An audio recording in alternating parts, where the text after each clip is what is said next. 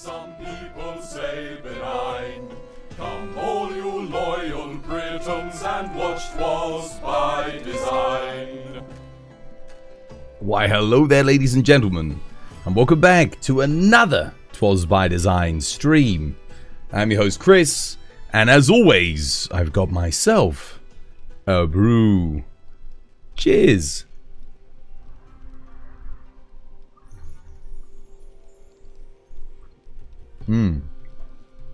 Oh man, I'm in it. Let's have a bit more of that. That'll wake me up. How you doing, White Walker? How you doing, Shonen? How you doing, Blighticus Maximus? How you doing, War? How you doing, Throne Room? How you doing, Saber? How you doing, Milan? How you doing, Zurich? How you doing, Albao? Hope you guys are having yourselves a lovely jubbly day today. How you doing, Nate? Welcome back. This was by design. To our 200th episode in Monster Hunter Wilds. 200 Monster Hunter Wild streams. Can you believe it? The big 200. I mean, I can believe it. The game's been pretty good. We got one more update to look forward to as of episode 200. We've got the Tempered Arkveld, and then hopefully a G rank expansion at some point in the near future, rather than the far future. You're doing okay, thanks. Yourself? Yeah, no, I'm doing good, thank you. Doing very good, except for we're still banned on TikTok. They did not review my appeal. Surprise, surprise. Funny coincidence though, isn't it? I noticed a lot of people getting banned on TikTok, and just after John McAfee, Zionist and pro-Israel supporter, and I noticed that all the people that started getting taken down and banned were all pro-Palestinian content creators. Funny that, isn't it? All under different reasons. Everyone got banned for different reasons. I don't yeah. I think I know what's going on here. I think they're trying to change the makeup of the platform. Good luck with that. I'm going to try and find myself another platform in the meantime other than TikTok. So just as I was about to hit 5,000 followers as well, just about to hit monetization. But yeah, I haven't been unbanned on that platform. No real surprises there though. I mean, like I said, it's owned by a Zionist now. So what do you expect? I mean, literally the worst people on the planet, the face of the earth. And they just made it a law in Australia now. Apparently they're going to arrest people for talking out against Zionism, which is crazy to me. That's basically like saying, hey, yo, anyone who says that they think they're the master race and that everyone else is inferior, they're in the right. And if you call them out on that bullshit, you're in the wrong. That is crazy to me. So massive L to Australia. God damn it. The Aussies were meant to be our British brethren. You're not supposed to believe in that kind of shit. This superior race talk nonsense. But apparently, no. It's all right in Australia. Go for it. Fantastic stuff. I can't believe the TikTok ban upheld itself as well. So it's bloody ridiculous. Was about to ask a Monster Hunter question, but goddamn, we talking about some heavy... Oh yeah, because I've been banned by a goddamn Zionist from one of my streaming platforms. So yeah, and I haven't been unbanned. Australia banned people, but apparently New Zealand does not concur with the banning of people. No, I know. New Zealanders, you're legends. Aussies, I'm disappointed. Anything that opposes people's freedom of speech and freedom of expression or puts them down should not be protected by freedom of speech. It's the whole reason why we have racism is a crime, guys. You know, if you start saying one person's inferior to another, well, that's racism. That's a crime. Because it's bullshit. Everyone's human. We're all born equal. The only thing that's different is our genetics. That's it. And even then, we're all genetically similar to 99.99999999999%. It's only that 0.00001% that dictates the different color of our skin, the different color of our eyebrows, our hair. At the end of the day, we all eat, sleep, shit and die on planet Earth. And we should all learn to love each other. And anyone who starts saying that my religion says I'm the king of the castle, I'm the best there is, get the fuck out of here, man, with that shit. We dealt with people like that once before. My grandparents did in the 1940s. They fought against them. Alright? We don't have to deal with people like that anymore. Sick of it. Yeah. Bullshit, man. Unfortunately, like I said, because I put myself out there and I'm on these platforms, I have to deal with it. You do have to deal with it. You have to tackle it head on. Otherwise, you know, there's all these people that are so... What's the word? They're too passive. They don't engage with it. And that's a problem. Because being neutral in this day and age is basically the same as being culpable, in my opinion. You can't stay neutral. Pick a side. You can be on the right or the wrong side of history. If my grandparents were willing to fight and risk their lives and their friends died defending us against the regime of master racers, who I won't say the name of because I'll probably get banned. Can't even talk about them. It's like bloody Voldemort, isn't it, in Harry Potter? He who shall not be named. We're all too scared to talk about the elephant in the room. They just rise again, just like in Harry Potter.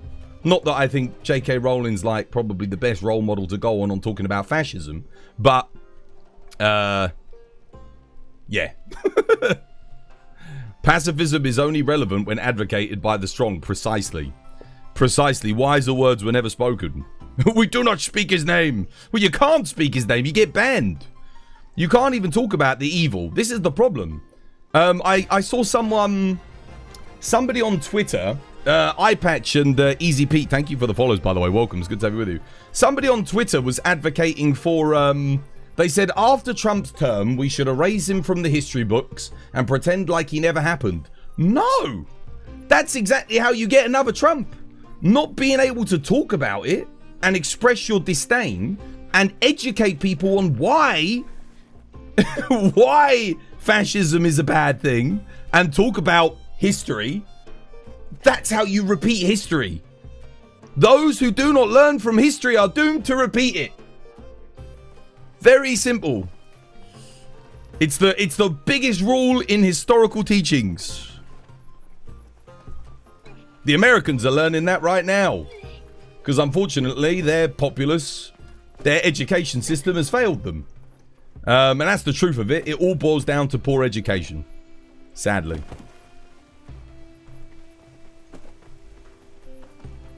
Yeah. I like to think that we have slightly better education here in the UK, but to be honest with you, I won't be saying that for much longer if Nigel Farage gets elected.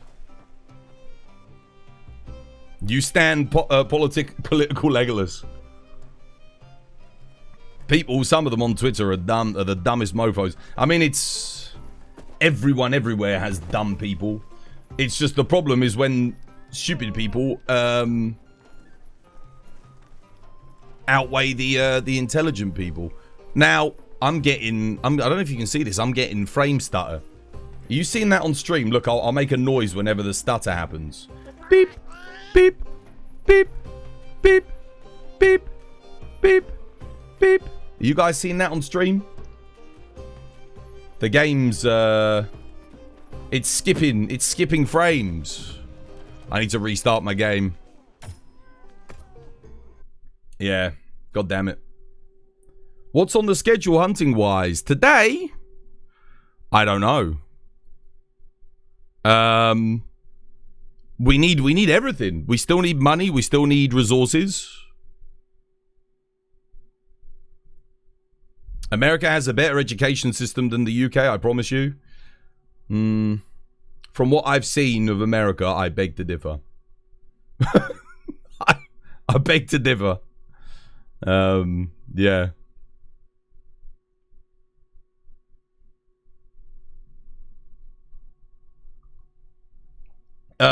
Just up until 12 years ago, higher education in the UK was basically free. You could get a grant. Well, it was a bit longer than 12 years ago. Sorry, no, it would have been before. It would have been after I went to university that they started. You had to pay a lot. So about 20 years ago, up until about 20 years ago, higher education was free for anyone who qualified. So everyone had access to it. In Scotland, they still do. In Scotland, higher education is still, so long as you can qualify to get into a university, so your grades are good enough, it's paid for by the state. Do you have a 2 PC streaming setup? No. 1 PC. It's cheaper, much cheaper in the long run to have a all-in-one rig. Because of the cost of electricity of running 2 PCs, especially here in the UK, would be... I wouldn't be able to stream. It would, you know, just running 1 PC is expensive enough. Let me see. I'll see if I can get back into the lobby. 1 second, guys. Hopefully the game's not stuttering anymore. Usually you restart the game once or twice, it fixes it.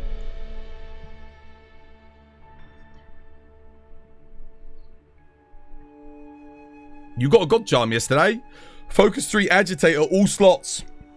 Oh, that's bloody good. That is bloody good.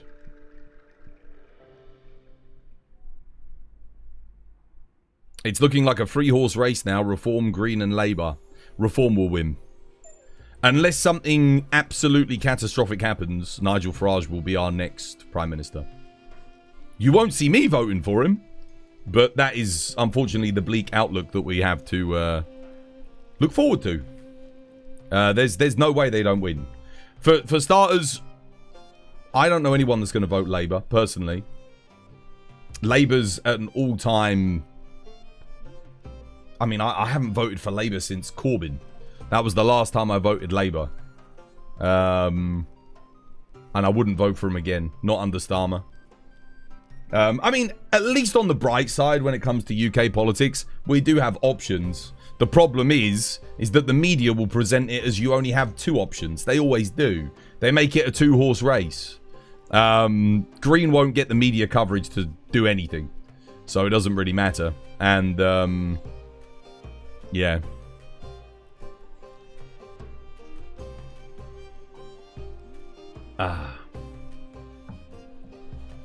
I mean, if America did have a better education system than the UK, how comes you guys elected Trump? Just saying. I mean, yeah.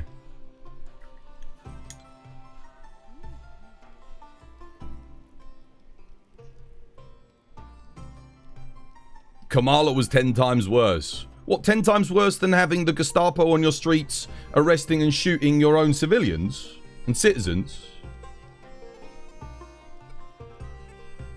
Okay.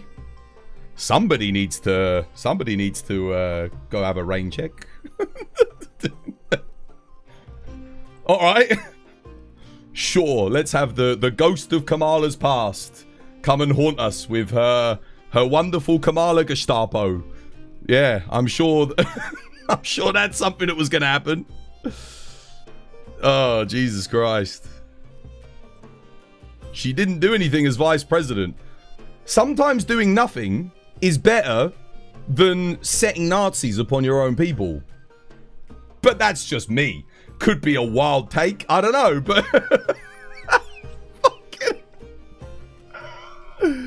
Oh, dear. Oh, dear. I'm not saying Kamala would have made a good president, but I don't think you could have made a worse president. I don't think it could have gotten any worse. Bloody hell. Oh my goodness. That's the thing I love about Americans. That's the thing I love about them, is they'll always use a complete hypothetical with no basis of reality to try and justify the existence of the atrocity that's right at their doorstep. It's yeah. It's like you open your front door and there's a dog taking a shit on your doorstep, and you say, oh well, at least it's not that other dog.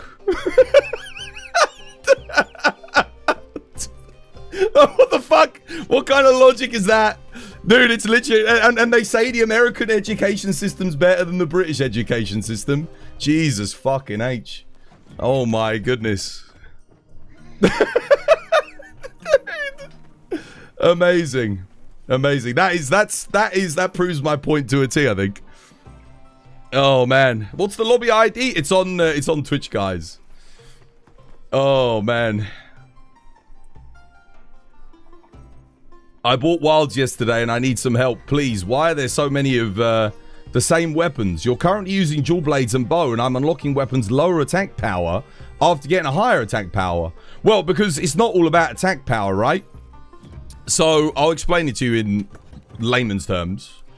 When you're looking at a weapon, you have 4 major attributes, sometimes 5, because they do have like other bonuses that you're going to be looking at. Well, I guess actually technically it's when you're going through the game, there are 5 major attributes. You've got your raw attack power. This dictates how much damage you can do on a hit zone, multiplied by the motion value of the attack that you're doing. So every different attack in the game has a multiplier. So it'll be 0.28 or 0.15, whatever, times by that raw attack power. Yeah? That's going to dictate how much raw damage you do if your attack does any raw damage. Some attacks do have a 0 raw damage multiplier. Charge blade element files, for example. Next is your affinity. Your affinity dictates whether or not you crit. Now, if your affinity is at 100%, you will be doing plus 25% on top of whatever your damage is once it's gone through the motion values. So you'll get an extra 25% damage. If you run a skill like Crit Boost, you can increase that up to 40% at level 5. So it's always worth looking at your affinity because crits do help you do a lot more damage. So crits are massive. Then you've got your sharpness modifier. So the drop from white to blue in this game, I believe, is 10%. So you have a 10% damage difference just between blue and white. I think it might be 10% between green and blue, but I can't remember how they simplified it in this game. I think it used to be like 13% or some weird number. It was like 14%. But anyway, that's your sharpness. Your sharpness also matters. So you're getting more damage the higher your sharpness is at. Then you've got to consider your slots. Your slots allow you to fit skills in that allow you to do more damage and also give you more quality of life. So on Greatsword, for example, here we have focus and we have crit boost. So remember I mentioned crit boost at level 5 gives me a 40% damaging, or it takes me to a 40% damage increase, plus 15% from the 25%. And the focus increases the rate at which I can charge my greatsword. So the slots end up becoming very important as well. If you have good slots, you can fit in the skills that you need to make your build more effective. Okay? So all of these attributes come into play. And then, of course, you have element. Now, element is dependent on the monster's hit zone and how weak it is to that specific element. And then it's also dependent on how much element, what the element modifier is on your build based on the motion values for element. Because every weapon has raw motion values and it has element motion values on every single attack. Some attacks will have 0, so some attacks won't do any element. Some attacks will have 0 on raw, they won't do any raw. So you got to bear that in mind. This is why some weapons, you might upgrade weapons and they have less attack, but if it's got more affinity, more element, more sharpness, and better slots, it's a better weapon. Alright? That's basically what you're going to be looking at, okay, as a new player. Hopefully that helps a little bit. How you doing, Senor Scarapetta? You have a question around GOG charge blade skills. Is it better to get Gore or GOG? Well, when I was doing my speed runs, I run Gore. But if you're playing casually, it's probably better to run GOG. Hopefully that answers your question. Twitch isn't showing the lobby ID for you. Exclamation mark ID. Type that in the chat, Fallout, and you'll see the ID, brother. Machinka, yo, thank you for the follow. Welcome. It's good to have you with us. Hopefully that helps. Thanks a lot for your time, mate. Now it makes much more sense because it's too much to take in for a new player. Well, this game requires a lot of knowledge. But you can always clip that or refer back to that. It'll be in the VOD to watch for free. You don't need to be subbed to the channel. And you can, anything that I've just said there, you can be like, right, what did Twas say? And you can just go back and reference it. Now, of course, there are other things. There are unique weapon skills as well to consider. Most weapons don't have them, but that is kind of like the other thing. So some weapons might have worse stats, but they've got a unique weapon skill that's really, really good. Yeah. The perfect example is Rathalos. So in this game, if we have a look quickly, Rathalos typically has lower base stats than other weapons. However, it has critical boost 3 built into it with good slots. So it's got moderate sharpness, good affinity, not the best raw, an okay element, but it's got crit boost 3. So that makes it an excellent mid-game weapon just on its own. So always keep an eye out on your equipment skills as well, because certain equipment skills are obviously very good. Like, for example, crit element on a greatsword kind of sucks. It's not that great, especially when you've got a low element value of like 400. But it does have other good stats: 20% affinity, 210 attack, good sharpness, and okay slots, like, or the baseline slots. So again, you've got to look at all the different factors involved in a weapon. So this has higher raw and better element, but its sharpness is less. Now, because it doesn't have white sharpness, it's losing 10% right there. So it's not quite as good. Like 10% of 220 is 22. So if it had white sharpness, it would have a true value that's 22 higher than, say, what this has. So the Gogmazios actually does more damage at white sharpness than this does at blue. So you got to look at things like that. But there are certain moves on greatsword that have higher motion values with element. So the over-the-shoulder roll, for example, has quite a high element motion value. Therefore, it will do more damage on attacks like that. Yeah, and then here's an example of a unique equipment skill on the Zoshia weapon. You have White Flame Torrent. That's a unique skill. You can't get that any other way. So that's its USP, its unique selling point. You've inspired me to try out each weapon. You started as a longsword main and hunting horn main, and then you got into hammer. Dude, yeah, why not? How do you think I get so many hours out of Monster Hunter? It's because I enjoy playing all the weapons. If I get a little bit bored, I can go play something else. Cooper Payne, dude, thank you for the follow. Cheers, media. Welcome. It's good to have you with us. You're also interested if SAED is better than the AED loop. It's dependent on your matchup, senor. Typically, you want to be doing AED loop, but there are exceptions. Gravios, you want to do SAED. Gogmazios, you want to do SAED whenever possible. However, in Area 2, doing the AED 1-2 loop can be very good. If you're attacking his back to break the plasma cannon off of his back, or the railgun, I don't know, whatever you want to call it, AED 1, AED 2 loop is actually a little bit better, I tend to find, for getting that off. So again, it's situational. Learn the situations. I think Zhuwu doing SADs can be worth it when it's laying down. So if you can get at its mouth, then an SAD is slightly better. You're missing your Devil Slicer from Monster Hunter Freedom 2. I could see them bringing it back. It's an iconic longsword. What's a good AD loop build for Element? I'll give you a general purpose one quickly.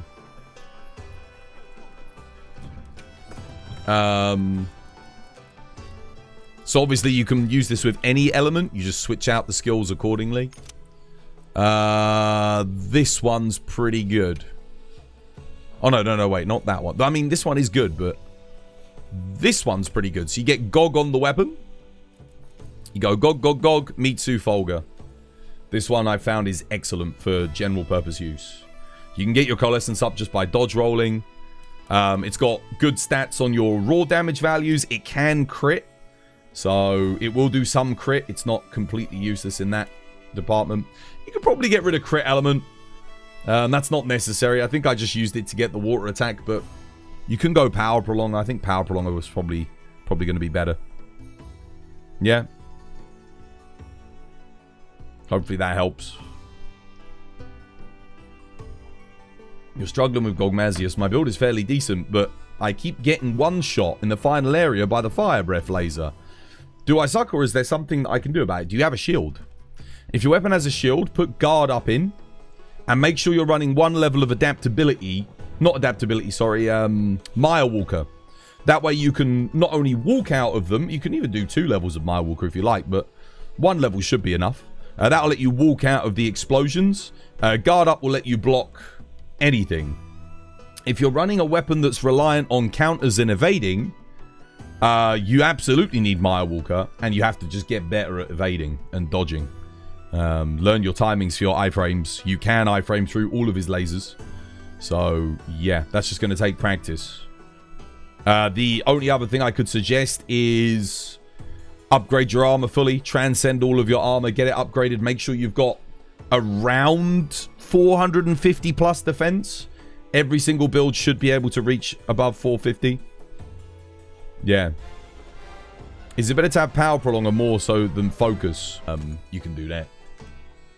And then if you need it, if the fight calls for it, so let's say you are fighting Gogmazios, for example, all of his AoE fire, poison, and sleep attacks, you actually do need this. So again, you just, yeah. I would say keep these two. These two should always be in. I think on here I've got load shells.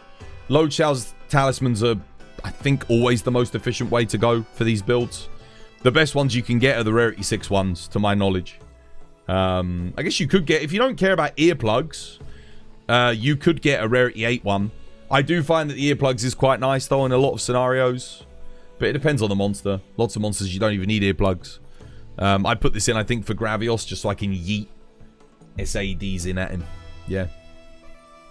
Can we see the decorations? Yeah, there you go. I mean, all the skills are there. This doesn't... None of this really matters. The only thing that matters there is shock absorber.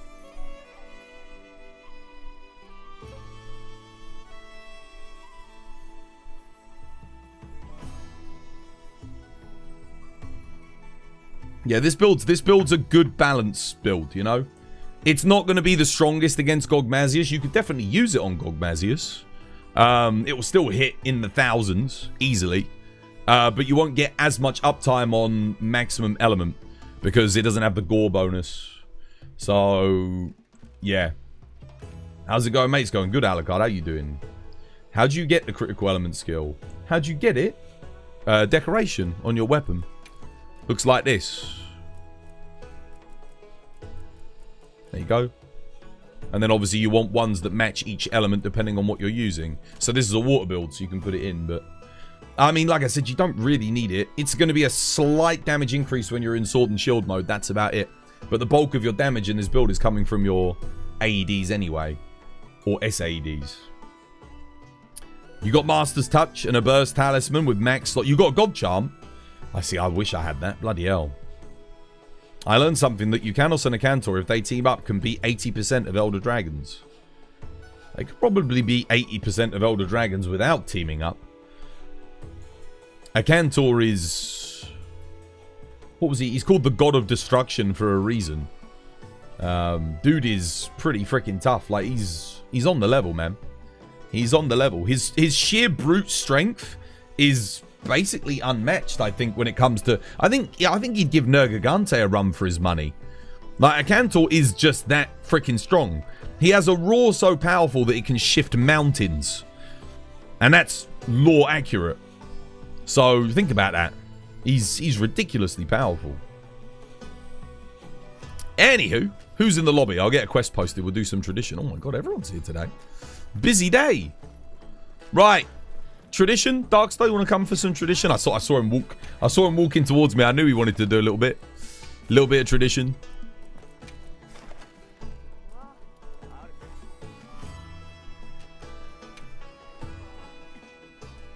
How you doing, Sir Derps? Welcome back. Hope you have yourself a lovely, jubbly one. He hasn't seen a Chatacabra yet. Who hasn't seen a Chatacabra yet? What? Oh, what? A Cantor. You're struggling on Arch Tempered Jin Dahaad. Any tips or builds that I need for Charge Blade? You can run a Fire AED Charge Blade build. And I think I remember posing this question before. And I think it's been tested. It is better to do that than taking an Impact Fire Charge Blade. Like, literally, a build like this would be quite good. You could run a build like this on him. The good thing about the earplugs is Jin Dahaad actually does roar a lot as well. So you'd get some value out of that. You just spam in some AD1s, AD2s. He's got long roar cycles too. Yeah, you could totally run something like this. I don't think you need guard up on... Oh, the only specialist skills you'd need is you would need bind resistance. So make sure you put that in. That way you can block everything, I think. I don't think you need guard up. I don't think any of his attacks require guard up. I'm trying to think. I don't think his AoE does either, does it?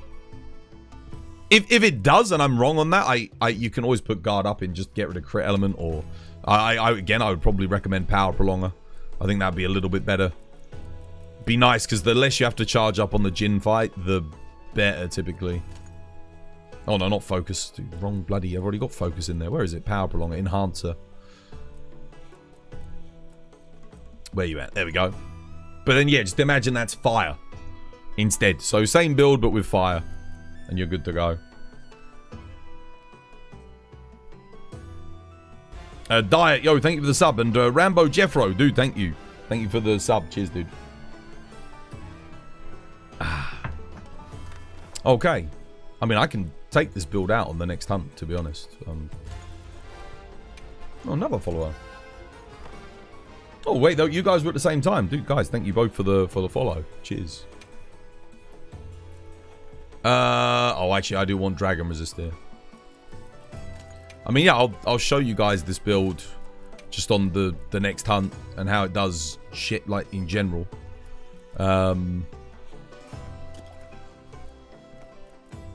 I don't think I'll need power prolong for this hunt, if I'm going to be honest, because it's going to be a very quick one. So this is like the kind of scenario where you take crit element over it just to bolster your sword damage a little bit.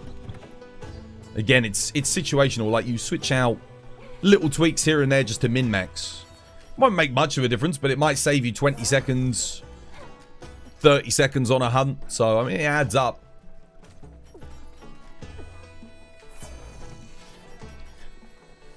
There we go. Alright. Traps and tranks. Oh, let me make sure I've got traps and tranks. I do, yeah. Let's go. Which layered chest? Zhuwu. You started streaming Wilds a few days ago. It's been a lot of fun. Well, that's good, dude. I'm glad you're enjoying it. Yeah.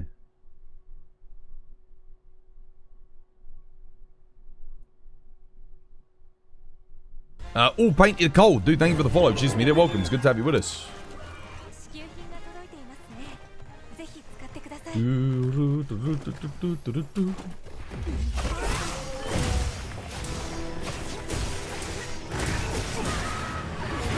Oh, I missed it. What the hell? That's fine. I'll get the focus strike.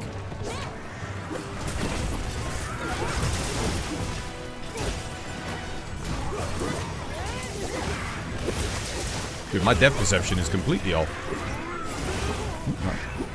Not going for me.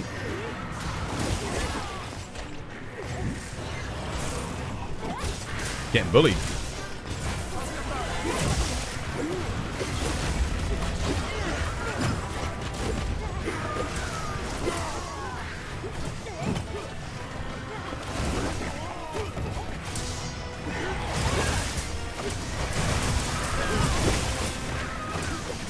Not a single weak spot, mate. That's a bit odd. Oh, there we go. There's one.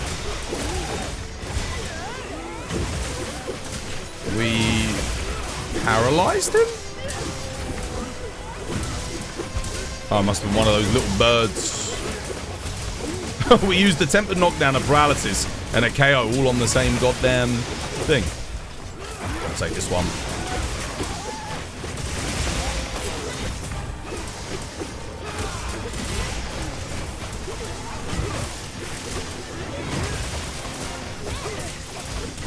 Oh, there's a Paratoad here, I see. I'll lock him down here. Traps and tranks.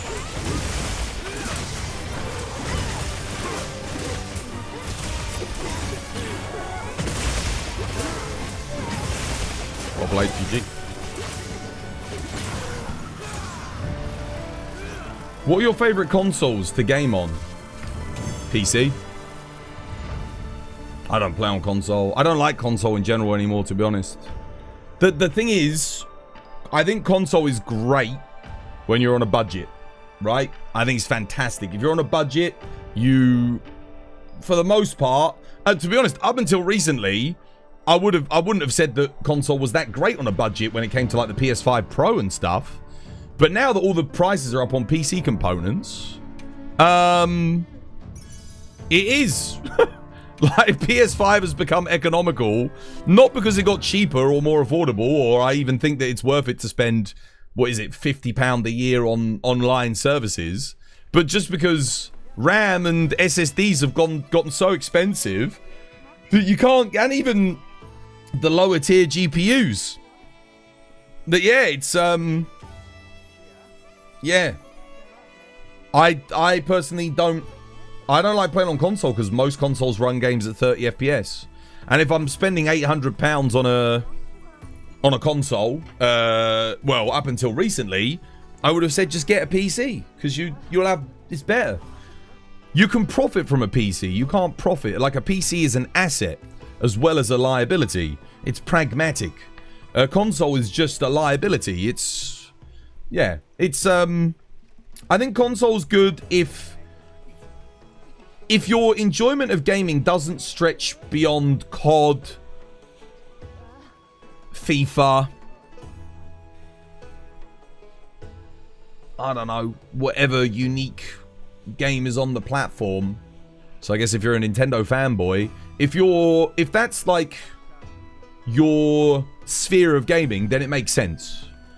But if you enjoy third-party titles, if you enjoy indie titles, if you enjoy betas and alphas, if you enjoy strategy games, if you enjoy old games, emulation, there's no substitute.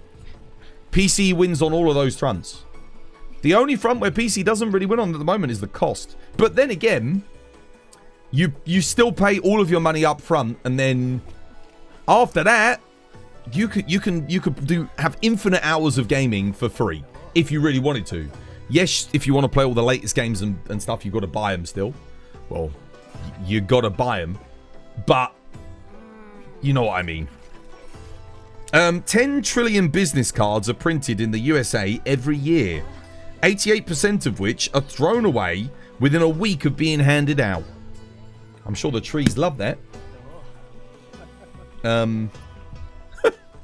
But we have to do something today. I got something special. I got something special to do. I didn't actually install something in my PC because I wanted to do this on stream.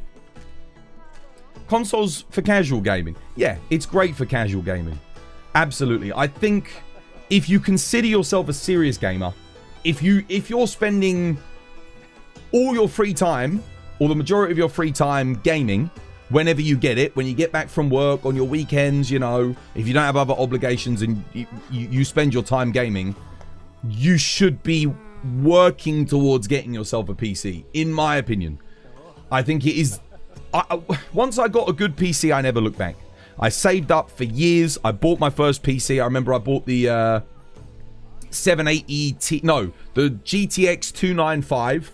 So I bought that. I remember buying that GPU. I built my first PC, and I never looked back.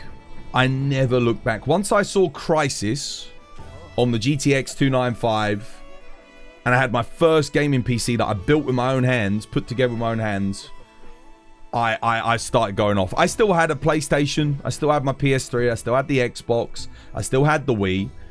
But back then, there were more first-party titles you couldn't get on PC. So the only way to play them in that generation was to have the consoles. But I got those over a period of years. So 1 year I bought the PS3.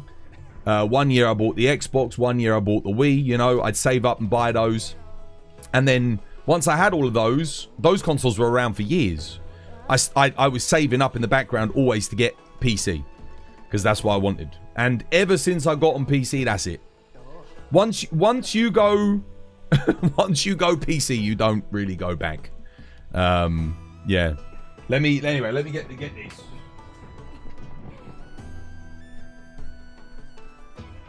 This, ladies and gentlemen, is the single biggest PC purchase I've ever made outside of when I upgraded my PC and I had to buy, I bought new RAM, I bought a new cooler, I bought new fans, I bought a new power supply, a new case, I bought new SSDs, new hard drives. This is the single biggest purchase I've ever made for a PC. So, and we're gonna open it now. We're gonna open it now. This was by design. We're gonna give it a cheeky open. So first things first, it's got little tabs on here that says pull. So we're gonna pull those. Oh. Let you listen to it. Here we go. Oh, I wanna be careful with it.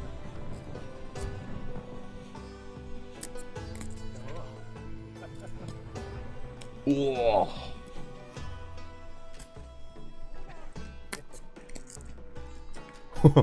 is the mic picking it up? I do have there we go, box cutter.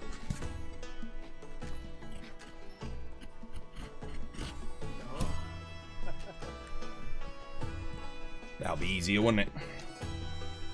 Hopefully the mic picks up the satisfying noise of me slicing through cardboard.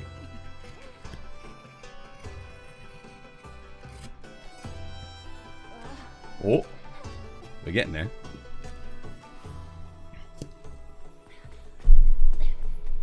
I'll probably put this into my PC this weekend, if nothing interrupts.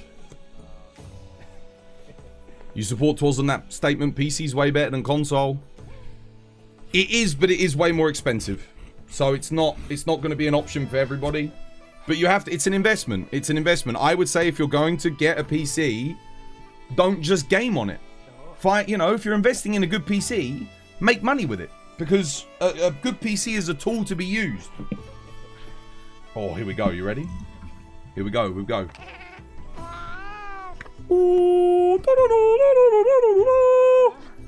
Oh, it's got something on it. Oh, look at that. It's upside down. How have I managed to do that?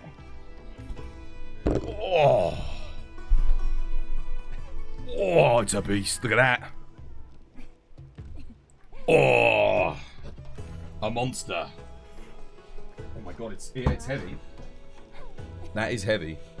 Right, how do we open this? Oh my goodness. It says to pull here. Look at that. That juicy sausage. Woo! And then we pull here. God, it's quite intricate. Now where? Oh, here we go, here we go.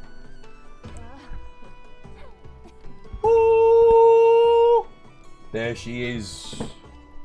There she is. Oh, it smells incredible. There she is. Beautiful. Done. Done. 5090 might blow up my power supply. What, a 1500 watt power supply? I don't think so somehow. I've got the most expensive power supply on the entire market because I was planning on getting this. 5090. There we go. Where's my fucking money? Look at that. Look at that. That is beautiful. That's going straight in my PC when I can get it in. You love that new part smell, dude. Oh, it smells so good. How much was that bad boy? It was 2,400. 2,400. To be honest with you, the guy, so the person I bought it off of sent the receipt with it, and the receipt got it for 1,900. So I spent 500 more than what he got it for. So I think it's a reasonable price. The reason I bought it is because Nvidia said they're going to be putting the prices up to 5,000. So I said, hell no. I'm going to get one now. I do not want to spend 5 grand. Well, I wouldn't spend 5 grand. So I bought it. I'm going to put it back in the box for now. Keep it protected. We're going to put it back nice and safe. There we go. Holy inflation. Yeah. 2,400 in pounds. In pounds. In dollars, that would be about $3,200. Yeah. It's a really good price. Usually people were selling it for 1,000 over MSRP. Yeah, I know. I know. And I looked at all the aftermarket cards in the UK. They're all around 3,000. So I thought, yeah, why not? I could have got a 3080, but then the 3080, sorry, not the 3080, the 5080. The 5090 is supposedly 2 times the processing power of a 3090. And I've got a 3090 now. And given that I've already, it's not going to get bottlenecked. I've got a 9800 X3D, a 1500 watt power supply. I've got everything that I need. So I always planned on putting this in my PC. It just took me a year to get around to it. Yeah. Oh, I just realized my, is my chatbot not working, guys? Hang on a minute. Oh, it's not connected. 1 second.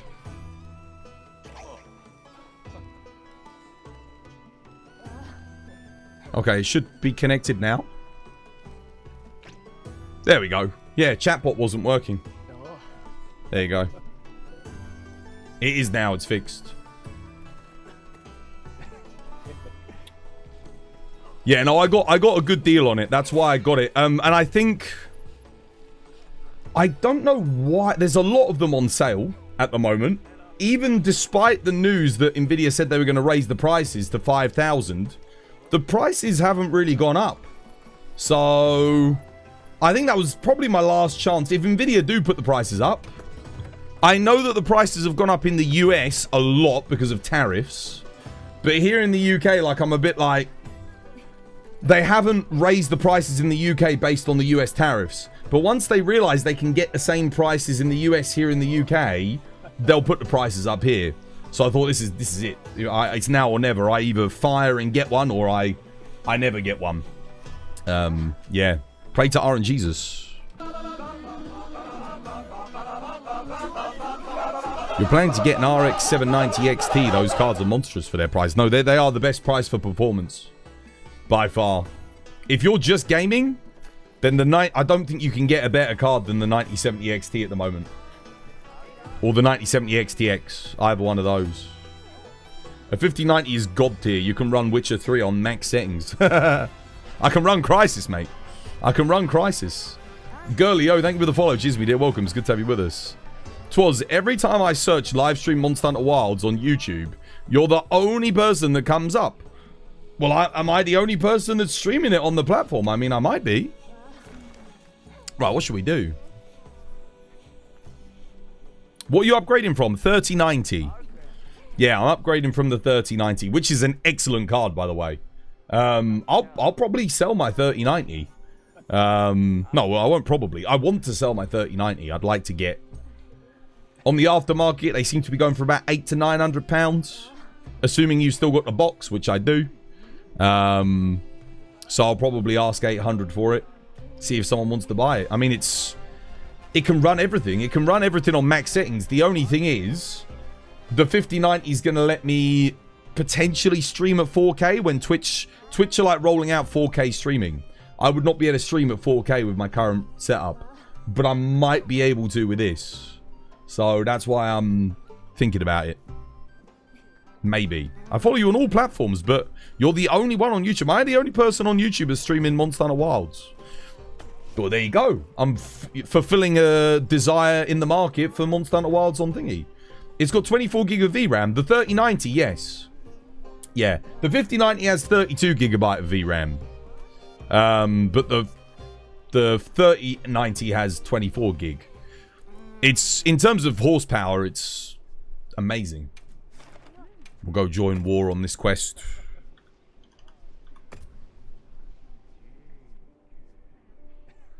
Dwayne FPS, thank you for the follow as well. Cheers, me dear. Thank you. Word of warning, Twas, the 5090 Founders Edition has a small PCB for the PCIe slot that's connected via a board component. And if it's too heavy, it can break. Yeah. I know. That's why I bought one of these.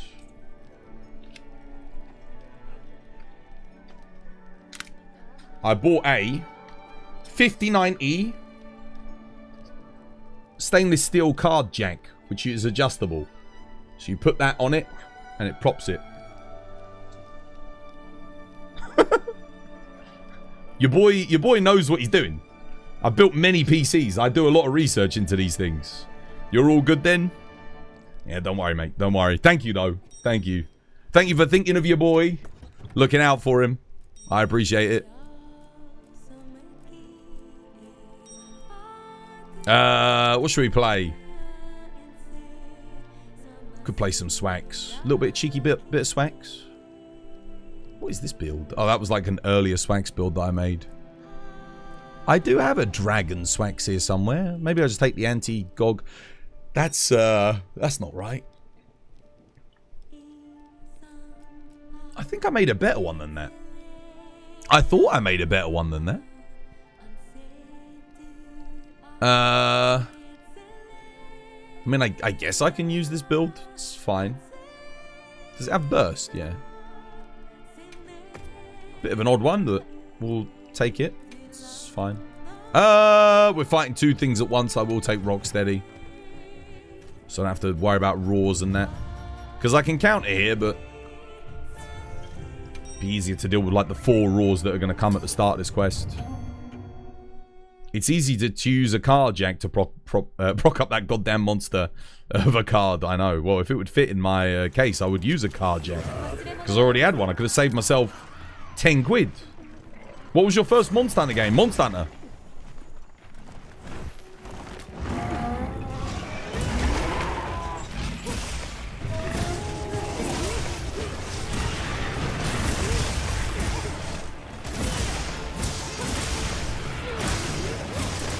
We shall dispatch Raffian in quick order.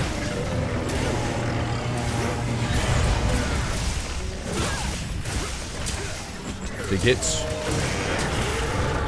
Nice, good KO.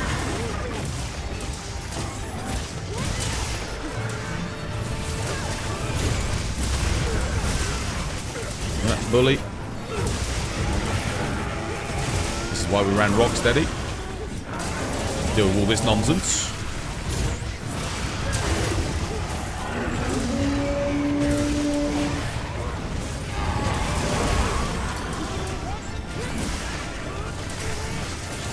Oh, lag. Oh, it hit me. Can't really see what's going on here, but... Oh, no, crap. I've got camera mode up. I was taking some pictures over the weekend.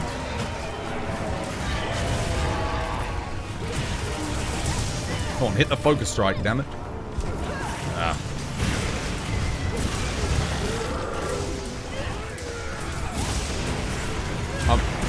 There's 2 monsters there, 2 focus points. I did a focus strike, I didn't hit either of them.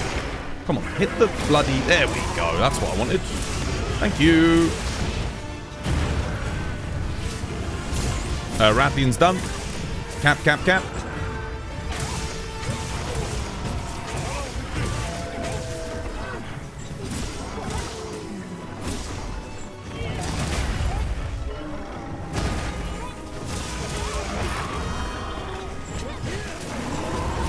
Help.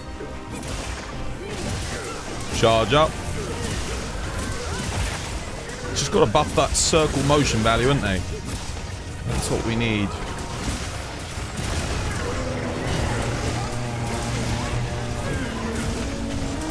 I can't counter that. Yeah, you can't counter that on Switch Axe. Funny, any other counter can deal with that except for Switch Axe. There we go. If you got the 9070 XT, you can get the Monster Hunter Wilds edition. Yeah, that's the... yeah, you could do. How much more do you have to pay for it, though? 109,000. Honestly, I might just start taking them for Orichalcite. I've got 2.6 million, so... we got good money at the moment. If I got good money, well, relative. If I've got some money... we'll probably take it for Orichalcite. And if I need the money, then we sell it.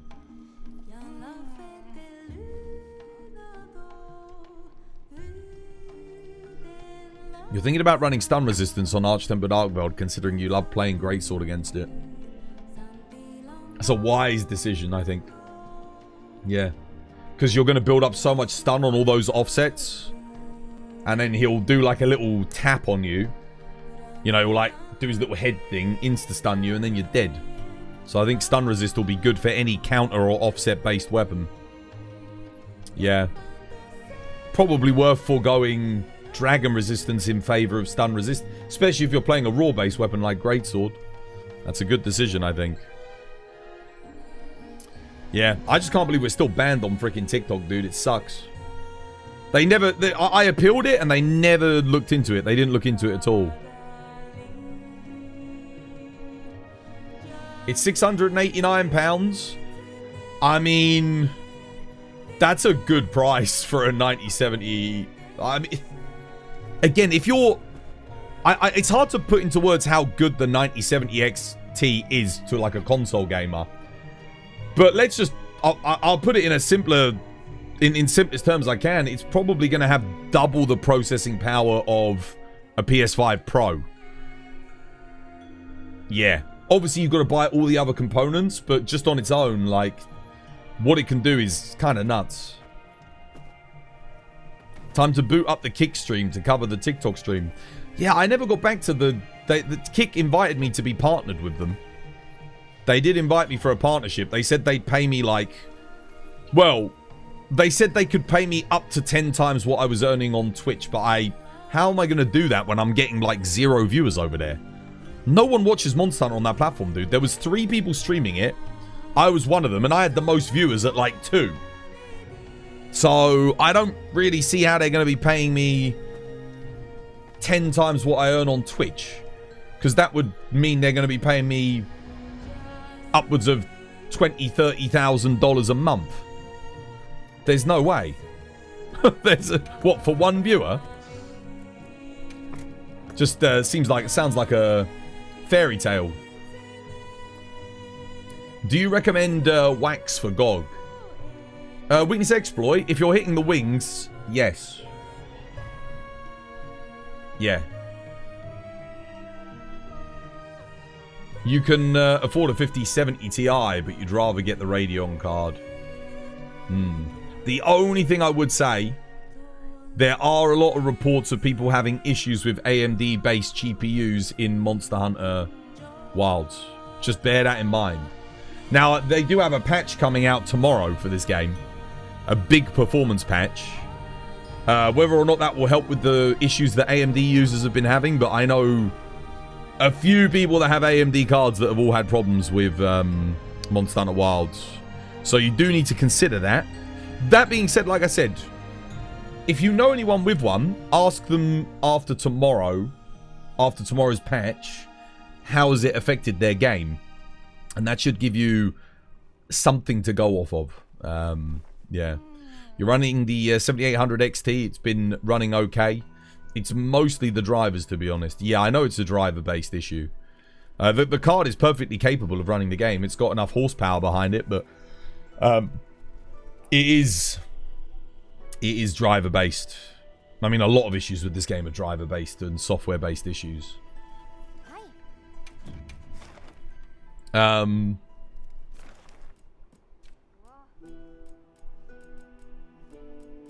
What should we do?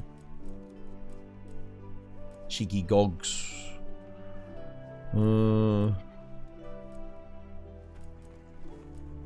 know. I could post something. Still sort of in my warm-up phase. I need to get focused, get locked in. It's not the best for money, this one. It's okay, but... What about... I don't really have many single monster quests, do I?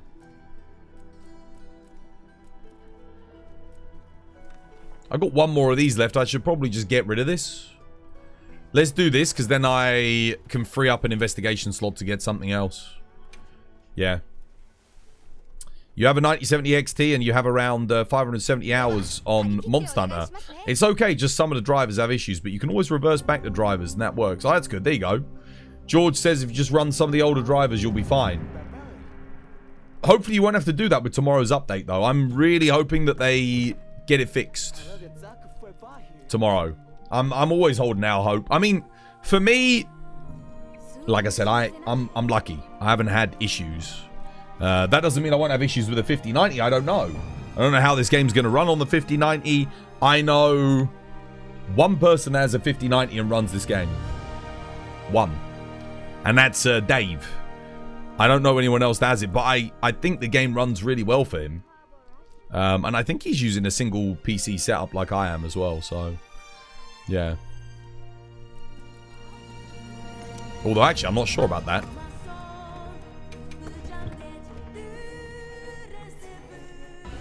Reaper, dude, thank you for the 4 months. Cheers, me dear. Welcome. It's good to have you with us. I mean, welcome. No.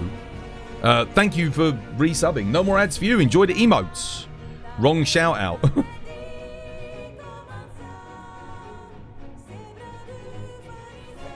There are some recommended drivers right from the developers, but compared to a 3060 Ti, and I had it run smooth with a 9800 X3D around 200 FPS maxed out. Yeah, I mean, this game is very CPU bound as well. That is something you guys have to bear in mind. It's no good getting a great GPU if you do not have a great CPU, because you'll only see limited results. Dude, this is by far the best Diva performance.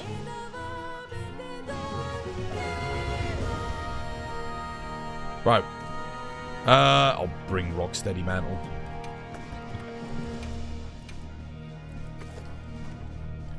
Let's make some money.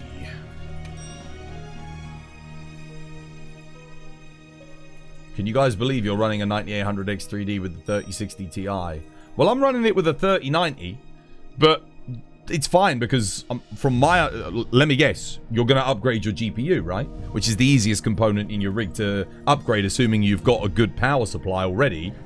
Just means you just take out the old one and put in the new one. Plug it into the power supply. Job done. It's the easiest upgrade you can ever do to a PC. It says I've disconnected from Twitch here. Am I still live?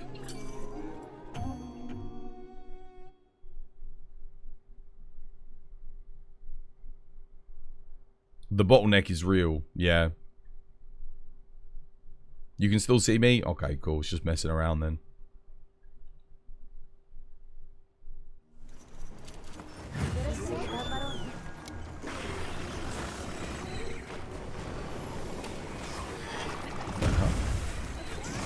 Paralysis, okay. Don't let him run, don't let him run!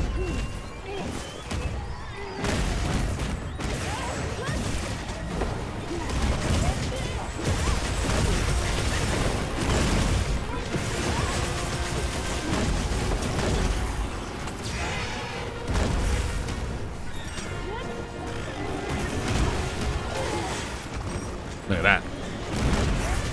Whoa. Fills up both of my Wyvern fires from that charge shelling.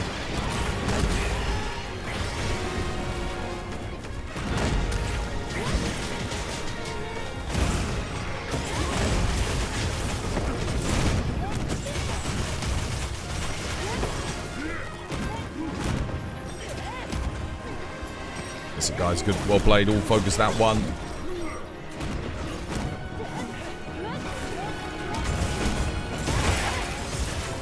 Good teamwork. Might need to use another flash here. I'll oh yeah, well played. One's dead. 2 to go. I'll get my flash bombs in to get the next one. I'll get over with the guys on this one. Try and lure them all together if I can, but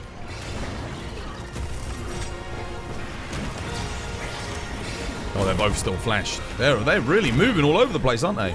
I'll tell you what. Let's play this the smart way. Lock one down.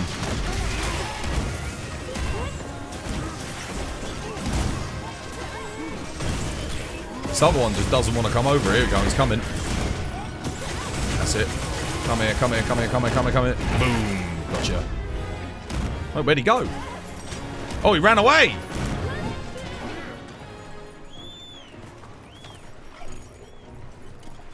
Why are you running?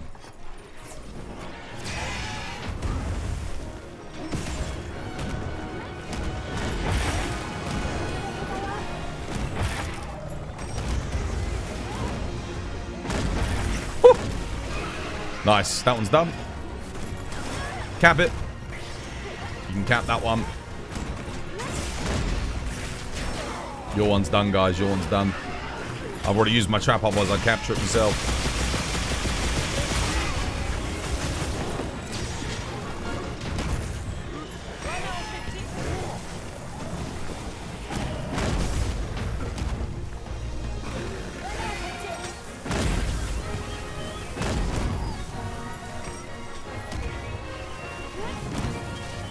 You already captured it. This one wasn't skulled. The other one was skulled. I don't think we really fought this one. This one was kind of just sitting in the, sitting on the sidelines, you know? There's no skull, guys. Not this one. You already captured the one that I was pointing out. The one that you guys were all fighting. I didn't say my one was ready.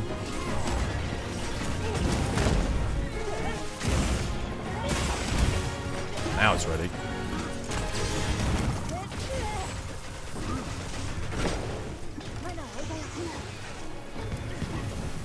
Can't put my trap there because of that shock trap.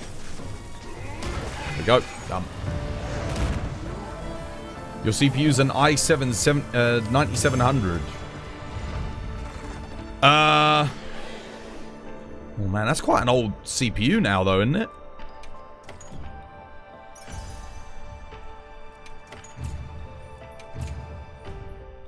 I don't know how that would do, how that does in Monster Hunter, but that is an old CPU. That's got to be like 6 years old now, right? 7, 6, 7 years old. Literally.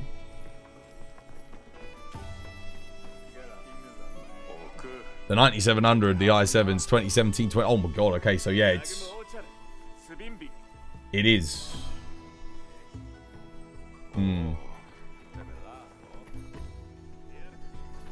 Yeah, it's worth upgrading if you're still on that. The thing is, the 90s, if you were on say the 9900 IK or something like that, then yeah, you're on like the top tier CPU of the generation. Probably still holds up pretty damn good. But the 9700K, that is, you know, right in the middle. This is the thing with middle tier hardware. It never lasts as long as if you buy the... It used to, but these days it just never holds up as long. Especially with the way games are these days, and how poorly optimized the majority of them are. The 9900K is still coping, I'd say. Yeah, I'd say it's probably still good.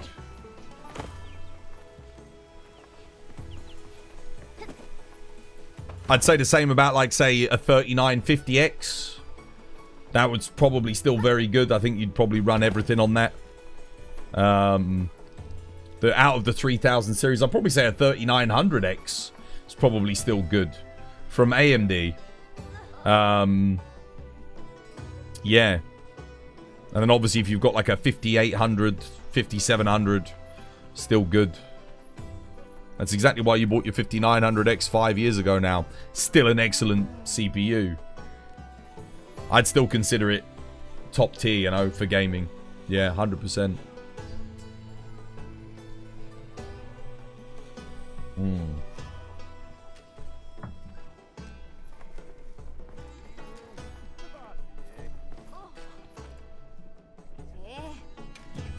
Yeah, I would save and wait. At this point, I think a PS5 is probably better. PS5 Pro is going to be better than, say, a 9700 with... What did you say you were running? A 2060? Yeah, PS5 Pro is going to be your best purchase you can make at the moment. But if RAM prices and SSD prices do stabilize... yeah.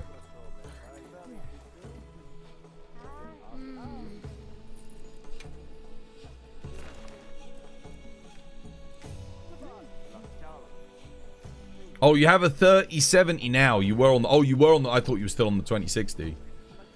3070 is okay. 3070 is decent. I'd say, yeah, your CPU needs an upgrade more than your GPU at this point. Yeah. The way I like to do PC upgrades is I leapfrog. A 2060 is going to have a panic attack playing Monster Hunter Wilds. You're not wrong. You're not wrong. Yeah, you want to leapfrog. So, get your motherboard CPU upgraded, new RAM. That's going to be the most expensive thing, but you really want to get onto DDR5. What I would do is get yourself 16 gig of RAM, DDR5 for now. Probably have to pay a bit, but make sure you get something that you're going to want to upgrade that you can expand. So get a motherboard that has your 4 slots, and then, because some motherboards only have 2, and then at least you can go up to 32. If you can get 2 16 gigabyte sticks, then do that. Yeah, of DDR5. But try and get something that's not too expensive, I guess. Yeah, you do, agreed. You want to be on the AM5 platforms. I would recommend going with AMD over Intel as well. AMD, you get a lot more bang for your buck when it comes to CPUs at the moment. So, yeah, get a AMD motherboard and processor. I would say it depends on your budget, but man, what would be good? If you can get a 9700 or a 9600, honestly, I think the 9700 is probably going to be like the best thing you could get. But if you can get a 7700, it's not that much worse than the 9700X. So, yeah, you're running the 5600X and a 5070 right now. It's pretty good. How you doing, Kate? Welcome back. Hope you haven't resolved a lovely job. You want a fact? I'll get you a fact. 9700X is badass. Yeah, I'd go for that. I think here in the UK, I think you can get them for like 250 quid. They're not too expensive. Calvin Coolidge chose all of his children's clothes and insisted that his sons wore tuxedos to dinner. Who the hell is Calvin Coolidge? I don't even know who that is. Is he someone famous? Should I know who that is, chat? Historical figure? You're still using an i5 12400F with a 4060, 32 gigs of DDR4. It's still doing great for Wilds. 4060 is a good GPU. And the 12400F is... I mean, I guess, yeah. It's not the best, but if it's working for you, it's working for you, right? Yeah, how you doing, Kate? How was your weekend?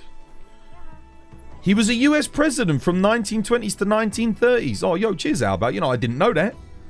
Genuinely, I don't think I've ever heard of him. What did he do? What was his claim to fame for America? Wait, he would have been during the World War I then. What was his Isn't that Depression era, right? God damn. Hoover succeeded him. Fair enough. There you go. Oh, well, thank you for the history lesson. I appreciate it.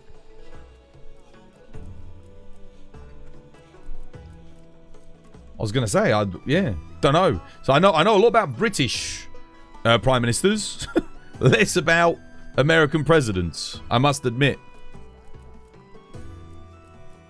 What are we doing? There's a monkey. We've got a bloody thingy. I mean, I'll probably host just because we have been having a bit of lag. Last week we got a lot of lag on Friday.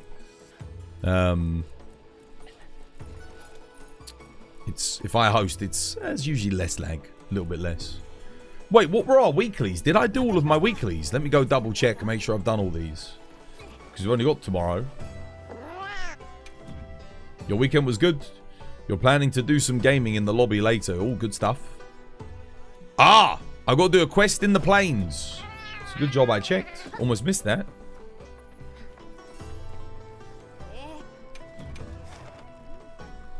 He was 1923 to 29.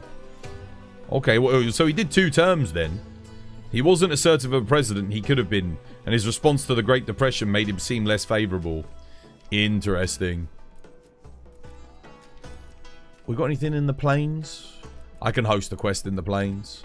I mean, Kate's got something. We could join Kate in the plains. Yeah, why not? Oh, it's not that many Artium parts, but it gets the job done. And I can just run a Thunder build. Alright, I'm coming. I'm on my way. He did do one thing that was pursuing equal rights for everybody, regardless of colour. So, he isn't as bad as Andrew Jackson. Well, that's good. I mean, he failed in that endeavour, but at least he tried.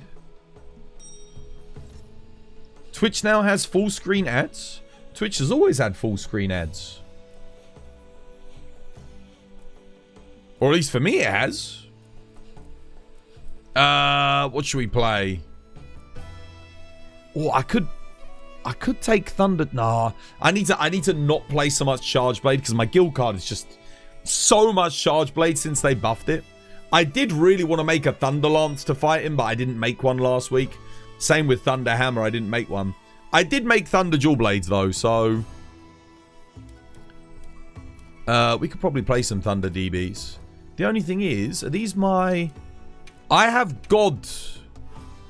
God roll on Thunder DBs. I need to start using these. Crit element, crit, bolt, power prolonger.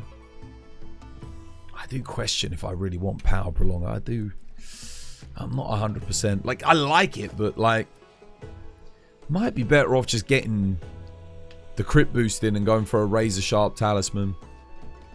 I don't need this. I actually prefer having some stamina surge and just... Here we'll go counter attack. Burst, that's fine. I think one counter strike and then get the stamina surge, because what I often find is I spend a lot of time waiting for my stamina to come back up otherwise. But this looks okay. I will run one level of shockproof, just so that I don't get stunned and no one stuns me into oblivion. That was good. Yeah, it's okay. It's acceptable. We'll save that. Oh, did I already have the build saved? I'm going to try it without bleed resist and see how we do. Yeah.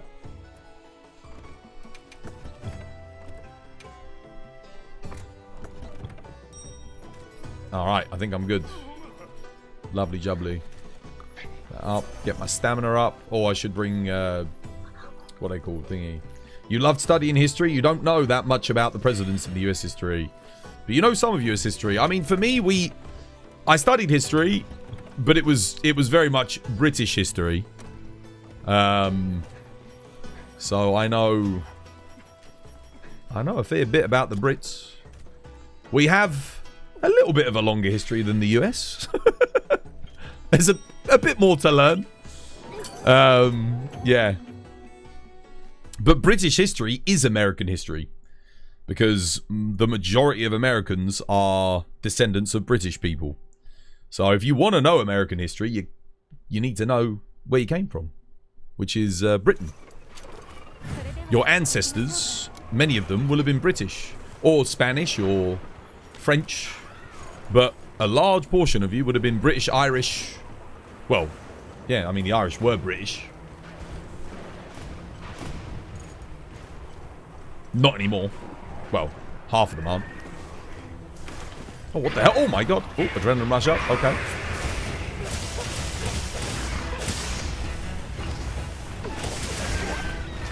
What the hell? Oh god, I'm whiffing. This happened to me last week. I was having a hard time,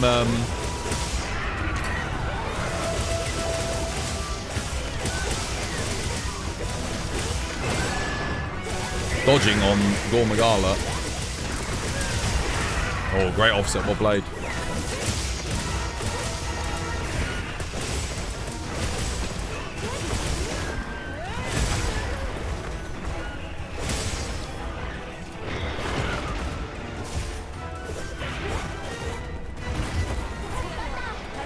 Thanks for the jiggy dust.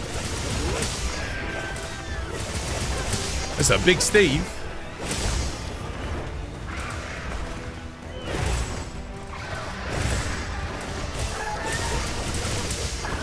Should have pressed the triangle circle immediately. I could have gotten the full six-fold slash combo off. enough stamina. This is why stamina surge is really good, though. Look how much faster it goes up.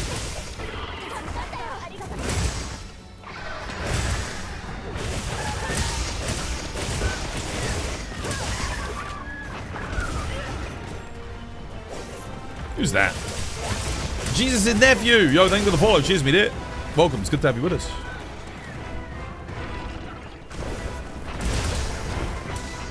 Oh, damn it. Counter-Strike's up.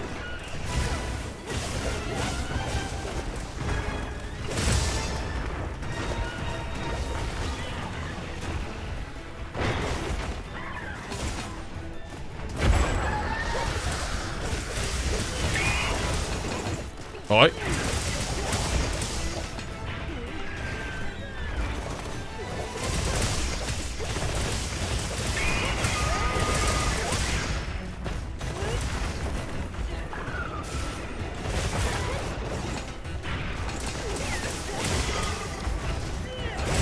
Expecting him to roar any second now. Maybe after this.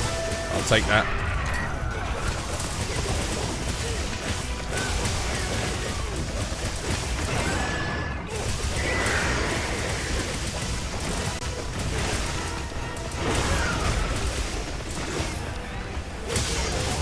Stopping in his tracks there.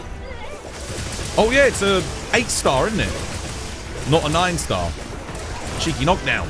Oh, and a KO, nice. Oh, I really want to end up attacking these things, though. I'm trying to get on you. Ledge screwed me a little bit there. Eating my sharpness.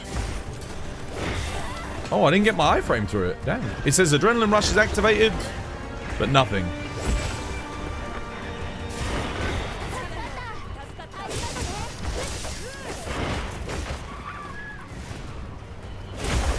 Oh, missed me.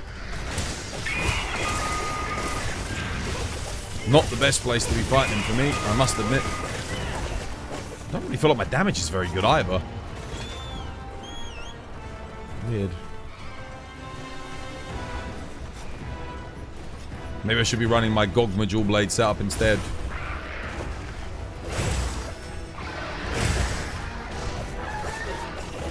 Nah.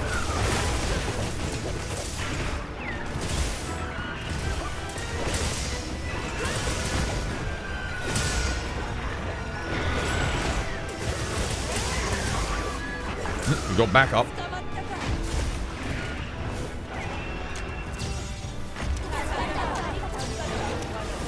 That's it, well played.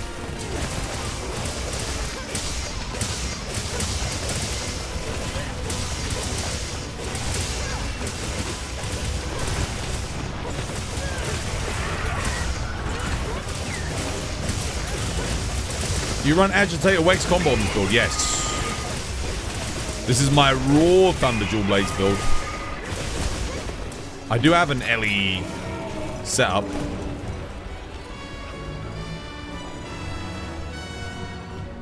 Interesting. I'm surprised that Steve got scared off by Raid Owl there.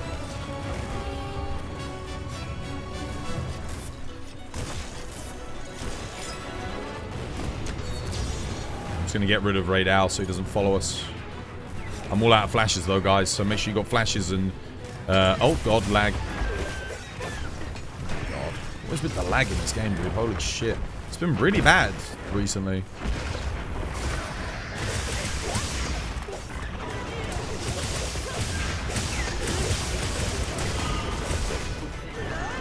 The hell?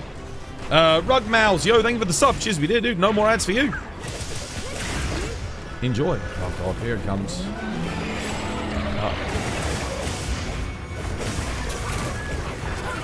I'm amazed that this Steve is still standing.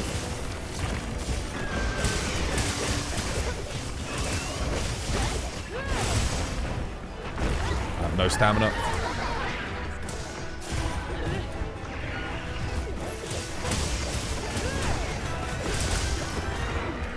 We've got 2 light bowguns on this team. And I know how much light bowgun does to this guy. It's just mullers him.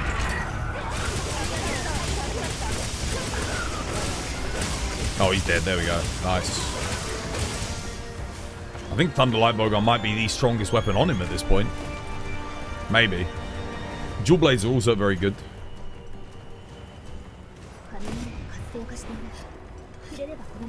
Can you join the lobby? Yeah, do codes at the top, man.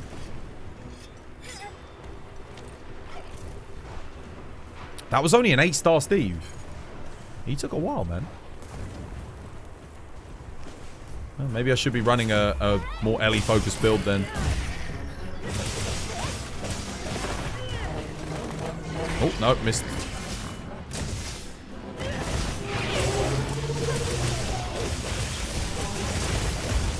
Nice.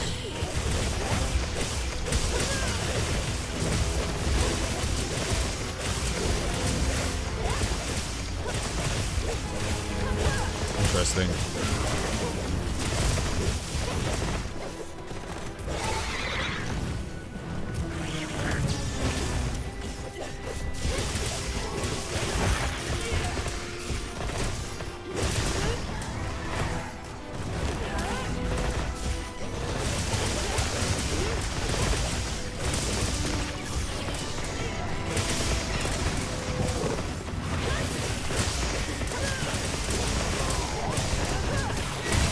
No, went for the focus strike, missed it. I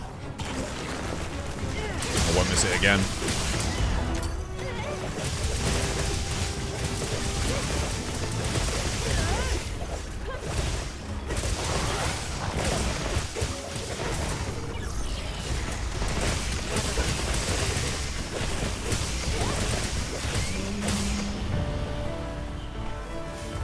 Could you share your dual blades build after this hunt, please? Yeah, sure.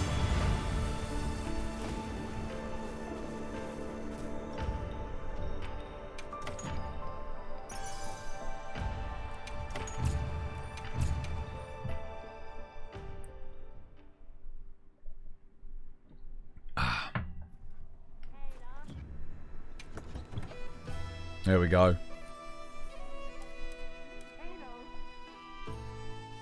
Yeah, 2 affinity, 2 attack. I mean, I can technically get 5 affinity on this.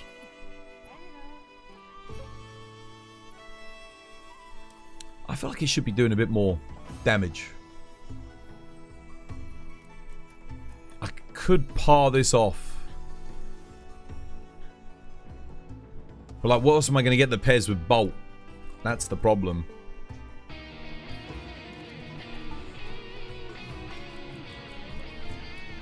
I don't think there is anything else I can get. Crit. What we have for crit? 30, 48, 58, 62%, 82%. We're at 87% crit when everything's up. We've got Wex, Agitator, Adrenaline Rush, Level of Burst, Counter Strike 1. Yeah. It's okay. You did the same with Gog, though. If you're doing the Gog build, you need to make your dual blades with affinity. So instead of attack infusion, you go all affinity. And then you want element on the reinforcement bonus, I think. If you're doing the Gog one. That way you get a bigger increase on the percentage. You know, the percentage becomes more valuable. How you doing, Viseri, dude? Welcome back, dude. Hope you have yourself a lovely, jubbly one. How was your weekend, dude? Captain Chunk, dude, thank you for the follow. Cheers, me dear. Welcome. It's good to have you with us. The hill was screwing you. I got a couple of slide attacks off as well.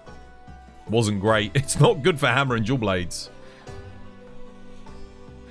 Did you see the high guard reviews on Steam? That's the one that Jeff Keighley was going crazy for, right? I haven't seen the reviews. All I saw was that they're sponsoring Doc, the nonce. Doc, what's his face? Oh, you know the one. They're sponsoring his streams. That was enough for me to say, yeah, I don't want anything to do with this game. Is it overwhelmingly negative? I mean, Dr. Disrespect is representing them. That was all I needed to know. I was like, bro, I don't want anything to do with that. Is it that bad? Imagine picking that Imagine picking him to represent your game. That's the one that Jeff Keighley... Is that the one that Jeff Keighley was going crazy for, right? No, that's like the shooter with the horseback riding. The one that Jeff Keighley was like, you'll understand when you see it. Like... And I was just like... That was the one that we were laughing at, right? We were like, oh, it's just another... Just another Apex clone. Dude, I can't believe they picked Dr. Disrespect to freaking market their game for them. He's on the promotional material, for God's sake. Like, why would you do that? Like, have you been living in a box? Like, what are you doing? That's the worst marketing move you could have ever made. Damn, I'll have to watch some gameplay for it, but... Yeah. How you doing, Dragon Bird? Dude, welcome. And Ray Ratan, yo, I hope you have yourselves a lovely jubbly day, guys. What game is it? High Guard. The one that Jeff Keighley... The one that, like, closed the Game Awards. And Jeff Keighley was like, just wait until you see this game. It's incredible. And it was, like, the most mid-shit ever. Jeff was like, it's the best thing I've ever experienced. And he was... Jeff Keighley was all over Twitter like, I'll be accepting your apologies tomorrow when the game goes live. Like, because people were making fun of it. Yeah, it does look very generic. It doesn't look like anything special at all. But I don't judge a book by its cover. It's all about the gameplay, right? Like, many games look generic and end up feeling and playing really, really good. So, yeah. But that is pretty funny that it's overwhelmingly negative. Any particular reasons why? What are the reasons given? Is it poor performance or just boring or what's the deal? You know the worst thing? Not even Wiles was spared from Jeff's curse. It's true.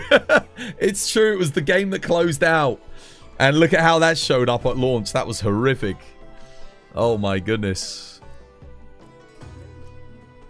I'll post the quest.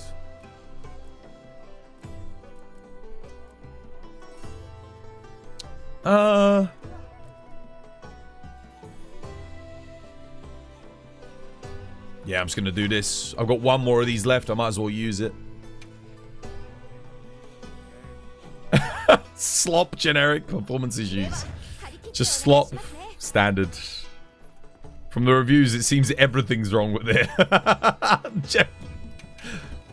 Why the hell was Jeff saying it's like the best thing? Was he? I don't know, Jeff. Poor Jeff. It's the next big thing. Dude, I mean, do you remember him with No Man's Sky? Do you remember No Man's Sky? That was Jeff as well. Jeff was the one that promoted it. He was the one that gave it the platform.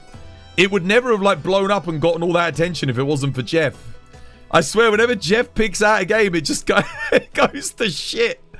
It's almost better if Jeff doesn't see a game. How does he manage to keep doing this? How does he manage to keep doing this? That's hilarious, dude. Oh, dear. Brilliant.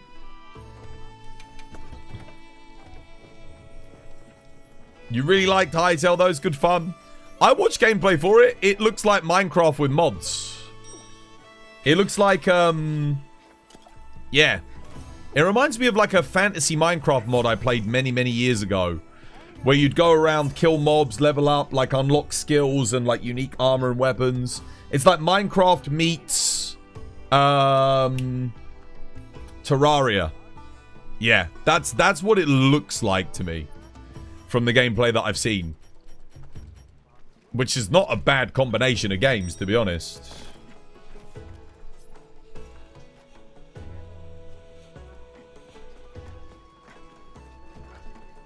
Jeff needs to stop doing reviews. He's not even reviewing. He's just... When Jeff hypes something up, you've got to be skeptical. Because almost every game he's ever hyped... Like, really hyped. Like, he's cherry-picked it to close his shows. Or he's really put a highlight or a focus on it. It's always ended up... When the game's launched, there's been disaster. It's... Yeah, I think it is. It's like the Jeff Keighley curse. I love Jeff, but... Damn, man. If you want to know if a game's going to be bad at launch, just see what Jeff says is going to be good.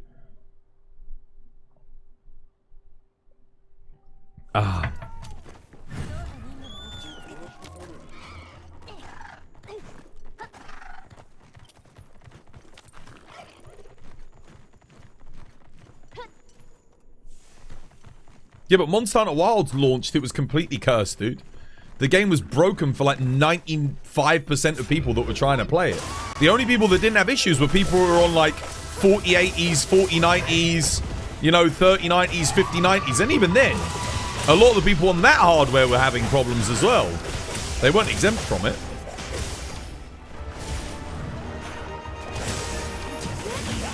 I still took a bunch of shade damage though, what the hell?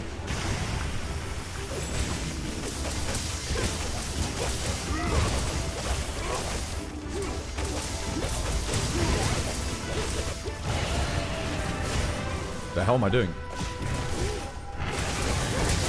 Ouch. Cheeky dust. Someone lost connection. If you want to try getting back in, guys.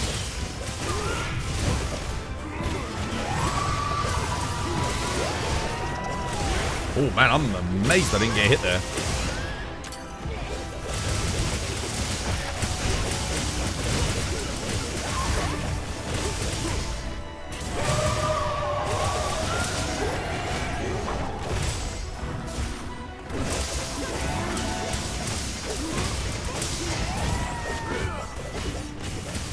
Wilds on console is good.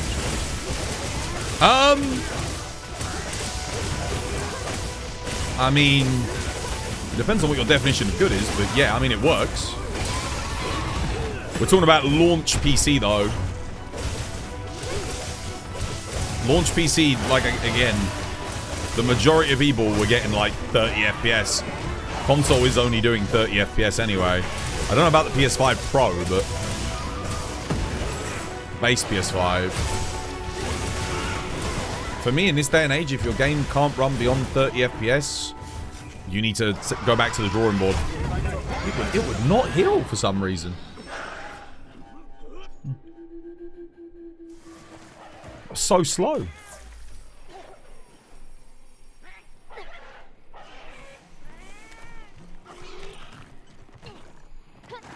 But collab for Hytale? Oh, I'm not going to play it, no. I'm not touching it. I'm not interested in more busy work games. I get enough busy work in Monster Hunter. It's not my cup of tea. Not anymore. I used to host a Minecraft server back in the day. But I'm, you know, been there, done that.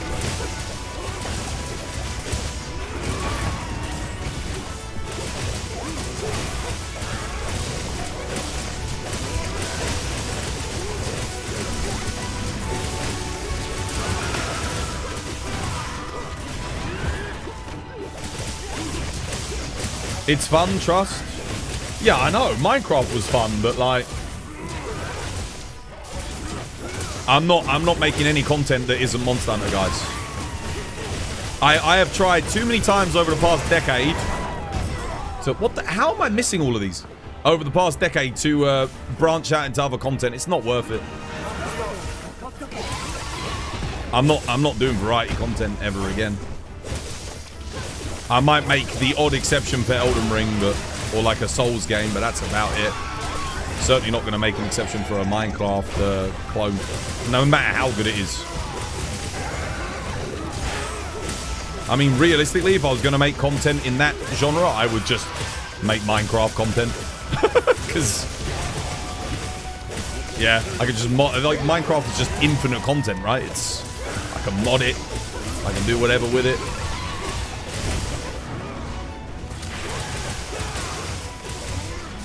The game stood the test of time. It has a huge viewership base, fan base. And that would be a much more sensible business decision, but again, I'm not going to do that because I want to play Monster Hunter. I don't want to play Minecraft or anything like it. Your Elden Ring streams were good, but no one really watched them, so wasn't that popular. It's not worth making content if I don't have an audience to watch it. And whilst I do appreciate everyone saying, oh, I love that content, that's great. But loving the content doesn't pay bills. It doesn't. Not unless everyone loves it. Otherwise, it's just not worth it. Because otherwise, I'm just excluding a large portion of my audience. Everyone loves Monster Hunter. I love Monster Hunter. Therefore, it just makes all the sense in the world to play and support Monster Hunter.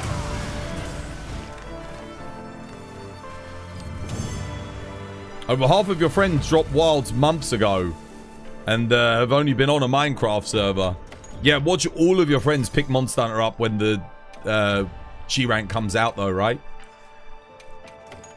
100%.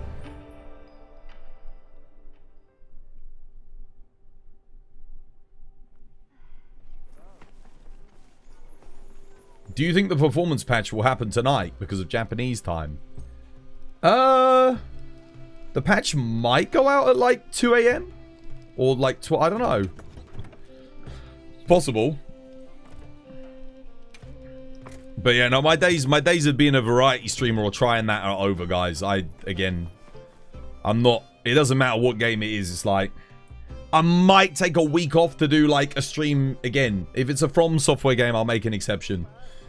I'll do like a week of different content just to switch it up a little bit. But I can't really do more than that. It's just not worth it. People don't like the variety content overall, like on from a wider spectrum, you know? It's not really popular. It never does well on YouTube. Especially now that the Monster Hunter content's actually doing good on YouTube as well. So it's like, the other problem with YouTube is if you diversify your content, it really hurts. Like, really hurts. Fighter, perfect example. One of the biggest Dark Souls content creators there was, right? He started making content for another game. When he went back to Dark Souls, his views didn't come back up again. I remember he was telling me this. Like, YouTube, the algorithm punished him just for trying something different. So, it sucks, but that's the way it works, man. It's not worth the risk. There's a chance, like, I mean, bloody hell. There's a chance that if I streamed GTA when that came out, the channel could blow up and we could become super popular. But then I've got to ask myself, like, do I really want to stream GTA? Is that what I want to be popular for? I don't really like GTA that much. So I could say the same thing about Hytale or Minecraft. Like, sure, a channel could blow up, could do numbers. But it's never happened before. I've been doing this for 10 years. Any other game I've ever streamed has never been successful. So, why? Why take the risk? And not to mention, if I stream another game, all of my Monster Hunter viewers, they go to someone else. And they don't come back. They won't come back when I go back to Monster Hunter. That's it, they're gone. You lose those viewers, they're gone for good. It's the worst thing you can do as a streamer, especially if you've established an audience, is start multi-streaming without having a big foundation of viewers. I think maybe if I had like an average of 1,000 people, I could maybe get away with it and still make like some decent money, but otherwise it's very rough. Do I miss the Clutch Claw? Oh no, not at all. Not at all. No, I'm very, very glad that the Clutch Claw is gone. It's okay. We love watching Monster Hunter regardless. Well, that's good because that's all I'm going to stream. That's all I'm going to do, guys. We are a Monster Hunter channel. That's the game that I love the most. That's the game I want to make content for. I might play some of these other games off stream, but to be honest with you, most of the time I just play new and unique roguelikes. I love playing roguelikes that are super quirky and weird. I've been enjoying this game called Ball Pit. It's a roguelike that's like Arkanoid, where the enemies scroll down like Space Invaders, and you upgrade your balls, and you shoot your balls at things and blow them up. And as you get other balls, you can evolve your balls to make bigger explosions and make your balls even stronger. And then you use the money that your balls make to to upgrade your village. What I have is my balls explode way too early. Why is that playing twice? Oh, I've got 2 bots open. Oh, I can close one of the bots. There we go. My bad. I had 2 bots open. Dude, you gotta try it. Bullfighter. No, Ball Pit is its name. It's fantastic. I think it was like $7 I paid for it. Really good fun. One of the best roguelikes I've played recently. Super unique. Old school gameplay. You're not a roguelike person. Oh, yeah, if you don't like roguelikes, then you won't like it, but... yeah. Ball Pit. There you go. James has played Ball Pit. Dude, Ball Pit's good, man. Ball Pit's a great roguelike. Yeah, I love it. What other roguelikes have I been playing recently? I mean, roguelike, I played that.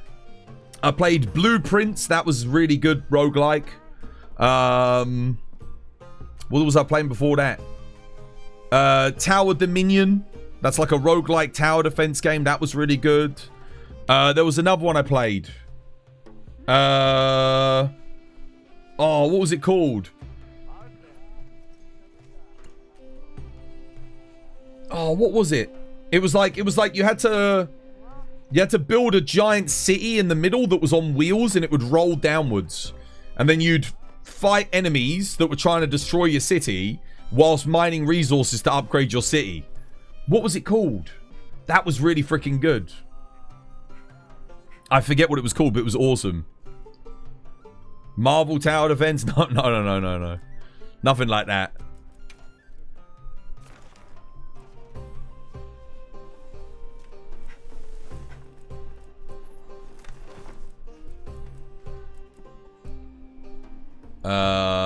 Sure. Do I have a build to... Oh, no, never mind. They're full. I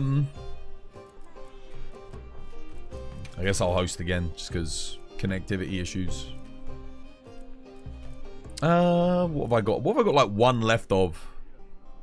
Oh, yeah, I could get rid of this. One more. Sure. Yeah, we'll do this.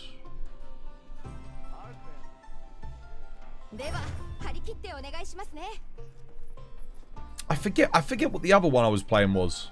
Yeah, I've just been really enjoying the thingies. Oh look, Viserys here. You want to come join Viserys? I got a double monster arena quest for Artyom parts. Do I bring the corruption mantle or do I bring Rocksteady? I'll just bring this, it's fine. Nate, you want to come buff us? Oh, Nate's already in. Legend.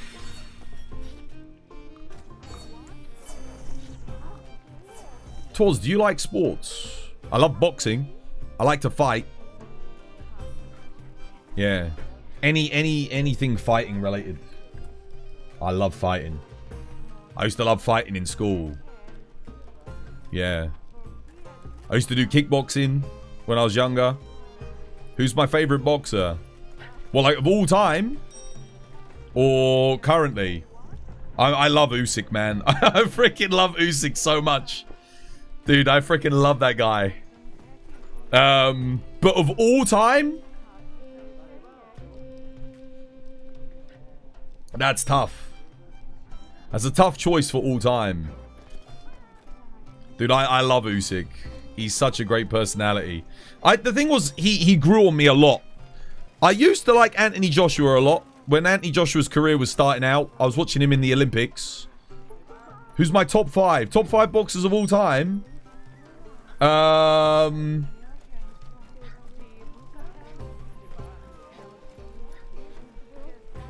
Greatest boxers of all time.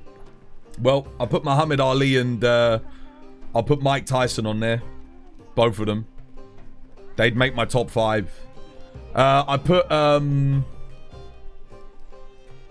do I put Usyk on there? I might put Usyk on there. I mean, what he's done, who he's beaten. He hasn't shied away from any of the best of this generation. I might put Usyk on the top 5. I know that might be crazy to some of you, but he came up a weight class and beat all of the heavyweights, which is just nuts. Like, I don't know anyone else has done that.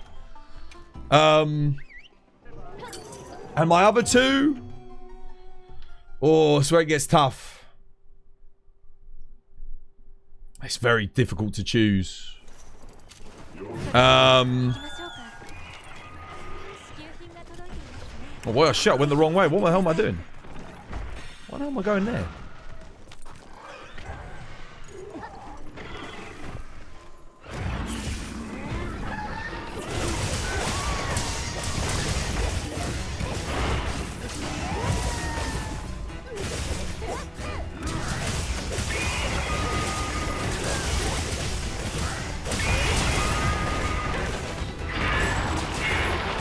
No, no, the ledge. No, I'm getting ledged. Oh my god.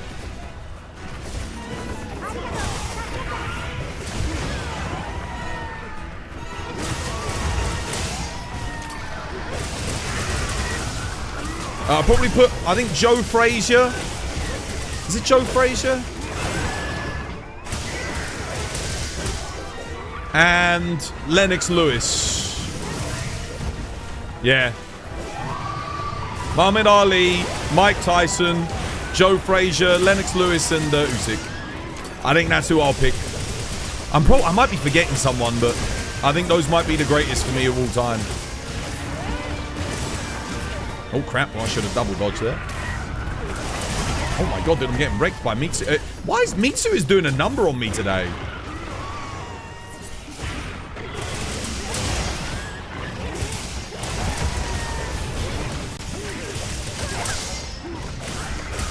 You have Joe Frazier on your list too. George Foreman was incredible. He's a great pick. No, George Foreman was a monster. He's just a wall of unstoppable beast. Every boxer that ever got punched by George Foreman said that it was like the most horrific experience they'd ever had. Like, what the hell? What just hit me? I don't even know what I got hit by there. I dodged. Okay, Mitsu's done.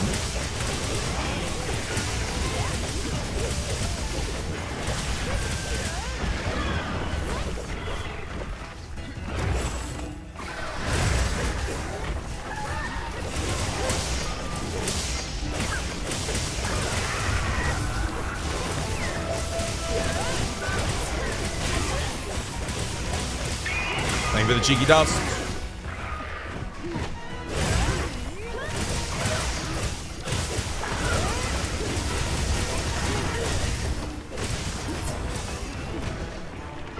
Oh, oops. Missed that.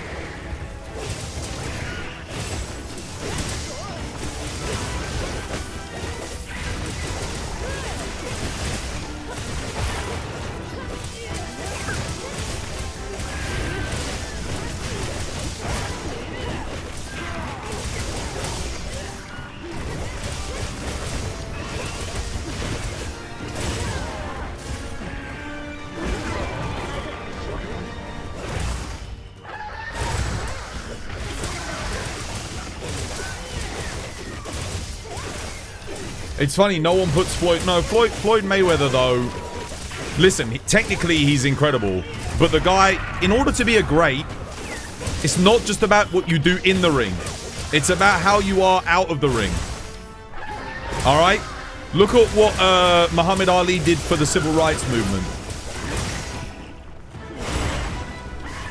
It's the person's story as well, you know? I don't think you can be a truly great boxer unless you're a truly great person as well, for the most part. I'm not saying that Mike Tyson did everything good. He did a lot of shit wrong, but that's why I'd probably put him at like number 5 on the list. I'd probably go 5, Tyson, Usyk at 4. I'd go Joe Frazier at 3. I'd go Lennox Lewis at 2 and Muhammad Ali at number 1.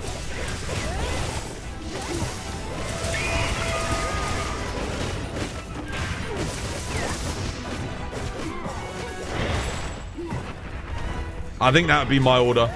I think so. But Mike Tyson in his prime was like, before he went to prison, holy shit, dude. What a monster.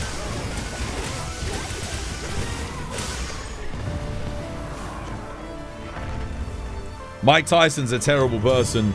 Yeah, he was not a great guy, but I feel like he nah. It's one of those things, but like his ability, his talent when he was younger. Holy shit. Like to be honest, when you watch like prime Mike Tyson, it's in many ways, it's more impressive to me than sometimes watching prime Muhammad Ali. It's kind of nuts what he was doing. I'm not saying he's a better boxer than Muhammad Ali necessarily, but it was, yeah, it's kind of crazy. How you doing, Lyra? Welcome back. Hope you have yourself a lovely, jubbly one. Rocky Joe Malzano. Honestly, yeah, he could probably go on my list as well. Was that his second name, Marzano? Something like that?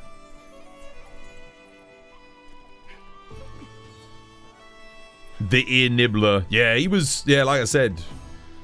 Sorry about that. You went to go and get something. That's alright. Yeah, no worries. Oh, Manny Pacquiao. I can't put Manny Pacquiao in my top 5, man. The guy's a raging homophobe. Like, yeah, I don't know. Don't know about that. Nah, I wouldn't put him in there. Floyd Mayweather has not he seems like a very dislikable person. He doesn't have a humble bone in his body. Like, to announce yourself as the greatest of all time, that just doesn't sit right with me. No champion worth their weight in salt would ever do that anyway.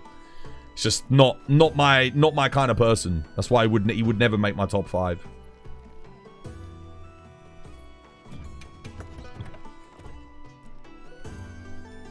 There's other people I'd sooner put on there.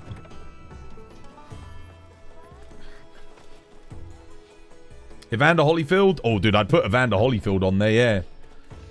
Yeah, I'd put him on there before I put, what's it called? Floyd Mayweather. I know Floyd Mayweather, in terms of his boxing achievements, it is incredible what he's done, but I don't know, man. I don't know.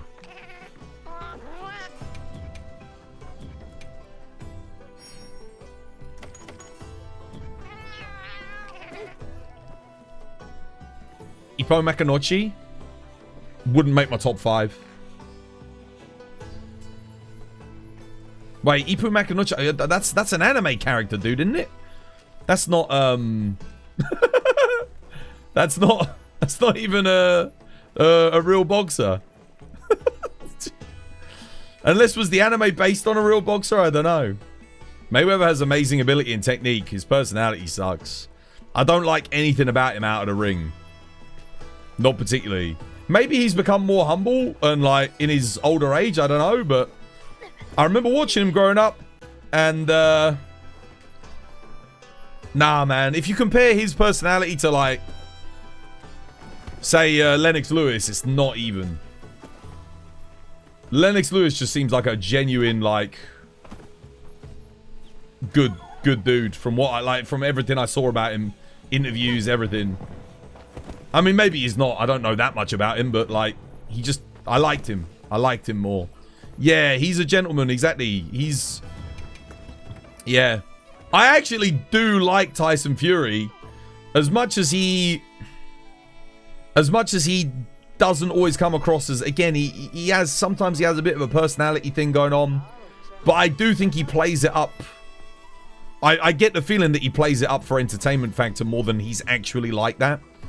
Because there was a documentary done about him, and in the documentary he didn't seem anything like the personality he displays when he's trying to promote a fight.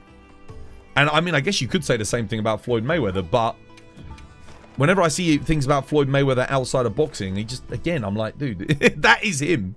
What you see is what you get. There's no theatrics there. What shall I post? What else have I got like one more left of? Want to use up somebody's... Oh, here we go. Perfect. A big flopper.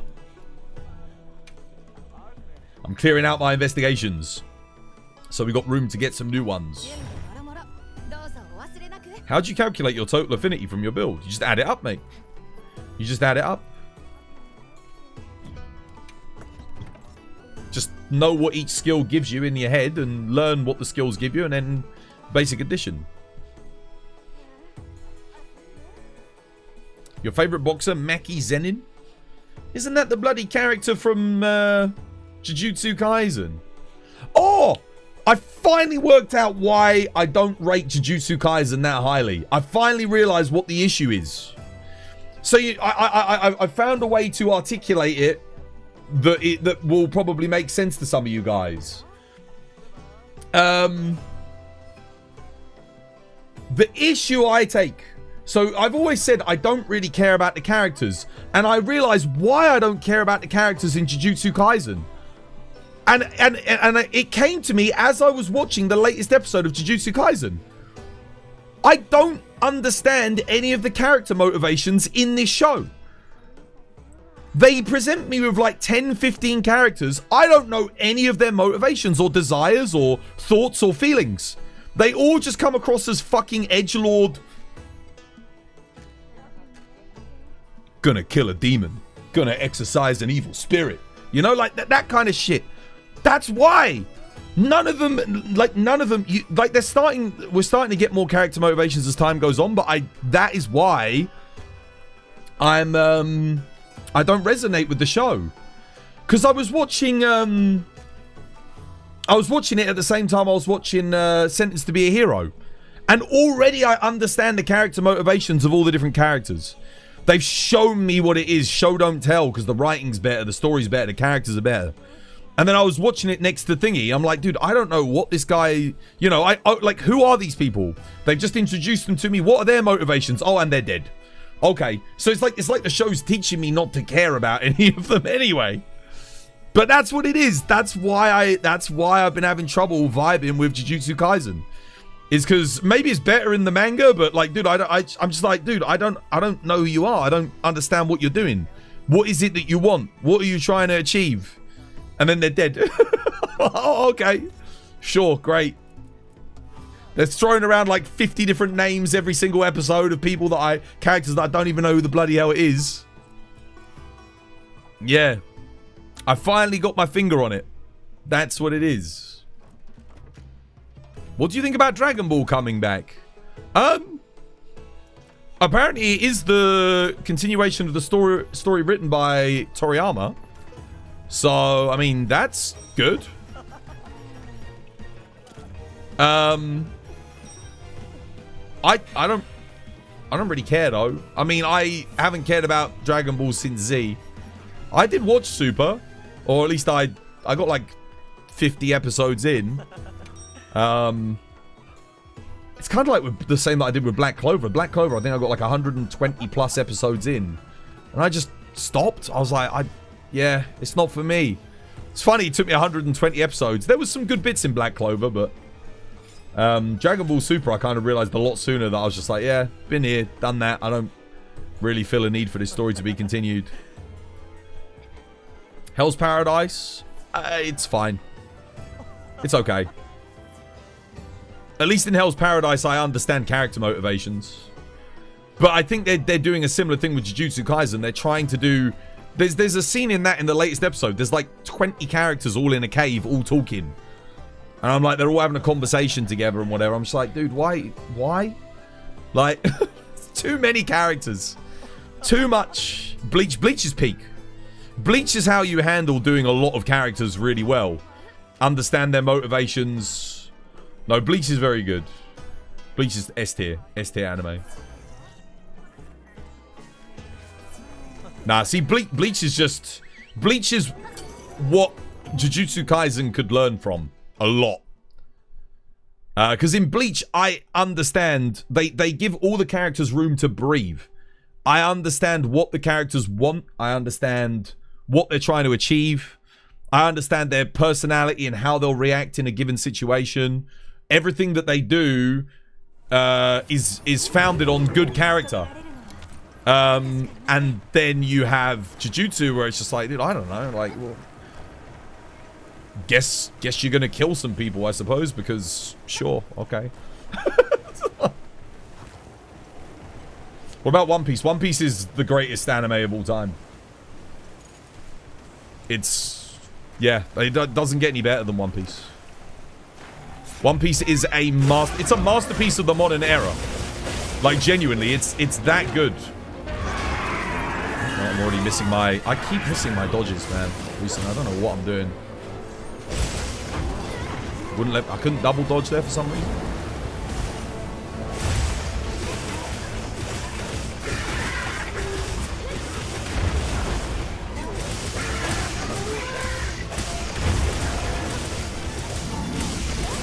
Of the big three, One Piece is the best. Naruto being the weakest. Bleach being second for me. Let's put some flash pods in. There we go. Good job I did.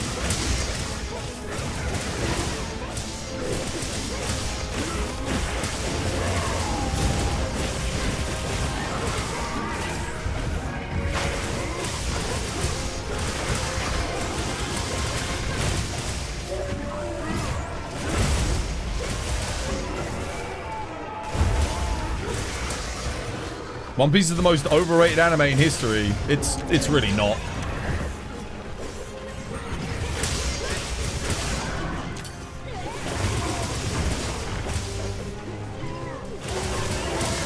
One Piece deserves all the accolades and recognition that it gets. It is immense. The level of storytelling, the level of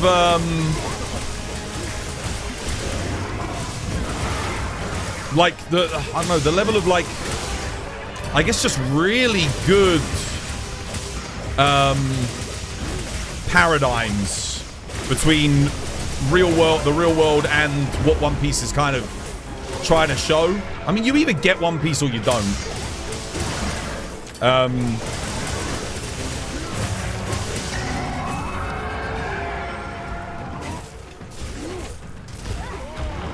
You know, for some people there's Naruto and for some people there's One Piece.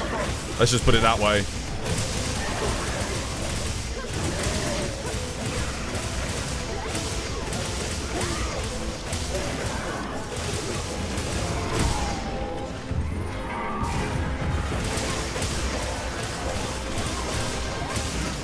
Now, whether or not One Piece stays as good as it is remains to be seen. Like,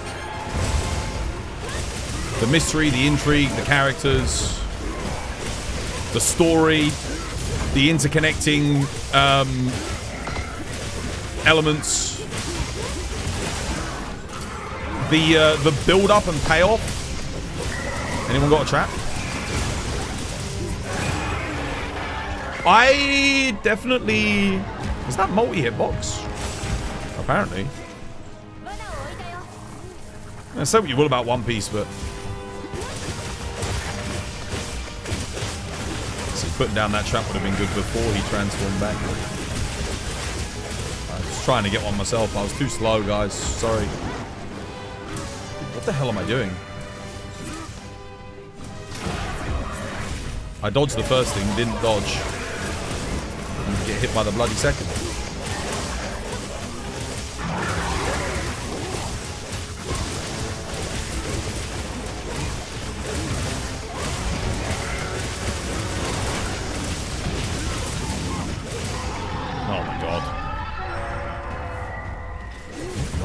Flashes left.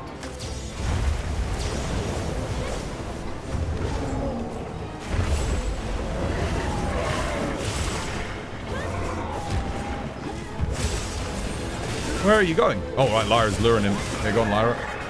He's done. GG. Well played.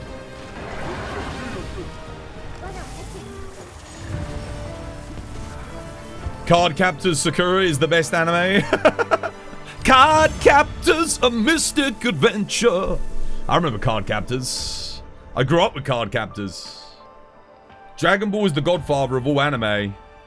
But the storytelling and the characters are nowhere near as good as One Piece. I'm sorry. Dragon Ball is incredible for the time. Alright? It's great for the time as far as like a weekly anime goes. Brilliant. But what One Piece has done as a weekly anime is on another level, dude. I know it's on a hiatus at the moment, but for the past, like, 15 years, I think it's gone non-stop for even longer than that. It's like 18 years non-stop. Taking off 1 week every now and again for Japanese holidays and whatnot. One Piece seems aimless. Well, you can't say that because One Piece hasn't finished yet. You can't really say... How can you say it's aimless when you don't... I'd say it's got a pretty definitive aim, which is finding the One Piece. And the story of Luffy's ascendancy to maybe become King of the Pirates. That's a pretty clear aim. To say that One Piece is aimless is like saying, you know, Donald Trump has no aim in sending ICE into different neighborhoods to round up minorities. Like, no, he's got a pretty clear aim. Yeah. I'd say the aim's pretty set in stone. Here we go. Trump is back. I need to go get myself a cup of tea, guys. I'm 15 minutes late. I'll be right back. This was by design.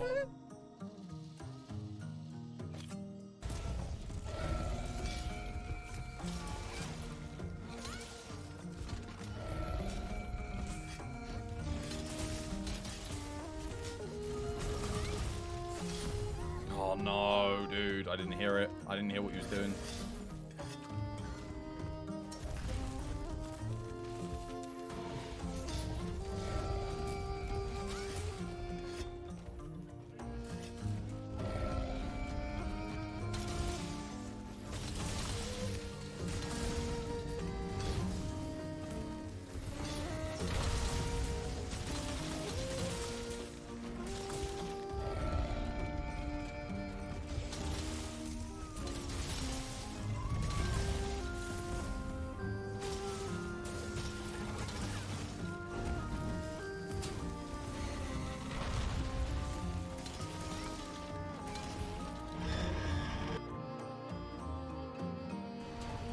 Good timing.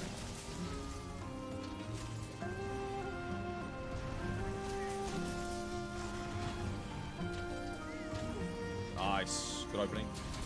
Go, Leona, go. Send it. Oh, yes. Rolling in. That's so good.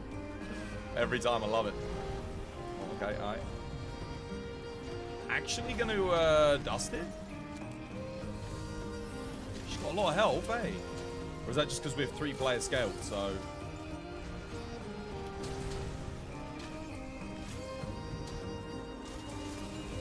Nice. And again. And again. This was by design. Alright, tea's brewing. Oh, because of the 1,000+ episodes and chapters... It's clear that Oda didn't have a definitive end in mind when he started the story. Yes, he did. What are you talking about? He did. Luffy comes and says, in the very first chapter, I'm going to be king of the pirates. Right?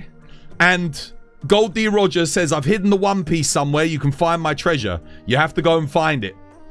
Alright? How can you say, and then the whole journey has been about him getting to the One Piece and becoming king of the pirates. How can you say that Oda didn't have a clear idea of what the story was going to be, bro? It's not complex. Everything else around it are side plots and obstacles that need to be overcome that are being put in place that Luffy has to overcome in order to achieve his goal of becoming king of the pirates and finding the One Piece. It's really not that hard. I mean, at some point, it just gets ridiculous. Like, can One Piece get to the point already? But why? Any story worth telling. That's like saying in the Odyssey, oh, can they just hurry up and get to the point already? Any story worth telling can take its time. All right? You didn't say the story, you said the ending. Yeah, and I just told you what the...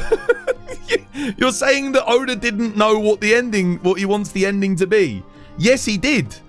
In the same way that that any other anime protagonist, it shares their goal. Like Asta becoming what's it? Like the greatest, he wants to be like the greatest magician. What do they call him in Black Clover? The greatest magician. Or Ichigo wanting to you know, stop the hollows. You know, all of them have like the Wizard King. That's the one. Sorry, the Wizard King. Thank you, guys. It's Luffy wants to become king of the pirates. He wants to find the One Piece. Oda establishes that right at the beginning. How can you say Oda doesn't know how he wants to end the story? Well, okay. Maybe he changes his mind. He's been writing it for like 25 years. So, I mean, he might have changed his mind on exactly what he wants to have happen at the ending. But I tell you what, when you go and write a story that you've been writing for 25 years in a shonen, yeah, you might change a couple of ideas along the way too, because you'll become a better writer. I mean, it's such an asinine thing to say. Oh, he doesn't know where he wants it to end. Well, he established where he wants it to end. He said, this is the goal. These are the motivations of the character. Let's follow the journey of the character as he gets there. And we've been doing that this entire time. Well, like, I don't understand. What's wrong with that? It seems pretty clear-cut to me. I'm sure if you have an elementary level of reading comprehension, you can understand the motivations of Monkey D. Luffy. Don't think you need to be Oscar Wilde, perhaps, to decipher the meaning behind One Piece. But it's endearing. It's a well-told story. It has a brilliant cast of characters, and I understand all of the characters' motivations. All of them. I know what Zoro wants. I know what Sanji wants. I know what Nami wants. I know what Usopp wants. I know what Frankie wants. I know what Brook wants. I know what all of the different characters want. And the story is telling all of these different characters that we're following their goals. And then within each of, as we watch them strive closer towards their goals, we're introduced to other characters that also have their own goals and motivations, that our main cast of characters help those characters to achieve and overcome in pursuit of their own goals. This is how you do side plots in a story. You know, your English teachers might not have taught you this when you were 11 years old, but I digress. It's really not that difficult. When you say, oh, we want him to get to the point, what? So you'd rather it have just been 10 chapters and he gets the One Piece, becomes king of the pirates? Well, then it wouldn't be the greatest anime of all time, then, would it? You wouldn't have all of the political intrigue. You wouldn't have the world building. You wouldn't have the struggle, the hero's journey that we've gone through. You know? Yeah, we could have just given Luffy a time chamber, put him in the gym, and sent him against Emu or Blackbeard. There you go, done. 20 episodes, done, in and out, real quick. Great narrative device, fantastic. We've gone beyond that. Nah, man. I mean, if you don't like it, you don't like it. But at least give it fair criticism. Like, the criticisms I would say to One Piece is, early on, animation's not that good. Takes a while for the story to get going at the beginning. You know, there's... but I guess they do sidetrack a lot to introduce the main cast of characters. So the payoff, again, the payoff is really big. Yeah. It's... One Piece is all about payoff. Oda doesn't do or introduce anything that is meaningless. Everything that he does, he plants a seed. And we watch that seed grow as the story continues, whether we realize it or not. And then, you know, 500 chapters later, you realize what Oda was doing. That's a lot of the things that, especially in Egghead art, we've seen a lot of that recently. You've seen the hellish depths of Alphonse Diablos collab. So where is my Berserk collab? Where I can hunt Zod and Grumbeld. Where's my freaking Dark Souls collab? That's what I want to know. My Elden Ring collab. Regardless of its story, the quality One Piece seems like it's being dragged out for the sake of money more than anything. I doubt that very much. Oda himself is tired and working himself to the bone to do One Piece. All right? If anything, he would probably rather finish it up quick because that's what he wants to do. But he has a story in mind. He's sticking to it. And whether you guys can keep saying all you like, you know, oh, he has no idea what he's doing. He doesn't know what the ending is. He doesn't know what he wants to do. I disagree. I think his level of writing and talent is something that you get not much of in a generation. He is doing something on another level, regardless of how you feel about the animation or his drawing techniques or whatever it is, the style of One Piece. His ability to tell stories is second to almost none. Didn't One Piece break a Guinness World Record? I don't know, possibly. Yeah. If you enjoy One Piece, the only bad thing about One Piece is it's not long enough. That's the thing. Once you've gotten into it and you really understand it and you feel it and you resonate with everything that it's telling in its story, that's when you realize his ability to foreshadow is unlike anything you've. That's what I'm saying. He can foreshadow things, and this is why I don't understand the argument that he doesn't have any idea what he's doing. Well, how is he able to foreshadow things, you know, 15 years in advance then? He's planned a lot of this. He's not just pulling it out of his arsehole. He'll set something up, and then it will come back. I mean, just Skypiea is the perfect example. If you look at all the foreshadowing in Skypiea, it's nuts. If you look at Skypiea next to Wano, it's crazy. And those were written, again, I think he wrote them like 20 years apart. You're not giving shade to One Piece. I don't judge people who like it. No, I know you don't. I didn't say that you do. We'll see that the ending better be good for One Piece. It's going to be dragged through the mud. For how long is it? I don't know, but you can't judge a story without seeing it through to completion, right?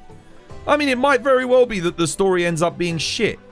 But a lot of people said that about Attack on Titan, and look at how good that was. That was incredible. And people were saying, oh, the ending's rubbish, blah, blah, blah, blah, they killed Eren. Well, the payoff was good. Everything was there. He set all the pieces up. Everything was foreshadowed. All the bits were in place. And then the payoff was incredible. I have a feeling that Oda is easily as good of a writer.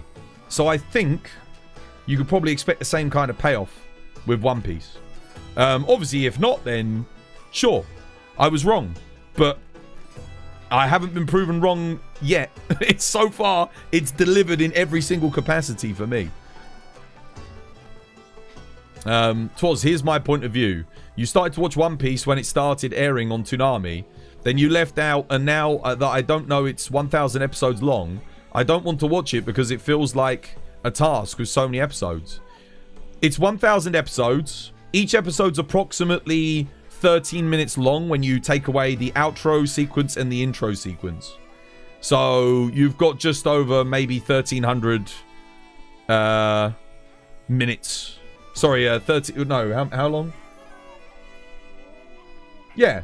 Probably about 1,300 minutes roughly of watch time. Yeah. And you can skip the filler arcs. A few of those episodes are filler. Probably got about 100 episodes of filler in there. You got like the Japanese arc where they kind of all go to Japan and it's like it's got nothing to do with the main story. There's a couple of filler arcs that are important to the story. Because I think Oda actually like has said that they're canon. Like there's a couple, and they're actually pretty good. I forget the name of the arc, but there's one just after Skypiea that was thingy. Yeah. But you can get through it super quick. You used to watch it and you really liked Zoro, but man, life got real and time is scarce. You just watch an episode here and there. You got 15 minutes free, watch an episode of One Piece. There you go, done. One Piece is like the perfect anime to watch when you've got like not much else to watch. One Piece has bad pacing. One Punch is like 5 minutes. Remember the 1-0 sumo match? Yeah, it's true. It's true. It can have some bad pacing. But again, like it's a weekly anime, you know? They're doing it. They put an episode every single week for years and years and years. You're going to have some pacing issues. It's not like they're doing it seasonal. I expect when we see it come back in a 24 episode segment or block, it's going to be, the pacing's probably going to be a lot better. But you can always watch One Piece. There's One Piece, which is just a fan edited version of One Piece that cuts out all of like the long held out reactions and everything just to, you know, bring the pacing up a bit. You can just watch that instead if you like. That's a perfectly viable way to watch it. You'll still understand, Yeah. Yeah, or you just watch while you eat. You can just put it on your second screen, check it out. You know, if they start doing long reaction stuff, you just, yeah. It's not like every episode does that. I think some of the more recent episodes have done that a lot less. But there are definitely elements in the show where they stall for time, I think, probably. And I think the main reason why is because they're giving their animators some leeway for the next episode. Because what you'll usually see is if you get an episode with a lot of long, drawn-out dialogue segments like that, the next week's episode is usually just action-packed, like, blow your nuts off crazy. Because they had to stall in one episode to fill the time slot in order to get all of the cool stuff happening in the next episode. So you do get that, where you'll get like one episode with a bit of downtime, the next episode is like full-on high-octane action. That happens a lot in One Piece. But, again, it's a weekly anime. I mean, that's the logistics of being able to produce it to the quality that they're able to produce it to. It's a fair criticism, but there's a reason for it. It's not an unfair. It's not like they do it because they want it to be like that. They do it, but through out of necessity. Nothing's hard to get through if you actually enjoy it. It's true. Yeah, it's true. If you enjoy One Piece, if you're having a good time watching it, you will watch it. You'll like it. I see a lot of people say, "Oh, you know, I watched it up until Baratier or something like that." They're like, "Yeah, it just wasn't for me." But it's one of those things where you also have to say in the back of your mind, like, okay, the episodes I'm watching are 26 years old. You know, there was a different level of quality when it first started compared to where it gets to. So again, it's worth the journey. This ain't anime, but I watched WWE, which is the longest running television show. It has 2,000 episodes and will be never ending. It's a lot of hours, but you really love it. Yeah, dude, if you like it and you like the through line, you like the characters, you like the presentation of it, then 2,000 episodes isn't enough because you're always waiting for that next episode anyway. So it's like, that's the thing with One Piece. It's like, if you're enjoying it and you're liking it, what's your favorite scene from One Piece, Twas? Nothing happened, dude. Nothing happened is one of the... I freaking... And then nothing happened becomes even better when you get to Egghead and you realize what was going through Kuma's mind at the time. It's... Nothing happened is one of the greatest moments in anime. It's freaking sick. And it's good. It's cool when you watch it. And it's like, you know, it's tense. Like the stakes are kind of high and... You feel the tension or the what's the best way? It's like a thriller, you know, and it's called Thriller Bark. The arc is called Thriller Bark, and that is the most thrilling aspect of it. Again, just the play on words, the thriller element to it. You don't know what's going to happen. It's got that whole "what's in the box, man? What's in the box?" aspect to it. And then when you see it from the other perspective, like all these years later, you know, we're talking well over a decade later. It's just like it elevates the scene even more. Something that he does better than anyone. Brilliant. Right, we'll do our workout and then I'll go grab my tea.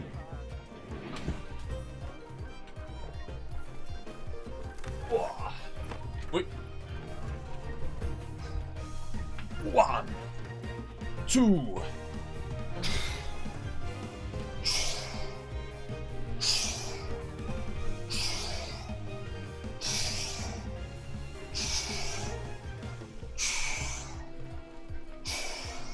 Alright, let's go get tea.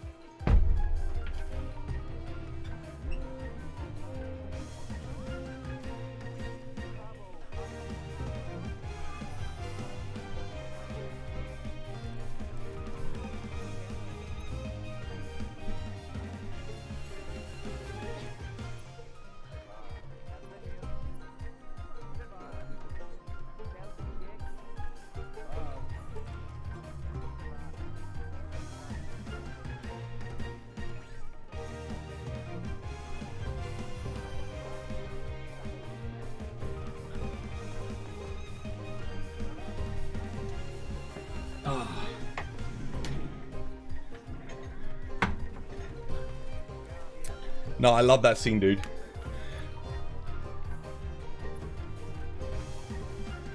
Quality should be great regardless of time. You just rewatched all of Batman the Animated Series and Superman. Yeah, you have to consider when One Piece started, it was a budget level anime. It wasn't like, it wasn't a hit straight out of the gates. It was, you know, it took a while to like build up its fan base. It was a weekly show. It was a weekly shonen anime. You know, it was made, I think it had like a 48 episode syndication, something like that. That's a lot of episodes. They had to divide their resources and get it done. And obviously it continued from there as a weekly anime. And again, we're talking about in the 90s. Animation quality, unless you were doing like a 10 or 12 episode block of a one-off series, which did happen. Those shows had some incredible anime back then, animation back then. Yeah. One Piece again as well, it was a completely different target demographic. Like, One Piece has grown up with its audience. What started as basically a kids show has now become something that people that when we were watching it as kids, we've grown up with it. And now it's relevant and targeted towards the adults that were watching it as kids. It's grown up with them. The storytelling, the maturity of it, it's still got its like happy-go-lucky and funny aspects and elements. Its silliness is still there. The heart of One Piece is still there. But it's gotten deeper. It's gotten darker. There are other elements that have evolved with it, and the animation has evolved with it as well. The animation's gotten a lot better. Yeah. If you grew up during the 90s, 9 out of 10 animes did not have good animation. I'd say One Piece had okay animation for the time as a kid's anime. When you compare it to like Pokemon, Yu-Gi-Oh, Naruto, which were, you know, I think Naruto was a little bit later, but at the time it had as good as animation as most of those. I think Naruto might have been a little bit better when it came out. Naruto got worse over time, whereas One Piece got better. Yeah. You can't judge everything by the standard of today. And sometimes it's, you know, things were even better back then. But it just depends. It depends on the budget that they had. It depends on, yeah, I don't think, if you want me to be honest, I don't think anyone saw One Piece being as big as it actually is and has become. I don't think anybody predicted it. Nobody knew back then that it was going to be like this world-shattering anime. But it is now.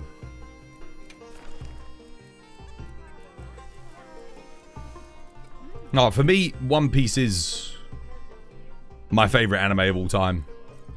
After that, it would probably be Full Metal Alchemist Brotherhood.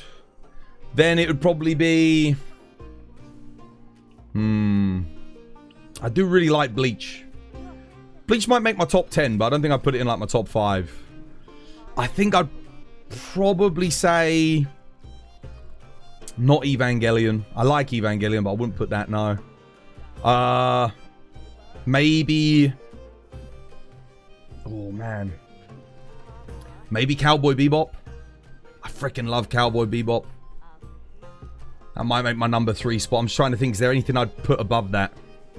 One Piece, Full Metal Alchemist Brotherhood, Cowboy Bebop. Yeah, that sounds about right. Then, after that, it starts to get a little bit tricky for like top 5. Yeah,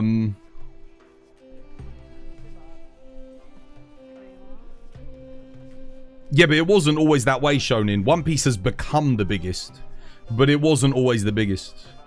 Not from like the get-go. One Piece really took off, from my understanding, and this is just from me doing a little bit of research. It was once the Enies Lobbies arc printed, One Piece exploded. Like, it really took off then. Like, that was when it became like a well-loved anime into like the force of nature that it is. And that kind of makes sense. People using One Piece as a symbol of the revolution in South America. Dude, I was watching the marches in New York the other day. Or the protests in Minnesota and New York. One Piece flags everywhere, man. Berserk, the anime's not that good. The anime's not that good. It's okay, but it wouldn't even make my top 10, the anime. It's fine. It's okay, but no. The anime for Berserk does not make my, would not make my top 10. Not even close. What else have I got? What have I got like one left of? Got one more of those. Don't really want to do another Me Too. Got 3 of all of these. Have any of these got 1? Could do. I've done a lot of Steve already, though. What have we got? Arkveld. Could do. Let's see how my connection is to Bart today.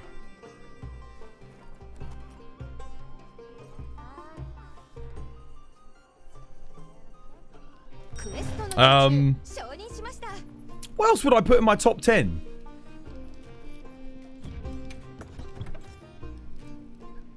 I don't know.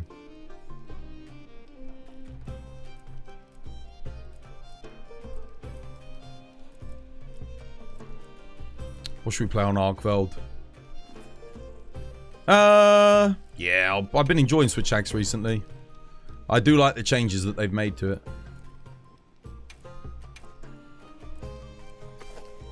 Nice. Yeah, that'll do. Don't think I need anything else. Oh, yeah. Need this.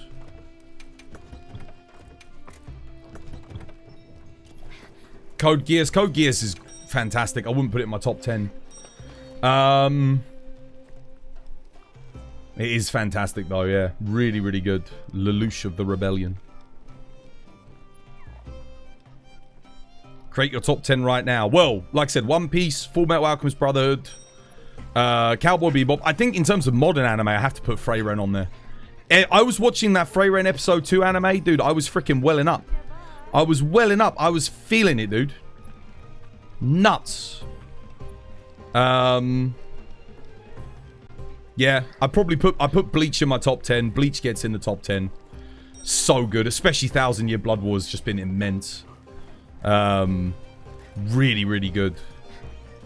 What else?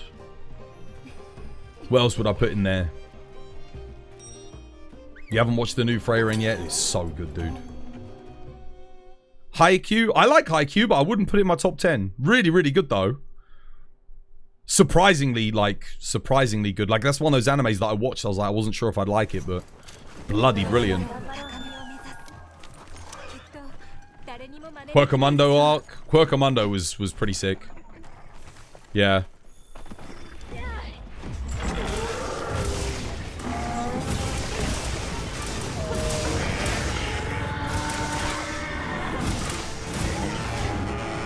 I personally think the Soul Society arc was a little bit better, but I think Quirkomundo, some of the character stories I didn't really care for that much, but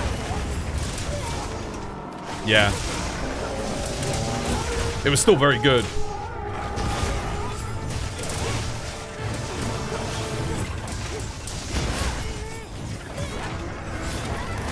Why did I not sidestep? Oh, I'm stunned already? Dude, I like counted a few. Oh, he's gonna kill me. Thank you. Cheers.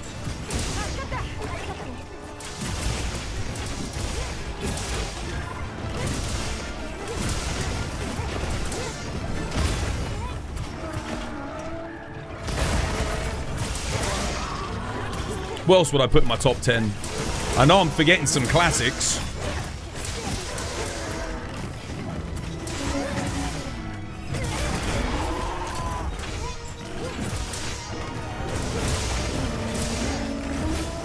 Oh, he missed me.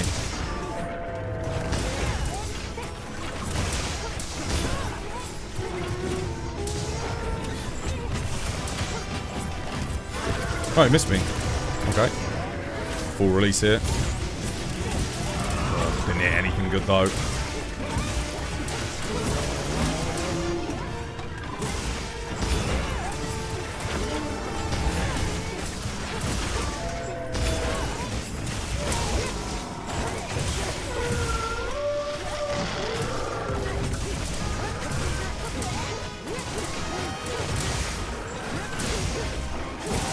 Oh yeah, Hunter x Hunter. Dude, thank you. Yes, Hunter x Hunter 100% makes... Not the original, the 2011 Madhouse production. Hunter x Hunter. Yes, absolutely. Dude, Hunter x Hunter actually makes my top 5. Not just my top 10. Hunter x Hunter is incredible. 100%. Thank you for reminding me. What the hell? Don't have flashes. Oh, someone did. Well played. Nicely done. Hunter x Hunter's peak, yeah. I 100% agree. Did you see the new Fable gameplay? I did see a little bit of it. Not all of it. I saw a bit. Looks, honestly, the thing that interests me most about that is like the things we can do outside of combat. Did they say anything about co-op in it? Because obviously Fable 3 had co-op, but...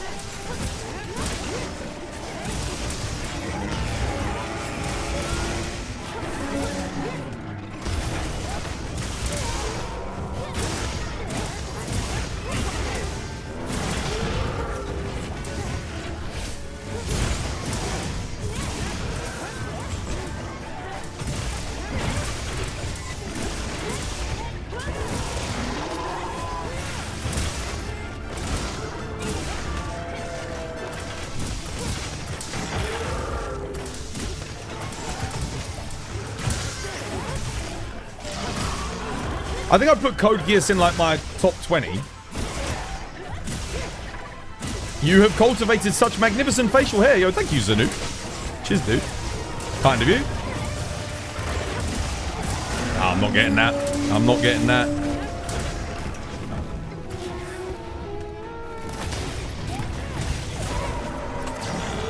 Oh, no. Okay, yeah.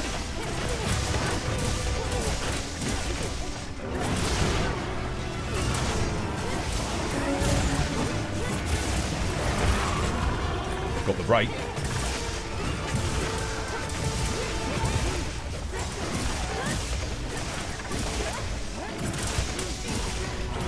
How many have I picked so far? I wasn't really keeping count. Were you guys keeping count?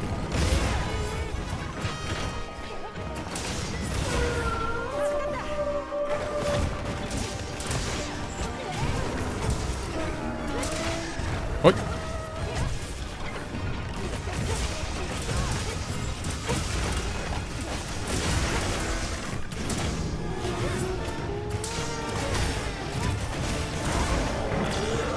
Oh, nice. Okay.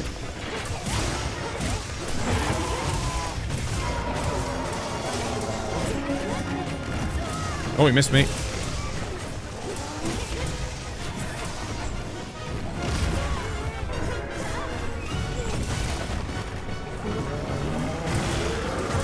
Done. Nice, well played. No, I already said Bleach. What did I said Bleach, Freyren, One Piece, Cowboy Bebop, Hunter x Hunter. That's only 5. Oh yeah, Full Metal Alchemist Brotherhood. Let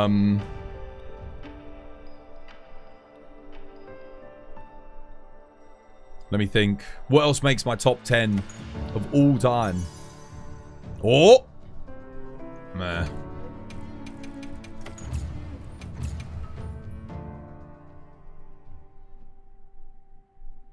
Yeah. Oh, I've only said those 5. You think Attack on Titan deserves a spot on there for top 10 greatest of all time? Yeah, maybe. Maybe. I did like... Oh, man, Attack on Titan is really good. Samurai Champloo. I like Samurai Champloo. It wouldn't make my top 10. Oh, yeah, and Freyren. Yeah, Freyren. Freyren. Yeah. I did say Freyren. That's 6. Now, it's 6 with Freyren.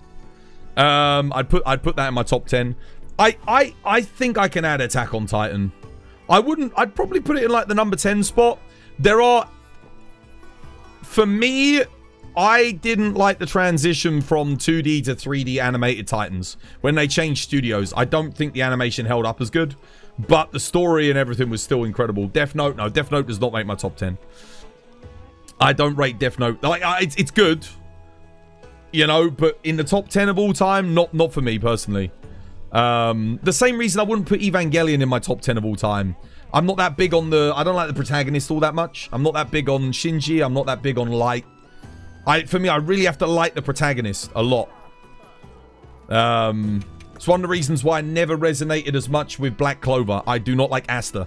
I don't like him. He annoys the shit out of me. The story's good, and I think the supporting cast is excellent, but I don't like yes, I'd put JoJo's in my top 10.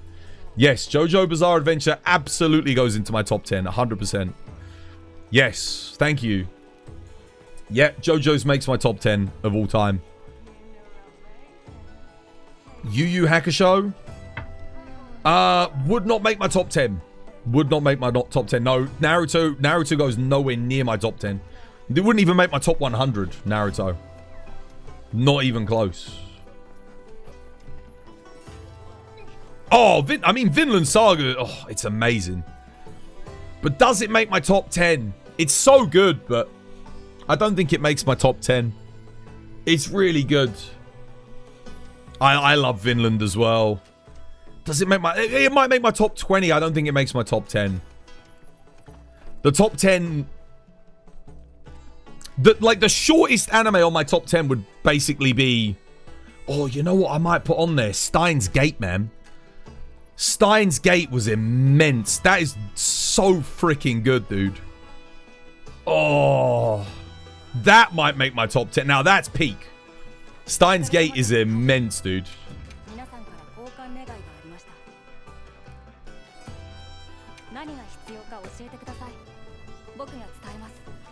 Steins Gate, dude. I think I put that on my top 10. Yakuza Go's House Husband? Dude, I've actually never seen it. I've never seen it. You hear Steins Gate, I come back to that. You can back that up. Dude, Steins Gate, I think, makes my top 10. Cooking in Another World is peak and comfy. I don't think it made my top 10 of all time. In the same way that Konosuba wouldn't make my top 10. Or, what's it called? Shokugeki no Soma.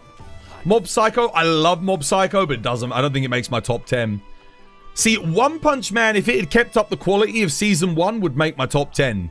But Season 2 and 3 are just not on that level, so no. Otherwise, One Punch Man, if One Punch Man had stayed consistent, that would be in my top 10. But it's not.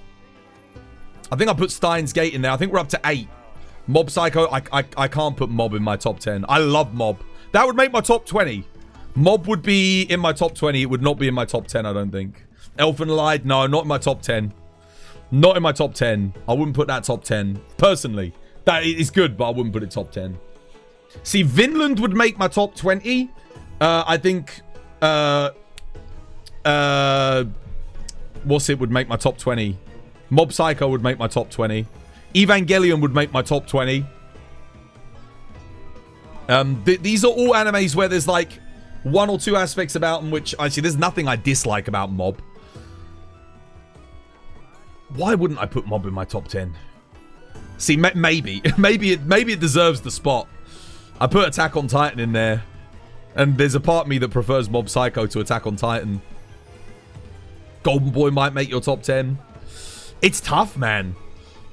Dragon Ball Z would go into my top 20. But it wouldn't make my top 10. Fire Force, nah. I like Fire Force, but it's not my top 10.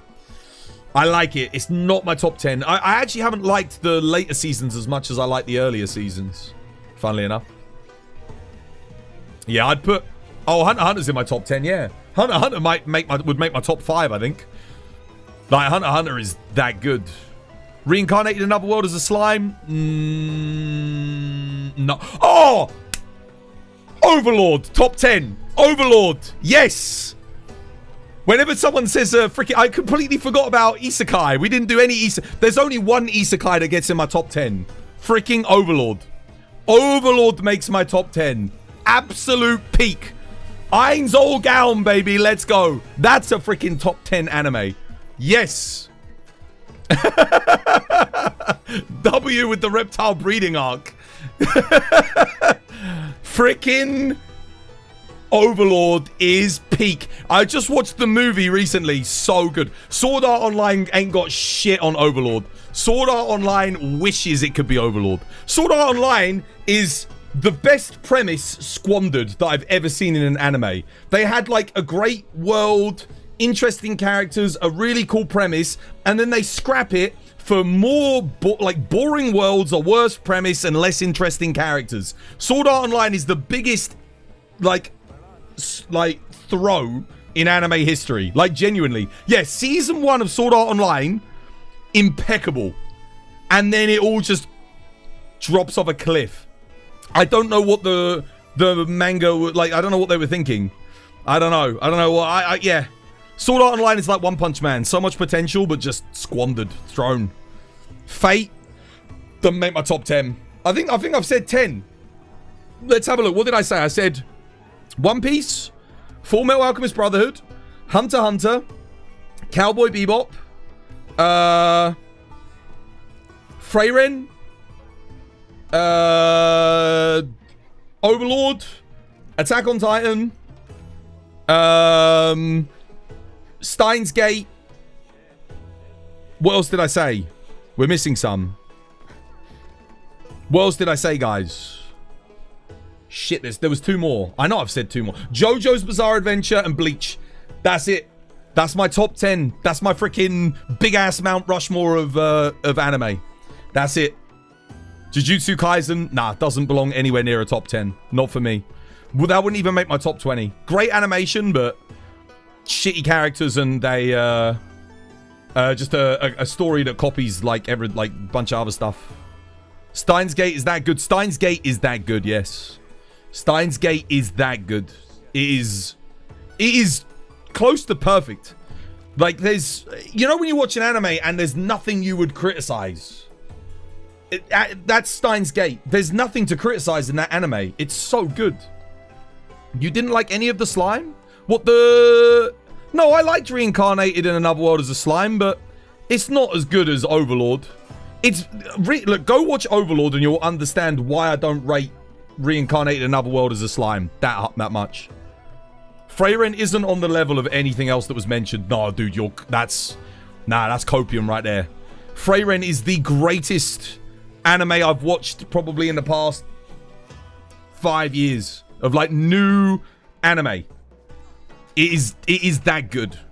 Oh, Z-Noob, dude, thank you for the £10, by the way. Thank you for the dono, dude. I don't know why the notification didn't come up. Solo Leveling was the most mediocre, amazing anime that you can think of. I agree. The animation's amazing, but the characters and the story are mediocre. I 100% agree with you. But the animation carries it, man. It's got incredible animation. No, dude, guys, Frieren is so good. Psycho Pass was so heavily underrated. The problem with Psycho Pass is everything past Season 1 is not as good. Season 1 of Psycho Pass is immense. And then Season 2, I don't care about the characters as much. It's okay, but yeah, Season 1 is like a 9 out of 10, 10 out of 10. It's really good. Yeah, Season 2, it's just not as good. It's just not as good. I didn't like Season 2. Season 2 is like a 7. Your only issue with Frieren is the cringing whenever people try to pronounce the German. Fair enough. Oh, Violet Evergarden might make my top 20. Violet Evergarden is, yeah, that's immense. I would put Violet Evergarden in my top 20. I actually cried watching Violet Evergarden. I teared up, man. That is emotional. That's an anime with emotion. Loved it. Season 1 of Tokyo Ghoul. Oh, it's just a shame that Season 2 had to happen. It's just a shame that Season 2 had to happen. I can't put Tokyo Ghoul in my top 20 because Season 2 was so bad. I hated that shit, man. That's one of the things I hate about Bleach is the filler, man. That's the only, like, Bleach would be like, overall, Bleach would be at the bottom probably of the top 10.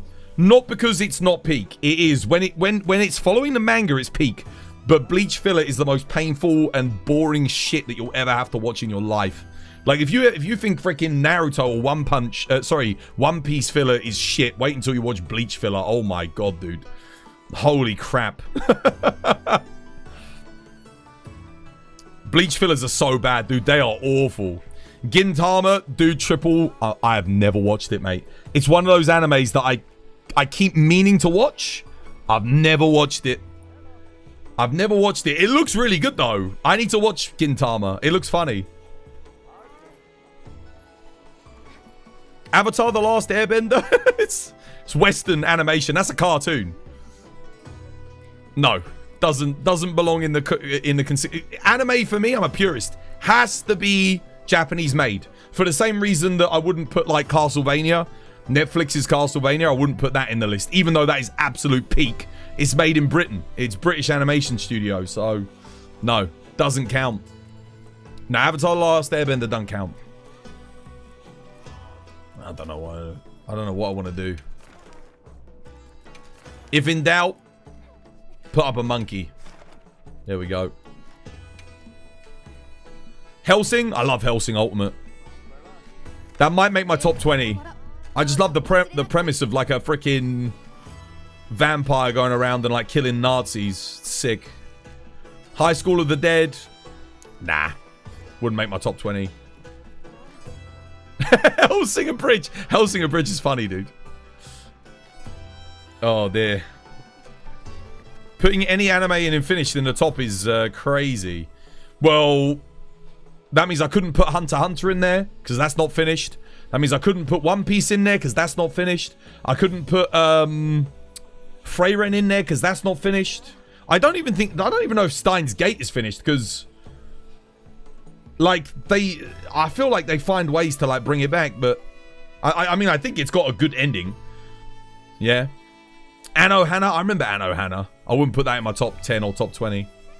But I remember it. That's the one about the dead, their friend dies, right? It's like a ghost. I remember that. That was dude, that's got to be like 20 years ago now that I watched that. That was really popular when I was in high school. Code Geass. Code Geass would make my top 20. It wouldn't make my top 10. I've established my top 10. I don't think I'd change anything about it.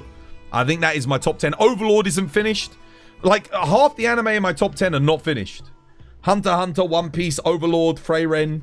None of those are Bleach. None of those are finished. And they're in my top 10. I don't think an anime has to be finished to be in your top 10. Doesn't have to be. Not at all.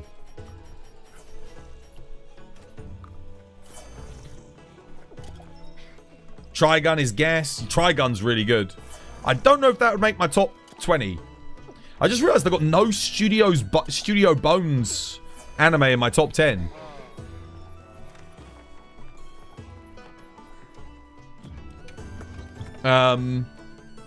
If I were to pick one, which one would it be though? Probably Gurren Lagann. Probably chuck Gurren Lagann. Gurren Lagann makes my top 11. Like, it might go in like 11 or 12th place. Don't know if it makes. Cowboy Bebop is insanity. You loved it. That's why it's in my top 10. Cowboy Bebop is immense. It's a perfect anime.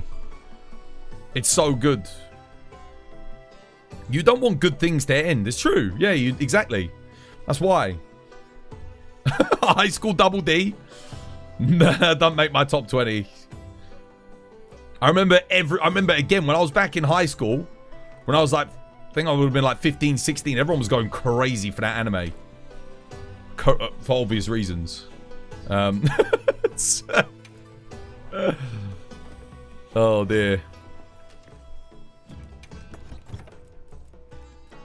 Wait, how old would I have been actually? How old was I when that came out? Okay, it feels like a lifetime ago. Do I have a fire hammer? Did I make one? I did make one. I think I'll take my fire raw hammer out for a spin. We'll play some hammer. Oh, I've got an Ellie fire hammer. Oh, I could try Ellie fire hammer on him, I guess. I do have a build for it.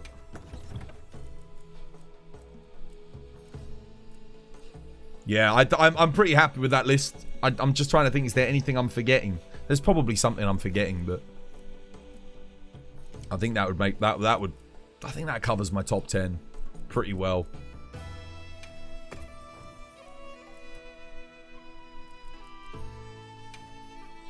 Well, I got 2 shockproof in here.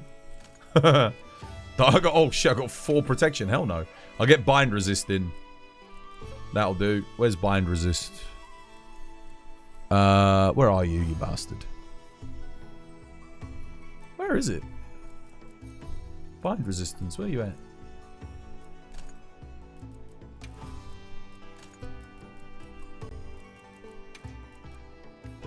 That'll do. Oh, I'll put a shockproof in. Kinda need it on hammer. Nice. Yeah, that's good.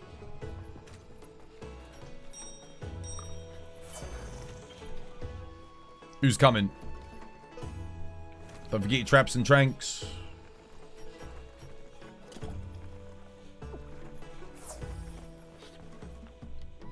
Nate, War, anyone?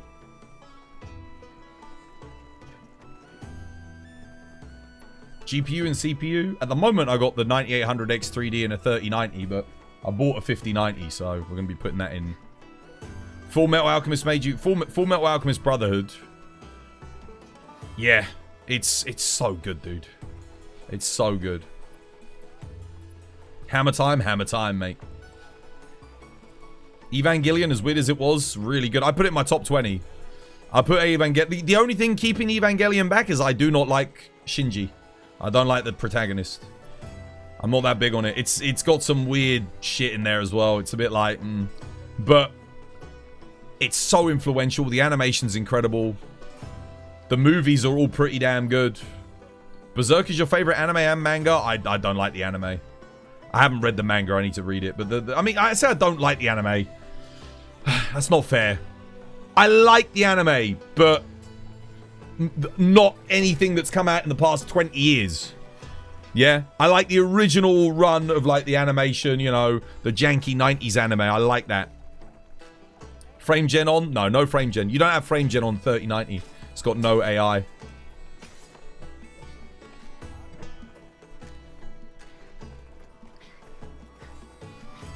Nade, you coming or anyone? No? Okay. Oh. Fine. Can't get a team together on this one. I think I've been like 20 minutes, so no one's joined. Okay.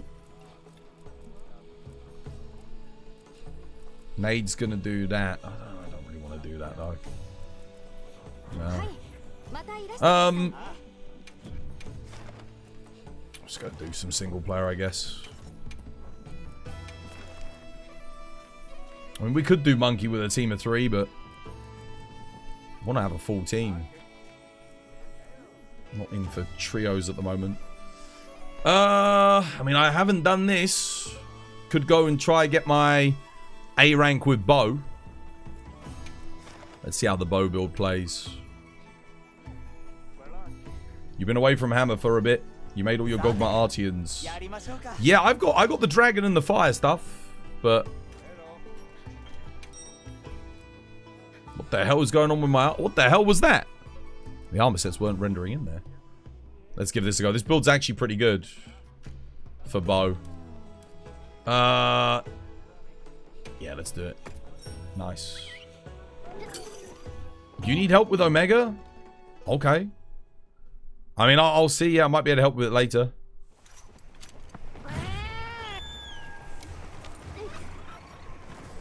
What have I got? I got demon. Oh, shit. No, I'm getting stuck. Okay, I got dash juice. Take that. Take that. I'll take the dash juice just before I go in. Get my stamina up. Let's take a max potion. Dash juice it up.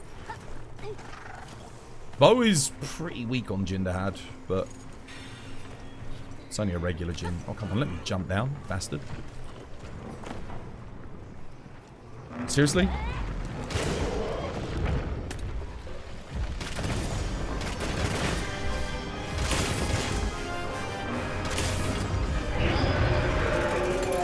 Not AT Jin Dahaad.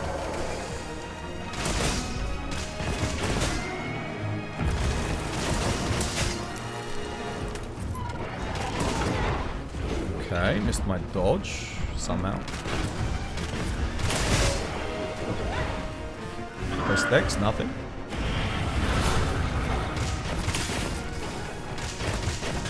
To a bad start. Dodge. Okay, we'll just retry. Terrible start. I don't know how I messed that up so badly. Every single dodge. I mean, I guess I've got to get used to him. He's a little bit slower than Thingy Jin, so we've got to play it a bit slower. Not quite as fast. I'm used to fighting AT Jin with bow now. We got to slow it down. Max potion up. We got hot drink on. Oh, is that the only way to get a hot drink on this It is. They actually don't give you a hot drink in your inventory. That's it. That's all you got.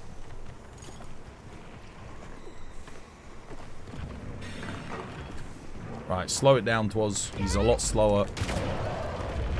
So you got to go slow.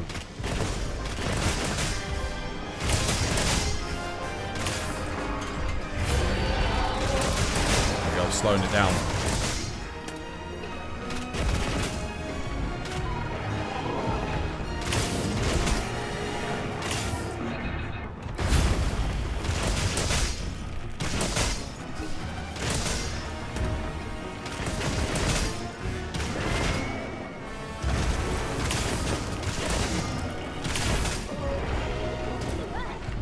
Slower than that. I've got to be a lot slower.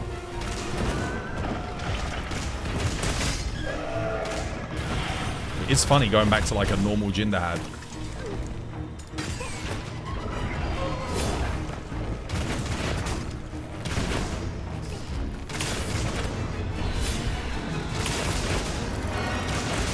Nice, agitators up.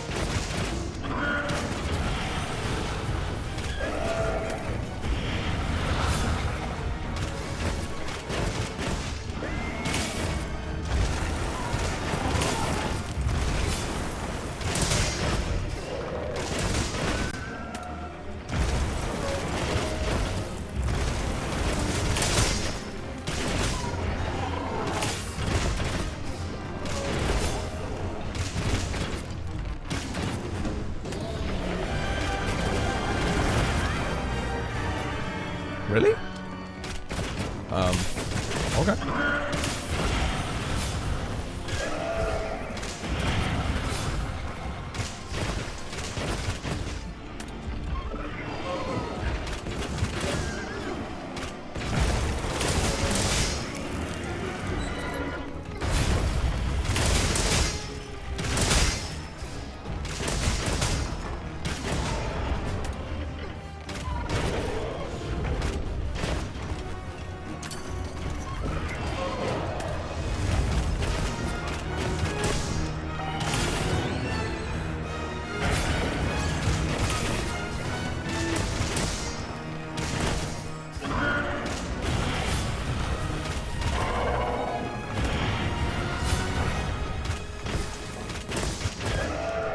That's overcommitting. Why did I do that, dude? It's so dumb.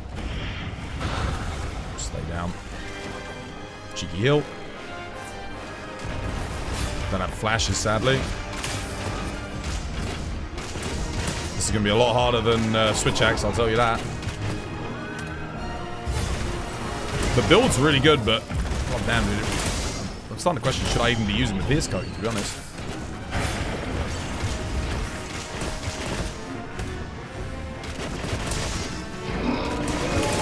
Is he leaving?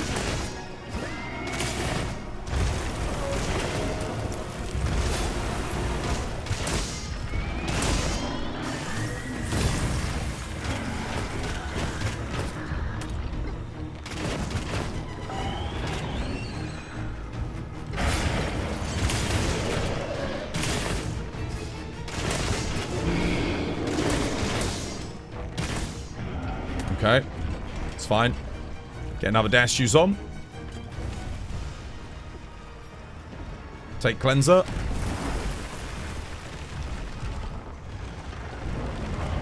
Oh, it doesn't. Okay, Nullberry then. Nullberry? You want to give me a Nullberry? No, okay, it doesn't. No, fair enough.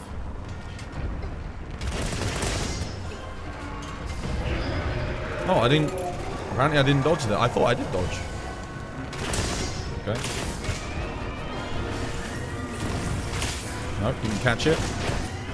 I'll take this.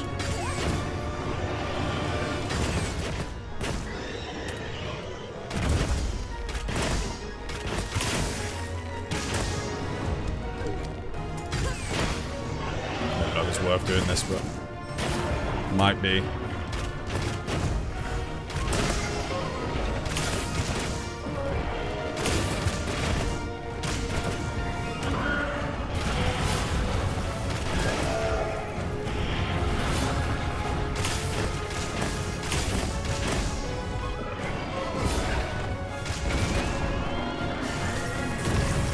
No, not quite.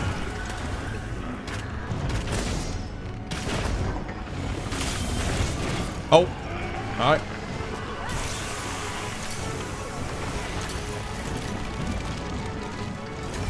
Top up. I think we've got like 8 minutes to kill this bastard. I don't know if I managed that in the time I got left. This is a tough one. It's gonna be hard for Bo.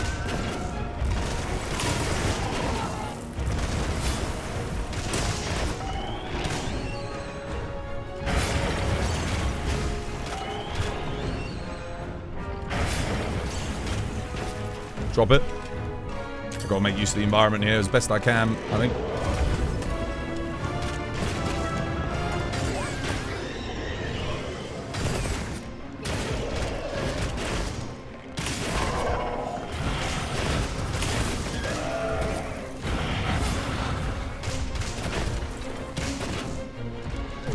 Oh no! Oh, went for the focus strike. Almost got hit there. He recovered so quick.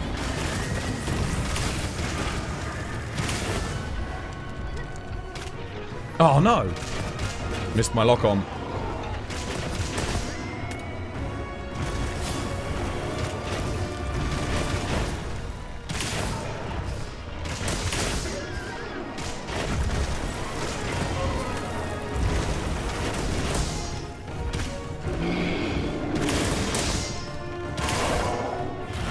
Oh man! Gotta be careful here.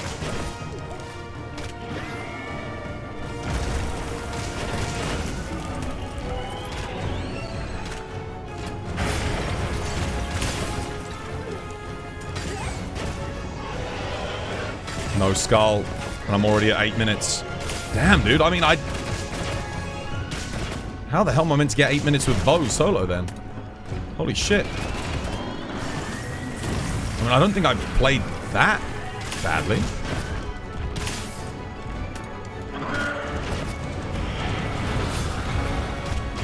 Maybe we don't use the pierce coating. Oops. There's no way. Dude's not even close, guys.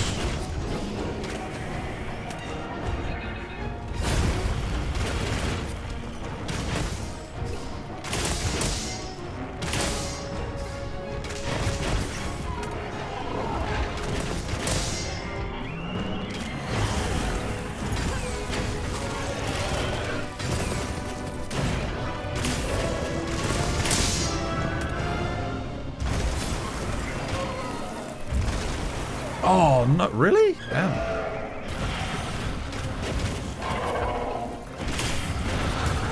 Oh, I'm dead. Wow. Got frozen. Do I have heroics?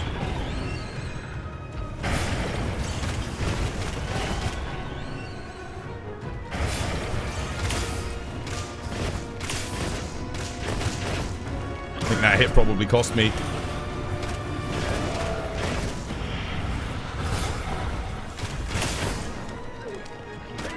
Nope. Nah. Okay, never mind. Well, bugger that. I think I was already at 10 minutes anyway. And he wasn't even close. I don't know what I'm supposed to do there. I don't know what I'm supposed to do there. 8 minutes 30. I probably have to use all the boulders. Maybe I don't know. Do I use the pierce coating? It is a raw build. Maybe I don't. Maybe I'm not meant to use the pierce coating. Perhaps that's the trick. What do you like and dislike about Wilds personally? Sorry, personally, you feel like the quality of life waters down some of the core aspects of Monster Hunter. What do I dislike about Wilds? Connectivity and performance issues. What do I like about Wilds? Everything else. Some of the inconsistencies in combat. Oh yeah, I don't like the RNG system. The RNG reward system's too much. Damn, it was so easy to get an A with like freaking switch axe and sword and shield. Bo, that's gonna be tough. I actually don't know what to do there. Because that wasn't even close. I mean, we did make a couple of mistakes there at the end, but I think I was already over a minute 30 when I made those mistakes anyway. I mean, 8:30, I was already over the time. So it wouldn't have made a difference. Area 1, we had no ultimate, no climb. Damn, I don't know. Am I meant to play Dragon Piercer? I'm not sure.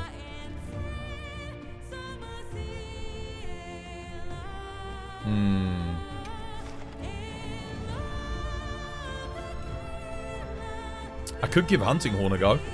The Hunting Horn builds they give you are terrible, though. Maybe it'll still be good, though. Maybe it can still be good. Solo Hunting Horn. What have we got? We got Ice or Paralysis. Paralysis Hunting Horn has... Okay, it has Sonic Waves and Echo Wave Para. Echo Wave Ice. I mean, Echo Wave Ice is terrible. Defense. It's got these are it's like the worst two Hunting Horns. The Jin Dahaad Hunting Horn, and look at the raw. Like the raw value is not good either. I genuinely don't know what you're meant to do with this build to get. Like the bow is hard, but the bow they give you a good build. Tetrad shot fire attack. Like it's a solid build. It's just damn.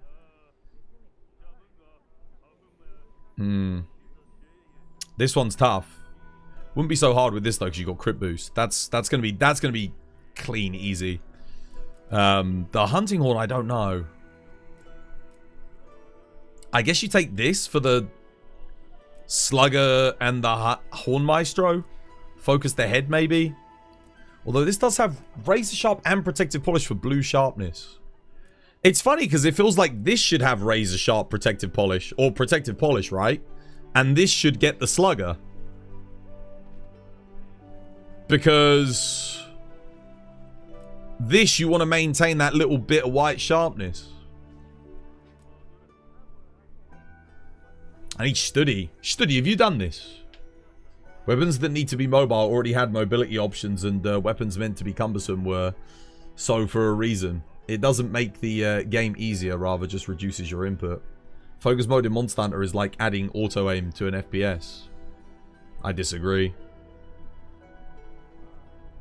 I disagree. I think focus mode is the natural evolution that Monster Hunter's been needing this entire time. In my opinion. I think one of the biggest problems Monster Hunter's had, certainly from an accessibility standpoint, so whilst it allows players that have already mastered the ability to position and attack certain points, it gives them more control, and it gives casual players or novice players the control that they felt they never had.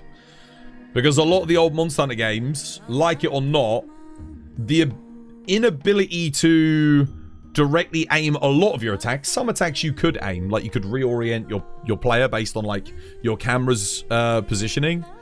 Really made the game feel dated still. And I still love it. I mean, World's my favorite Monster Hunter. I love all the old Monster Hunter games, but I understand like a lot of people criticize that aspect. Greatsword was like that in World. Yeah, Greatsword was very much like you need to know your position and timing, otherwise you don't hit anything. And that's great. When you're an experienced player, that's fine. You know, you practice that, you learn it. But for your, like, average player that's not going to do that, it's... Yeah. Whereas now, Greatsword is, I'd say, equally difficult to play, but for different reasons. The reason that makes it difficult now is not positioning and timing so much. Although that does still come into play. You still got to position relatively well and time things effectively. Demon Dance in the older Monster Hunter games, the monster moves like 1 centimeter to spage. Yeah, it like wriggles ever so slightly, and yeah, exactly. I'm gonna try bringing this and see how we do with this.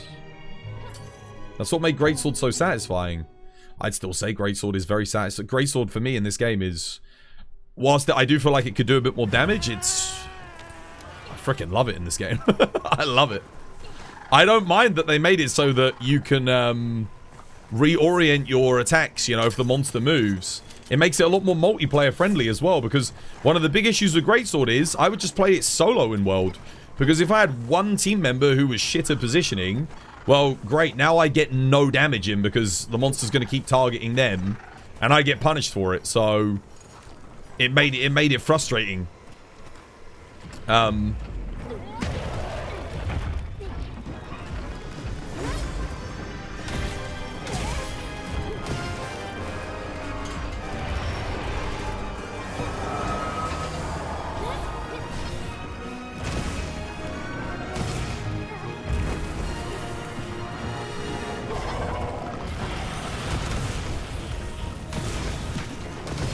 Get my waves up. Don't really think element attack matters too much here, but I do have peak performance, so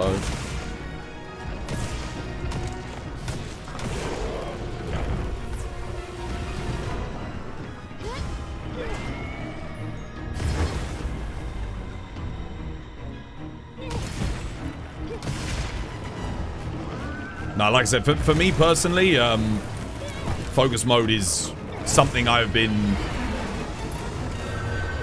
I should have put my sonic waves up. Dumb. Oh, wait, my son... What the hell? Oh, it's not sonic barrier, it's sonic waves. I'm stupid.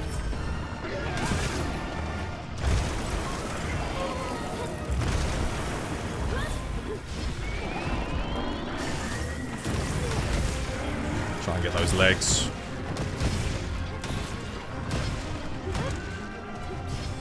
Too early, damn. Nope. Nope. That's not going well.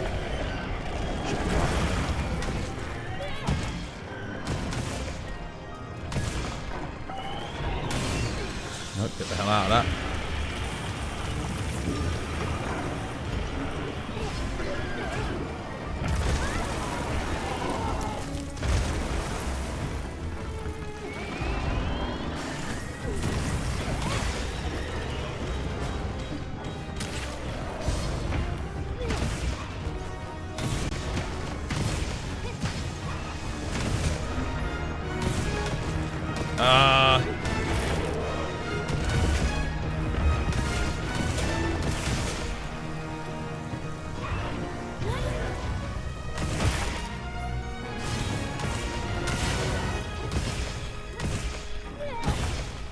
I guess we still use Echo Wave Ice anyway.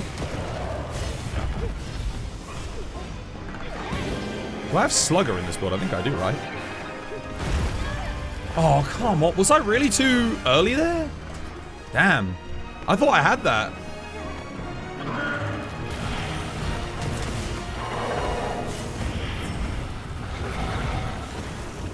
I don't know why I'm playing Thunder Resistance.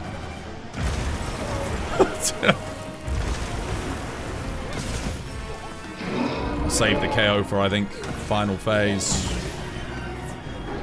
I'm not going to risk it again because it didn't work the first time. I didn't time it right. I thought I had the timing down, but at least he's really big, so we get all of our echo waves going off. Like, damage is fairly good. No! Oh, come on! Oh, it's so annoying. Missed my focus strike. Won't miss it this time, though. There we go.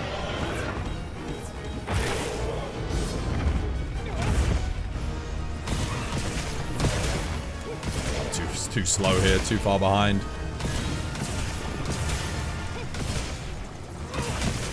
I think either that or he's HP locked here. Oh, that was probably dumb, right? That was probably dumb. I should have done that.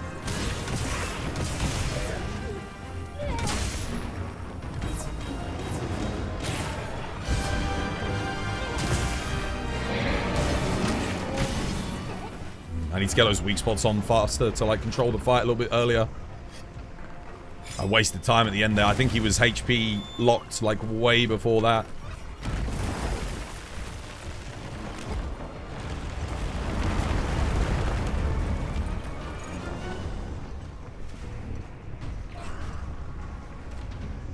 Yeah, but that just helps the fluidity of the combat, makes the combat feel less clunky, slightly more evolved in my opinion. But I don't mind that. Oh, I pulled back and pressed triangle, but of course I missed it. But I got like earplugs level 2 on this build.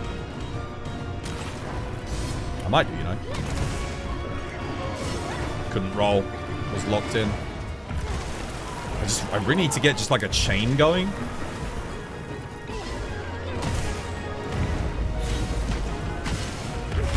There we go.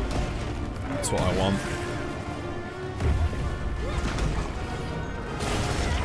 The hell? Oh, shit. Get out of the tail whip. Knock him down. Nice, get that up. I don't think I'm going to get another KO anyway. We can do a bit of that. You know what? The ice damage is actually doing a bit of work here. The biggest problem I have is just lining up that shoulder barge. Got to line that up better.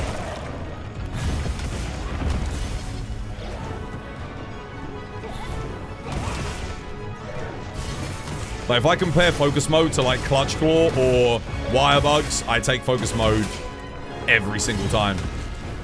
Maybe not over switch skills, but I don't like switch skills is a separate system to wire bugs. Whilst it had wire bugs in it, switch skills kind of can work without wire bugs. No, son of a bitch. There we go.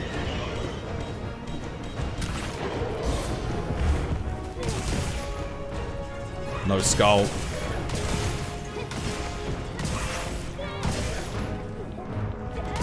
No, I missed it. Damn it. Damn, that sucks. I needed that.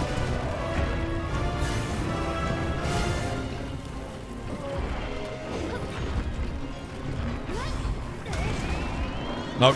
Roll. Nice.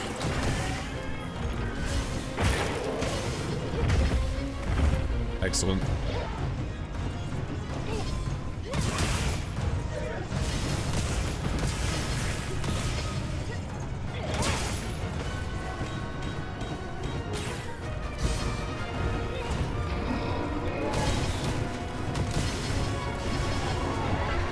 Again, I press triangle. It's tough to line that up. Okay, ultimate. There is a skull. I don't think I'm going to make time though. I think I wasted like a whole minute up top. Sadly. By knocking him down, I think he was HP locked. It's the one thing you got to be careful of.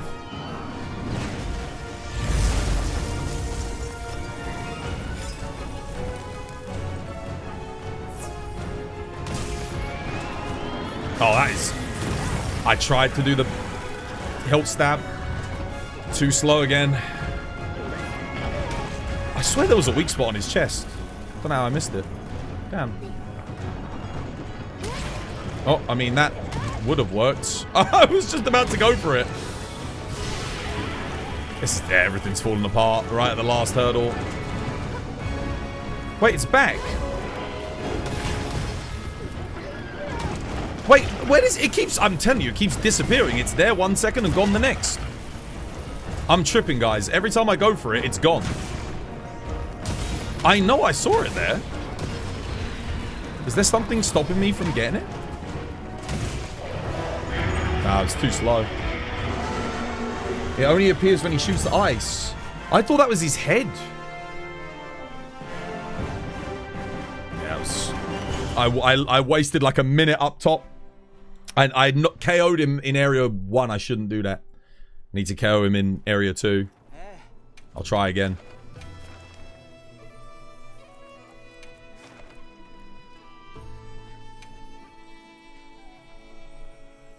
The breath attack is for his head. Yeah, that's what I thought it was.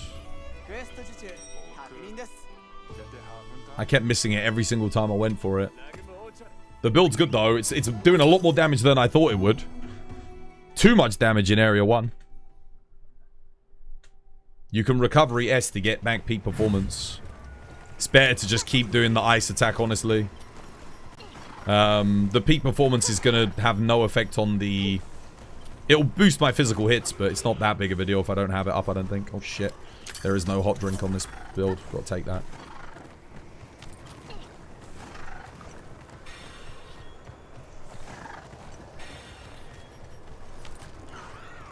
I missed every... I think I only got like 2 of my hilt stabs off as well.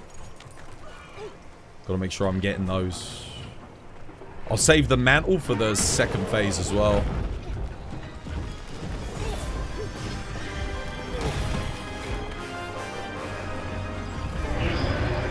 missed my iframe, damn.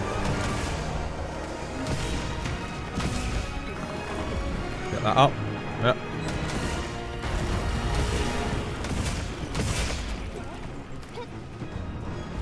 I think this is all we really care about here.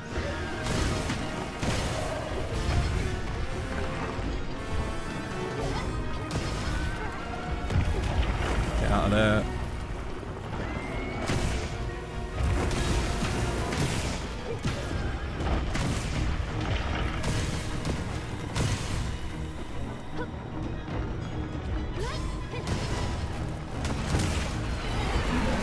Okay.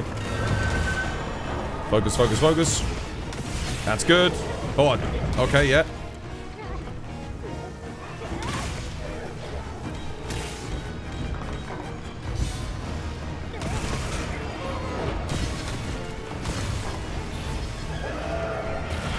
Oh.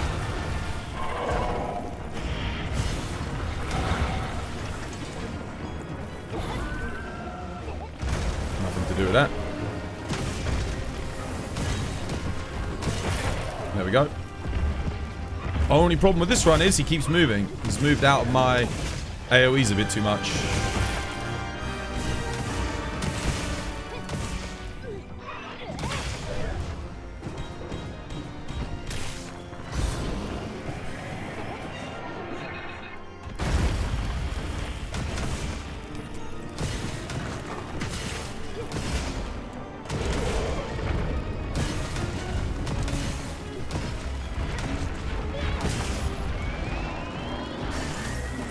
Rear legs for now.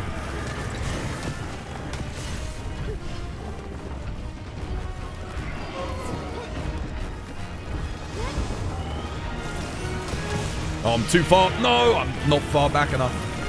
Son of a bitch.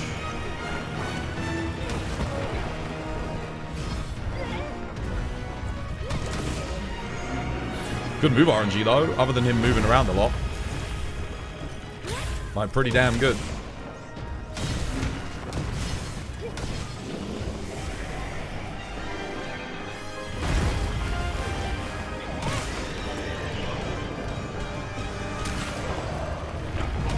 Get my ring, shit.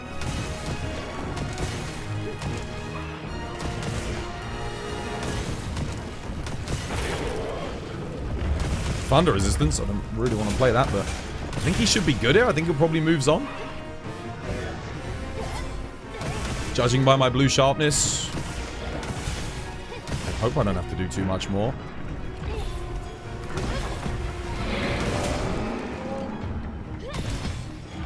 Yeah, okay, we're good.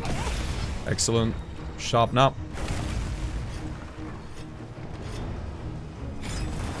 Get down there. Got mantle to use. Peak performance up. Mantle on. Keep myself ready on this just in case.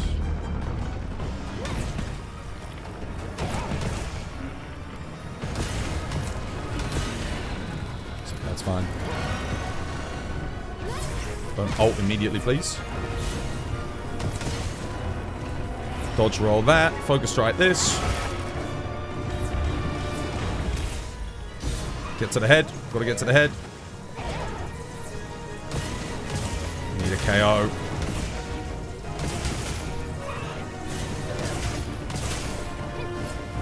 Nope. Shit, I missed. Nope. Missed again. Shit. He's going to do a second.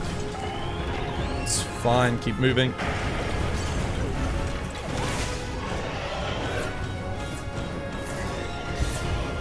Unfortunately, that does knock him out of the ring. And again.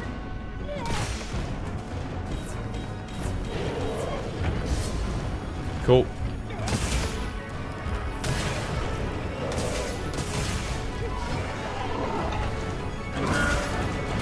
Oh, you bastard. I thought I'd get the KO there for sure, chat. I thought I was good. Go on, Anna. Oh, you wanker, no! Ooh! No, no flop, no flop. No, thank you. Oh, yeah, that takes it. Give me.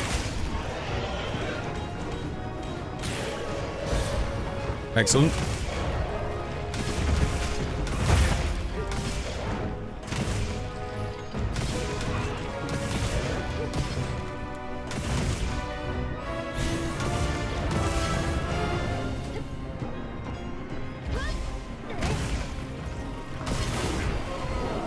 To hit him in the head.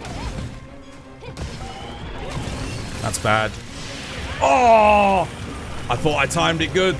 I thought I had it. Mistimed it. No. Oh, giant hitbox. It's unfortunate. It's kind of falling apart here.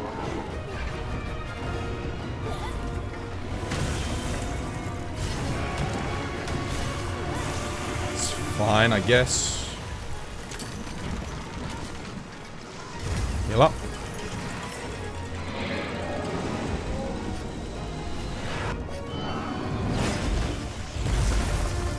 He is skulled.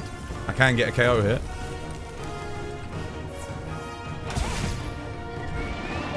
Oh, shit. I went for the focus. Of course I missed the focus strike. Yeah, I'm fucking it all up now. Not hitting the focuses. Come on, hit it, hit it, hit it. Fuck! Come on, Hunting Horn, please. Finally.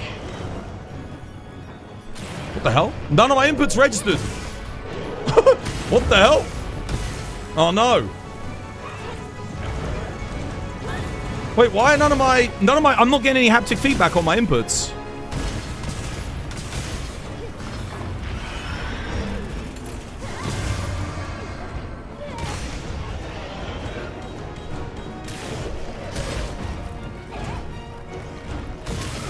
Dodge. Cheeky heal. I don't have a cheeky heal.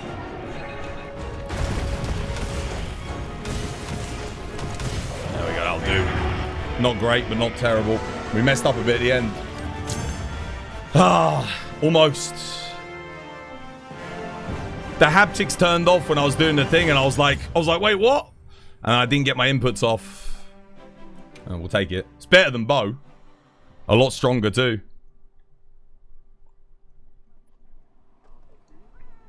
No, I don't think I had input issues there. I just my haptics turned off for one of the things, and I was like, wait, what? And you know when you start doing the timing on the hunting horn, and you're feeling it on the controller, so you're like, yeah, note's good, note's good. And then when you make a mistake, you're like, wait, the note wasn't good? Because the haptics get turned off, and then you just mess everything up because you panic. That's what happened. I messed it up. That run was going pretty good too. That could have been like a... Oh, that could have been a thingy. It happens to you as well? Yeah. That's actually the first time that's happened to me in ages, I think. Wait, why is my food bonus gone? Oh.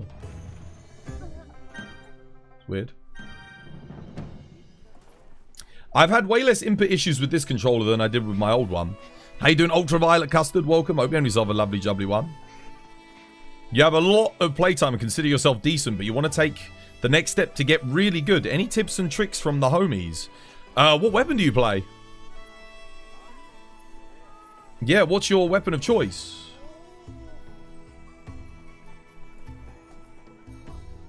But yeah, no, to put it in, just to come back to Zanoob quickly. The quality of life changes I love in Wilds. The stuff I don't like is the obnoxious RNG elements. So, you know, 1 in 2 million talismans, 1 in 384 GOG rolls, stuff like that. And then on top of a 1 in 400 a 1 in 5 to the power of 4 drop roll on the Artian weapons. Then you've got the RNG of getting the Artian parts that you actually want.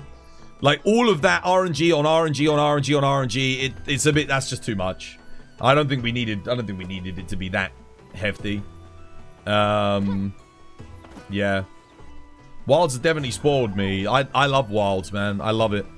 I think more people will appreciate the changes that Wilds has made when we get G rank.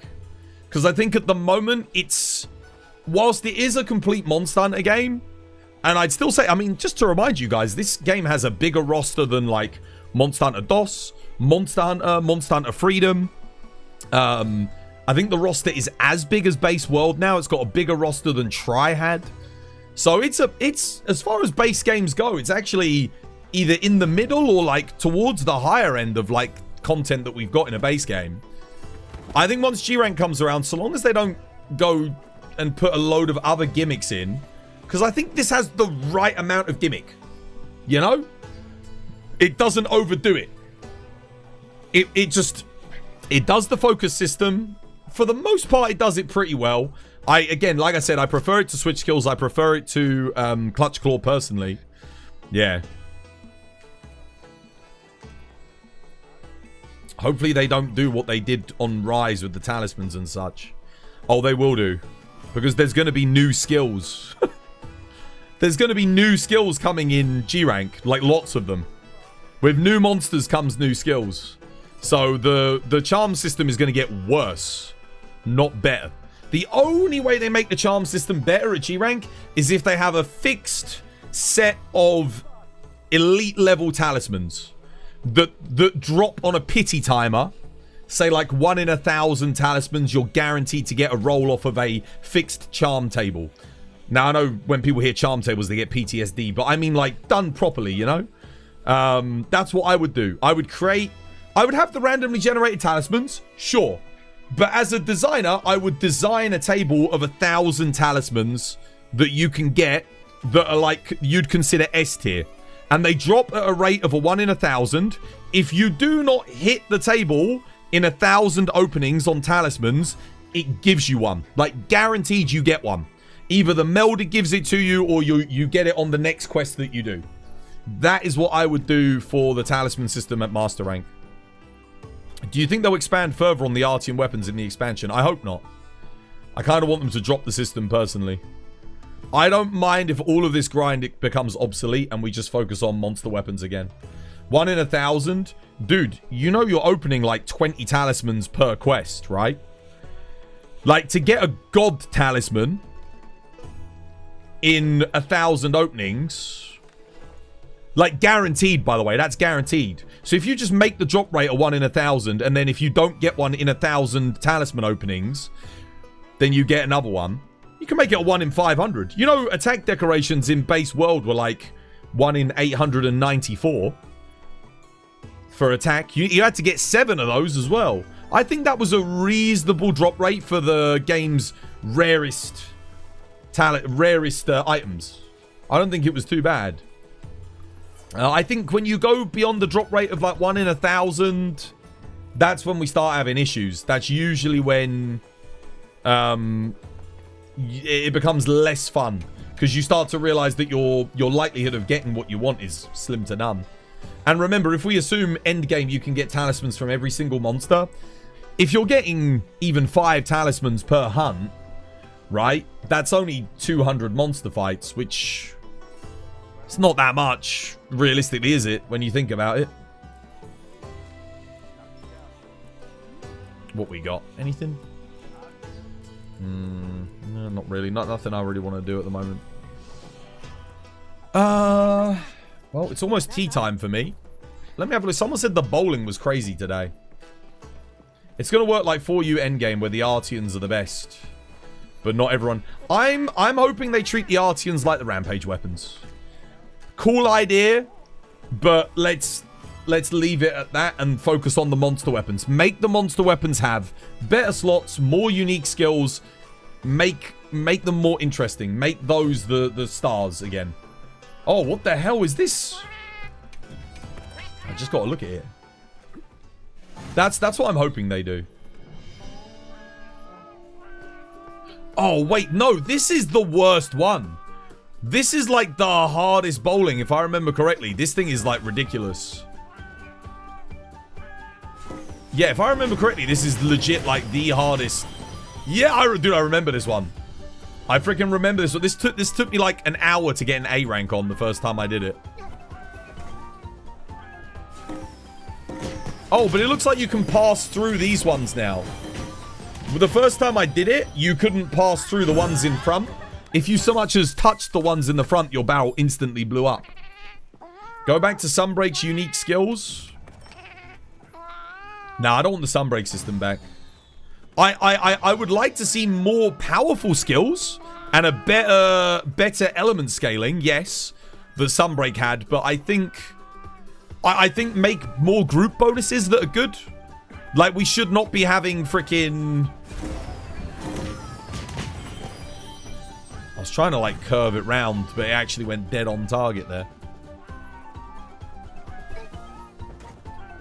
Clip it? Yeah. And then it just goes straight into the corner. The only problem I have is my balls explode way too early. You think the monster weapons will make the current Artians obsolete? In early, yeah. I hope they just stick with that. I just want to have monster weapons at endgame. Dude, I've always had a trouble with these like balls. we had in Sunbreak. Sunbreak with the monster weapons was good. I mean, World technically had it, but the problem was you had Safi and Korv weapons took up a lot of the meta for a very long time. So, yeah, that kind of detracted from it a bit. Oh, that was good. That was a good roll. And then it didn't explode. 350 solid, though. I want to clip this little guy here and then hit the ones on the back. Go on, clip it, clip it. Oh, I missed. Shit. And then it blew up immediately. Oh, shit. We are so underpowered compared to previous titles right now. You're joking, right? We are extremely overpowered compared to previous titles right now. The monsters are stronger than they used to be, but our builds are nuts, dude. Go back. Go back and look at, like, base game World and base game Rise builds compared to now. It is ridiculous how overpowered we are in this game. Our builds and stuff in Wilds are nuts.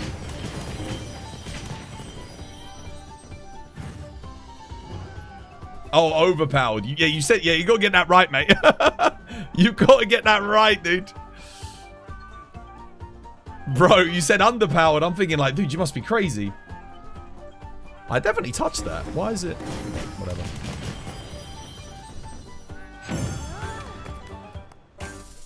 They've made this one easier. It's still tough, but my barrels aren't exploding like before they even get to the back anymore. Doesn't look like there's an invisible hitbox. Goga's like 400,000 health. Oh, yeah, and we kill him in 5 minutes, 4 or 5 minutes. So that kind of tells you just how overpowered we are. It's kind of ridiculous. Yeah. Oh, I don't like this one. I don't know why I'm wasting my tickets on it, to be honest. I've never liked this layout.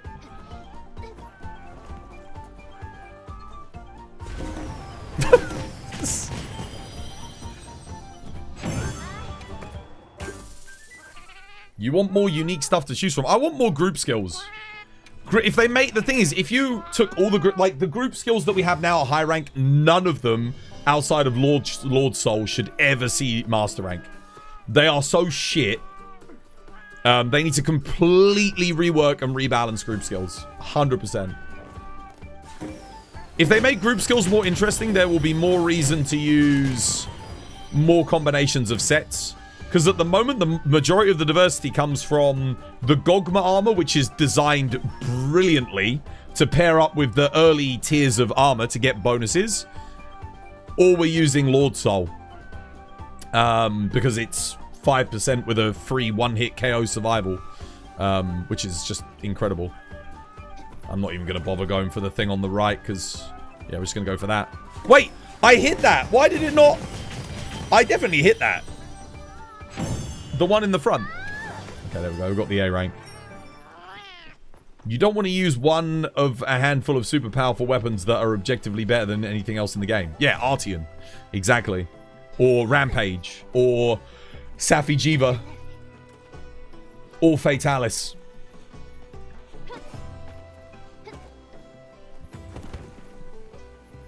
Yeah, Capcom always have a problem when it comes to balancing endgame in a good way. They always end up having it so that there's just one. Just one. That's it. That's all you use. Which I don't like. I think Sunbreak had, before the final update, the one where we just got like you could augment everything on anything. So before they added everything to the pool, that was the best balanced version of Monster Hunter we had ever had. Now, a couple of weapons were very weak, like Gun Lance, but that's only because they had bad elemental scaling. Why even make like 100 armor sets at that point? Well, exactly. Exactly, this is the thing. Thankfully, they have made a lot of the earlier armor sets more relevant now, which is excellent. How are you looking at that bird so many times a day? It's every hunt. Every hunt you get one thing. So every 5 hunts you can just go back there and grab stuff. GU had the most balanced endgame. Did it? Did it though? I think Sunbreak had more balance. From what I've seen, whenever I watch GU endgame, I always see people just using... A lot of weapons are just using Atlkar and then similar armor pieces. Sunbreak, I think, was... Sunbreak had very good balancing. There was a ton of diversity. Every single class had at least 6 different weapons that they could consider using. Outside of maybe Greatsword. But, you know, you had like the Lucent Nagakuga, Scorned Magnum Aloe for raw builds. Sometimes there were like other weapons you could use for raw, like Switch Axe, Exhaust File Switch Axe. There was, what else do we have? Then you had all the element weapons, you know, every single... Some builds would use Lunar Garen weapons. Some builds would use Somnocamp weapons for ice. You had water. You had a whole range, Geratados through to Mitsune. Everything had sort of like a valid matchup on it, which was really good, especially at AR.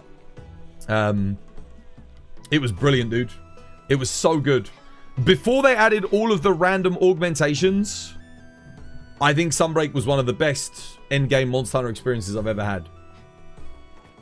It was really good. It's the 8-year anniversary of Monster Hunter World. Yeah, I know, right? Crazy. It's also my 200th episode of Monster Hunter Wilds. I don't know how many episodes of Monster Hunter I've done. Like streams. Over 1,000 probably at this point. Atlkar was good for a lot, but they had several DLC items which rivaled it. And armor pieces. Yeah, I see, I don't call that diversity. I call for me, diversity at endgame is... There is literally like... Okay. So in this game, it's a bad example because we basically just have Artian. But you know how you have like Artian... Raw and Artian Element. And a lot of weapons you'll do... I'll go Artian Ice and I'll put all Element. And then I'll take the weapon Artian Ice and I'll go all attack. So in Sunbreak, we had that. But you'd make like, okay, I want Ice Raw. I'm going to go Zenoga. I want Ice Element. I'm going to go Somnocamp. And you'd like, depending on what the matchup was, you'd take different weapons based on that. And then you'd have a different playstyle, a different switch skill based on it. And then you'd have different builds based on that as well. Like you'd use different armor pieces depending on whether or not you wanted raw. You'd switch into a different style depending on whether you wanted element or raw as well for different move sets, because different move sets had different motion values. It was really good, man. It was really good. There was so much diversity at endgame in Sunbreak.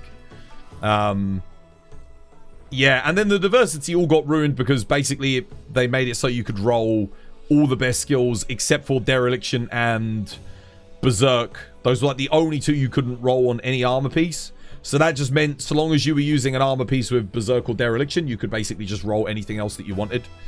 So you could get full Frostcraft on your Risen Shigara Magala armor, on your Geismagorm. That just killed it. That was it. That basically ruined the game. Because the build diversity just went out the window. There was a lot of build variety, but you basically were all rolling for just the most efficient armor pieces to get with the best skills on them. And that's what you did. And if you didn't get that, then you couldn't make a max build, basically. So most people just ended up cheating in max builds, which really sucked. And then that's not even including the talisman system, where to get Berserk or Dereliction on a talisman, a good talisman was... Again, I rolled for about 1,000 hours. I didn't get a good Berserk 2 talisman. And I wanted it to make my build. In the end, I just gave up. I was like, you know what? I'm literally just sat here rolling at the Melder. It's not giving me what I want. I can't make any new builds. If I can't make any new builds, I've got no content to make. There's nothing to test or show. I don't want to cheat. That's it. I quit and I went back to World. Yeah, and then I just help people learn World instead. 1,200 hours in World, you're still stuck with only attack boost 2. I mean, you can get 2 attack boosts just by doing the Witcher quest, so I don't know how you've only got 2. You get 1 guaranteed for free. Are you talking about attack 4 decorations at Iceborne rank? At 1,200 hours? What were you doing for 1,200 hours? That's what I would ask. What were you up to? That's... You very, very unlucky. Very, very unlucky, I'd say, yeah. It is the rarest talisman in the game, but it's only like a... I think they nerfed it down to like a 1 in 300 and something. It wasn't too bad to get them. Like, if you were doing efficient talisman quests, you'd get it eventually. It's like, yeah. Not getting lucky. Yeah, but there's not getting lucky, and then there's severely unlucky. I'd have to ask, what was your average quest completion time? Were you taking like 40 minutes, 30 minutes a quest? You can get it super quick. Not to mention they gave us all of there were like really efficient ways to get them. The only way you couldn't get them, sadly, was what's it? You couldn't get them through the Steamworks, sadly. Like that, you weren't able to get them from gold and platinum melding tickets. You hate people who instantly pop wounds as a sword and shield. Dude, it's so annoying when you're on like longsword, insect glaive, switch axe. Even light bowgun benefits massively from popping wounds nowadays. It's crazy. Sword and shield is... Unless there's a wound on their head and they know they're close to a KO, sword and shield's like the lowest priority to take wound. Yeah, you're on longsword? Yeah, dude, no. If you're on sword and shield, let your longsword player get the wound, guys. Let your longsword player get the wound. You have only 2 attack decorations in 2,217 hours? Seriously? But how? Dude, I had like... So I think I've got 40-something attack decorations in World. In 7,000 hours, right? But like, you divide that up... Yeah. That doesn't make any sense. That's nuts. Only 2? You had 2,300 in World Iceborne? And Wild, you're at like 2,200 already. No, I got like 7,000 hours plus in World just on PC. I had like over 40 of every single decoration in the game. Yeah. All the rare ones. But I was doing like decoration efficient quests for ages. So I think I ended up getting loads of them from Fatalis. I do have like almost 1,000 Fatalis hunts. I'm gonna go. There's an ad break starting. I'm gonna go to the loo and get myself a cup of tea, guys. I'll be right back. This was by design. Dude, legendary goats, man.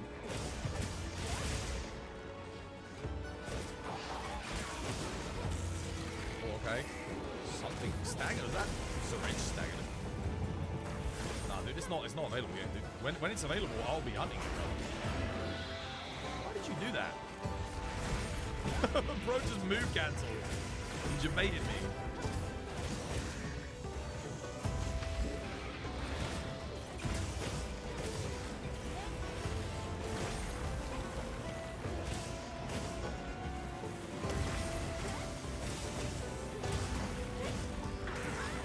Wow, man.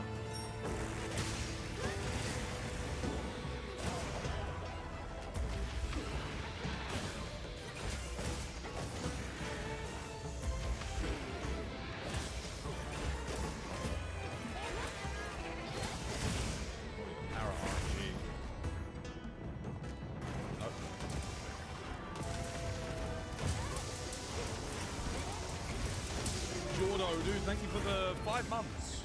Is that 5 months? Cheers, man. No more ads for you. Enjoy the emotes.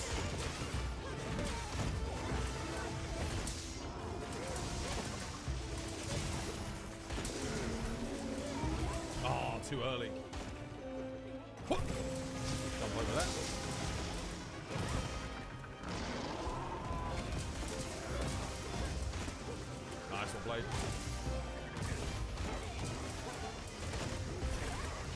Yo, Gabe, give us a hand or we can get another KO.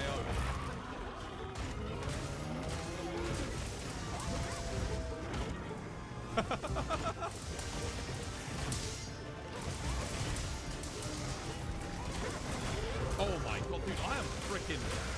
What did I say before I started this quest? I suck at hammer. Apparently not. You there, stop where you are. Whoa, what's going on? Whoa! Bloody hell! Hans Blacknail. Oh shit! A Bravo Castle key. Nice. Looks like there's a killer about.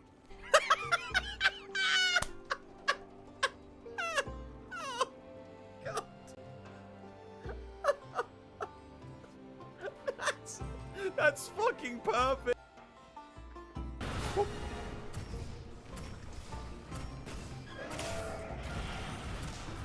The only trouble I'm having here is he keeps backing up out my range.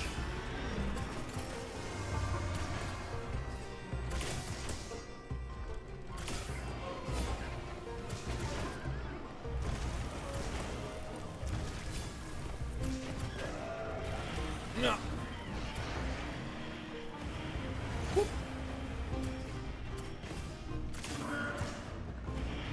Like, look, he keeps backing up out of my close range coating.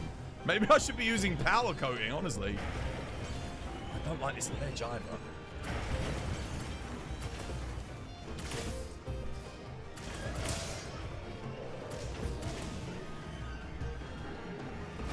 Fuck that.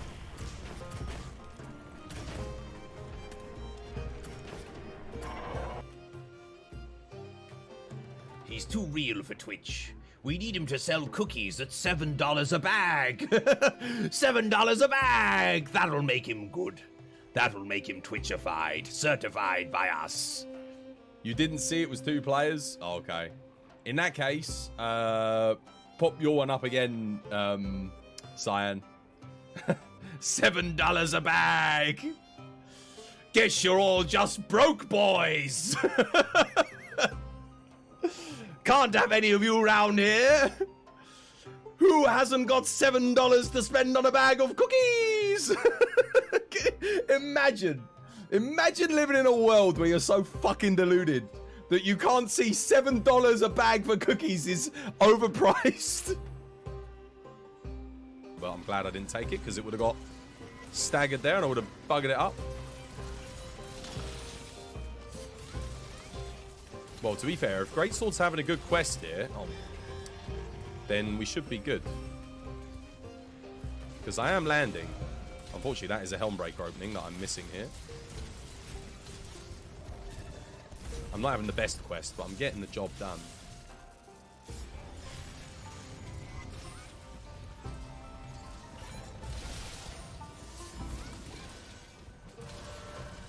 Okay, that's good. Again, sadly, no...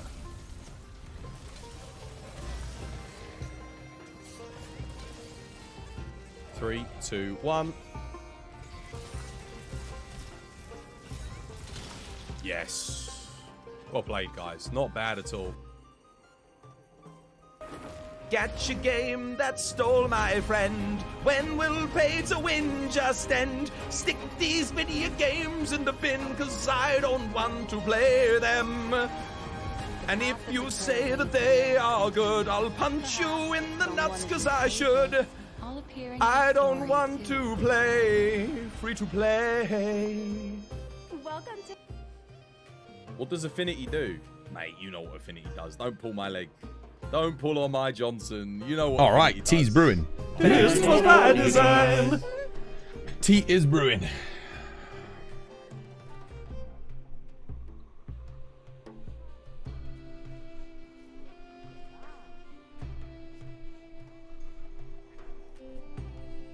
$7 a bag, dude, mate. I'll never forget that.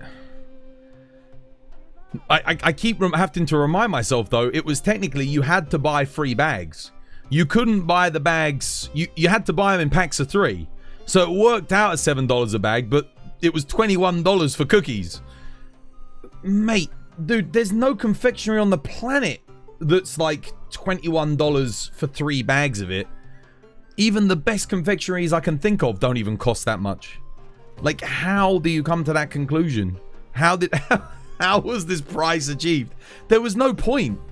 Like, even making that product, it should have been like, oh, this is too expensive to make. We shouldn't make it. Like, someone should have drawn a line somewhere. Someone should have gone, guys, we can't get the cost of production down to the point where we can't make a profit unless we sell it at $7. At which point you go, let's not do this. Oh, dear. Oh, my goodness. Do you know if the Steam update is coming out tonight? They said the 27th. I would assume that it happens this evening, but I don't know. I didn't see a time posted, so I don't know. Yeah, I would assume that it's tonight. But who knows with Capcom, man? It could be any time. You had 89 Fatty, 244 Velk, 422 Teos. The best thing to get attack decorations was it was the arena quests, I think. I mean, I got a few from that. I think most of mine came from Fatty and Elatrion. The majority of them. The attack decorations. I don't think there was an increased chance, but I feel like that's where I got most of them from. That was Prime Pokimane. Her subs would definitely buy anything from her. Yeah, it's just taking advantage of your audience, though. It's a shitty behavior. Yeah. There's if you're gonna go into a business venture, at least treat your audience with some respect. Like, don't insult them. Like, if you know, maybe if she'd sold the bags individually and sold them for like $4, that's a big markup. Like, you can make a lot of profit on that. It doesn't, like, again, if you're producing cookies, it's not going to cost more than $2, right? So you can get 100% markup on them. It's pretty good. You still make a good amount of profit, I'm sure, like, if your fans are supporting you. But I understand the logistics behind things. Like, even for me, I've got my mugs on my merch store, right? They're like $15. I can't make them any cheaper than that, because that literally gives me like my $1-2 profit. That's it. Because of the cost to produce them, the cost to print them, the cost to, like, you know, manufacture them individually. Now, I'm sure if I bought them all in bulk and then had them myself and sold them, yeah. But I don't make enough sales to justify buying them all in bulk anyway. But yeah, I mean, the mug, I mean, I spend $10 on a mug that's not customized. You know, if I go out, if I go on holiday or whatever and I'm buying a souvenir, $10 for a mug's not, like, crazy. Spending $5 extra, I guess, for a custom print, sure, whatever. It's not like, it's not the craziest thing, I don't think. And they're pretty big mugs. They're not like, yeah, they're nice mugs.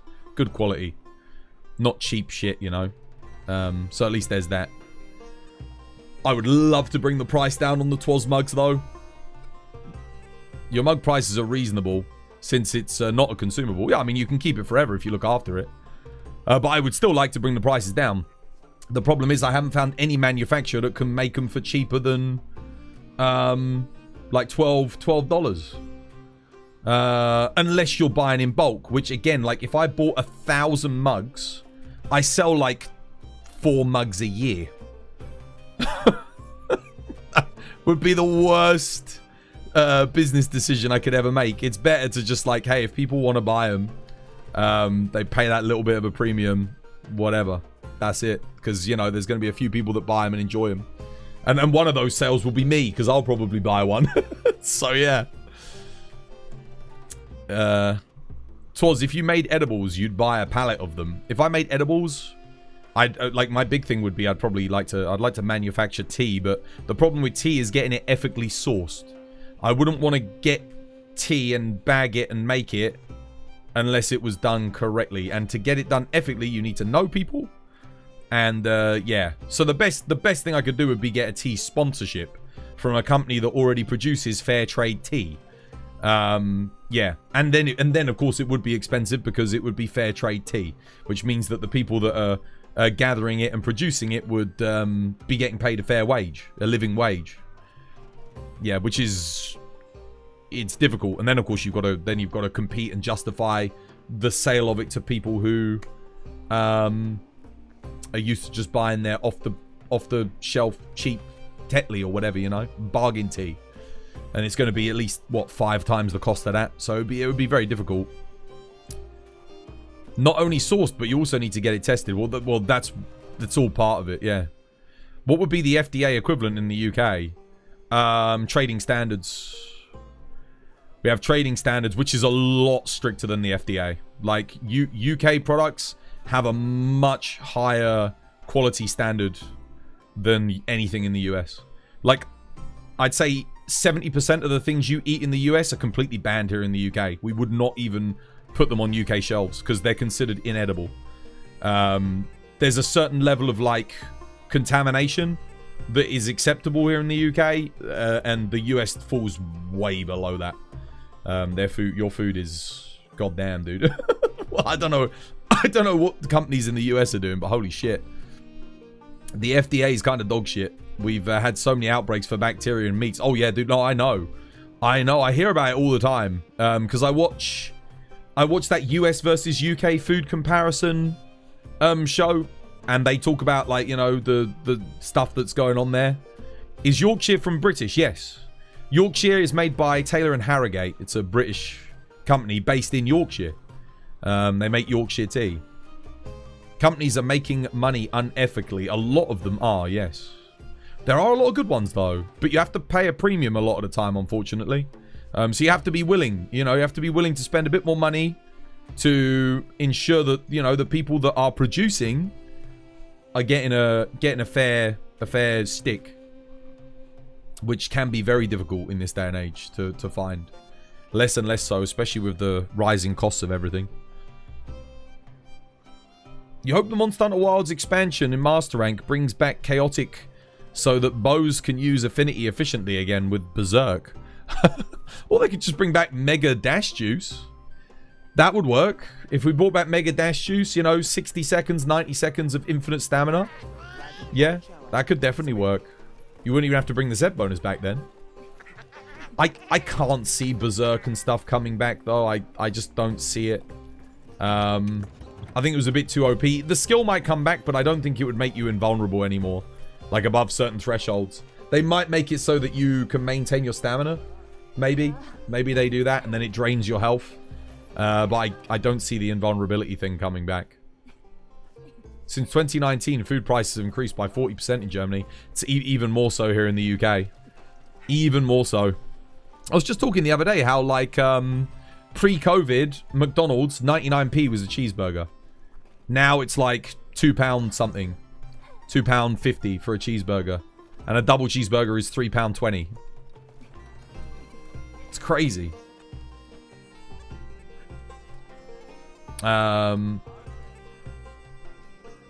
What can we do but use the crafted Challenger 3? Every quest you're praying. Who's that? It's Raisin. How you doing, Raisin? Welcome back. Hope you have yourself a lovely, jubbly one. You're just on our tea break, mate.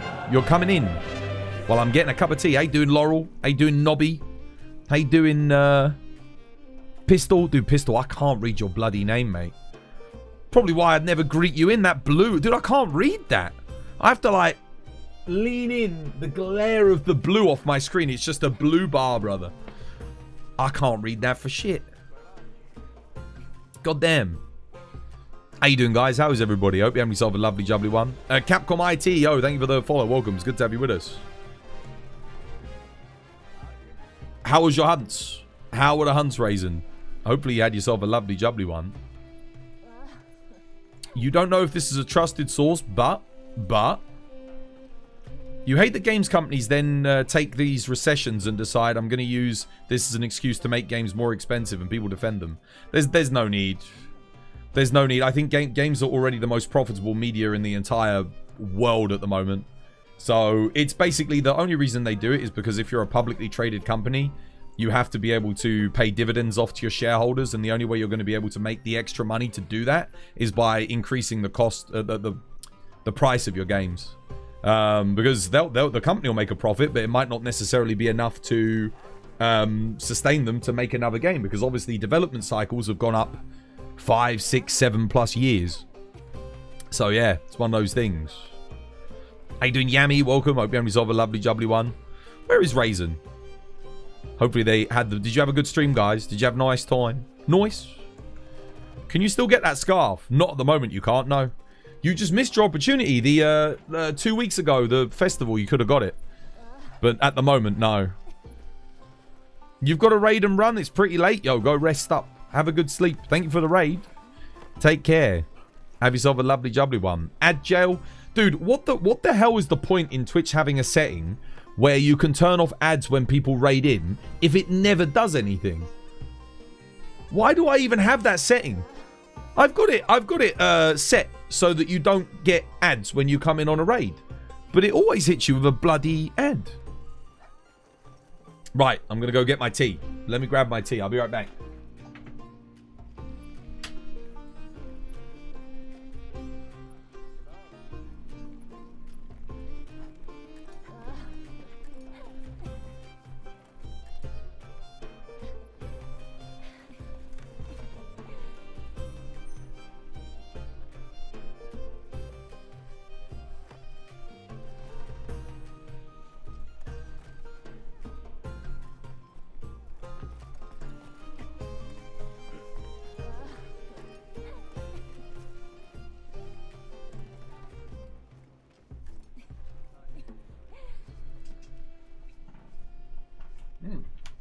All right, we have tea. Hell yeah. Have a good stream and some fun hunts. Cheers, me dear. It's just been yapped by design today. We've had some really good... it's been a nice chat today. It's been good. Haven't really done that much hunting, but... whatever. I'm not that fussed, to be honest. I'm enjoying not hunting so much today. You got here in time for tea? Yeah. Needed a cup of tea. Yeah, see, like, I look at this, I'm just like, I can't be bothered with any of this. Well, I do have one more challenge quest to do. There is one more thing. We still need to set an A rank on, and that's it. Well, I'm not going to do it with bow, I don't think. Like, I actually don't think I'm good enough to get an A rank on bow on this. Genuinely, I feel like we played pretty clean on that last quest, and we weren't even close. We were like a minute over, and he wasn't dead. I'll try IG. I'll give IG a go, see what we can do.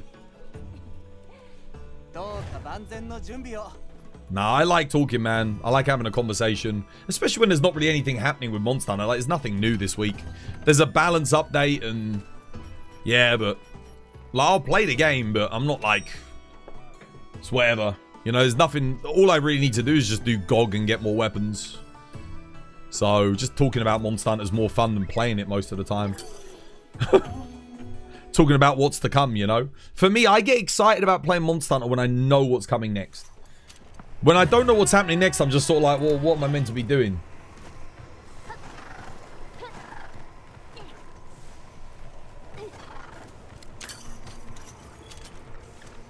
Twas, you talking about the show called The G Word? It's a really good show by the name of Adam Conover, who reviews unethical practices in many industries. Oh, that rings a bell. I think I might have seen that, dude. That does ring a bell, brother. I have the evasion mantle, but I think I want to save it for phase 2. I should have looked at what... I don't know what kin sect or anything I've got here. Whoops.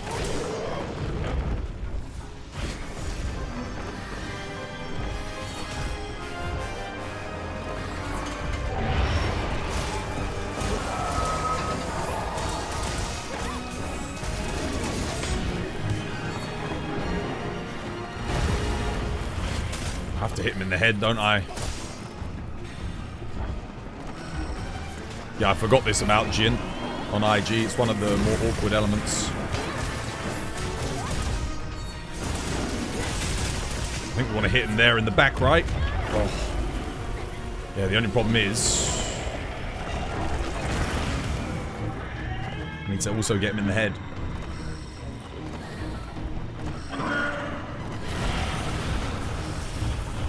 It's orange. having weak spots is going to help a lot. I'm going to have to take those. All of them.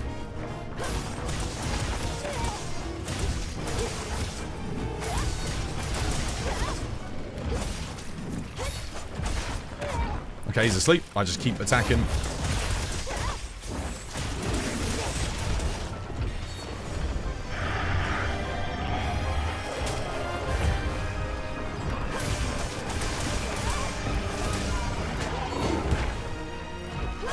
Oh shit, I missed the... I tried to get the focus strike and he did a 180 on me. Did anyone else see that? Oh, I thought there'd be a focus strike there for me. There wasn't.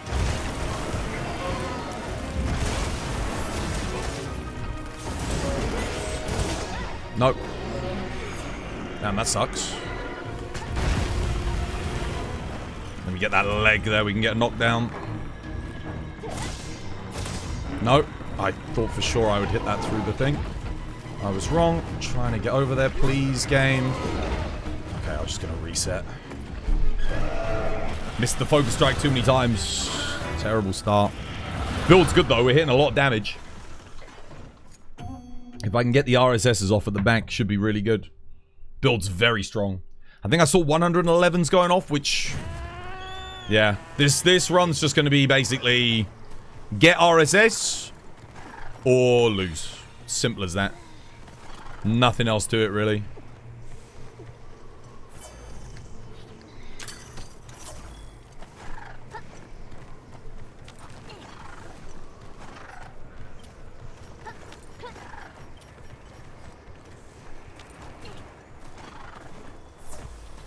Maybe I should run the evasion mantle at the start. Nah, it's fine. The only issue really is there's no red at the back, which is a problem. So it means I've got to always come to the head and do this. Okay. That's not good.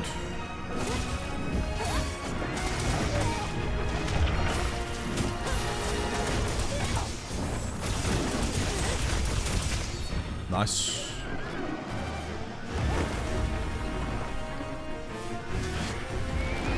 Get red there for some reason.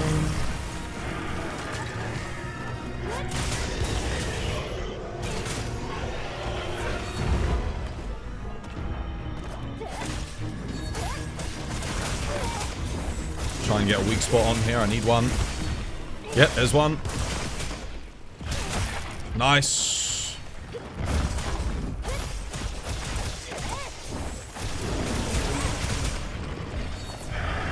Didn't get a weak spot, sadly. Oh, missed my iframe. Agitator's up, though. Nice.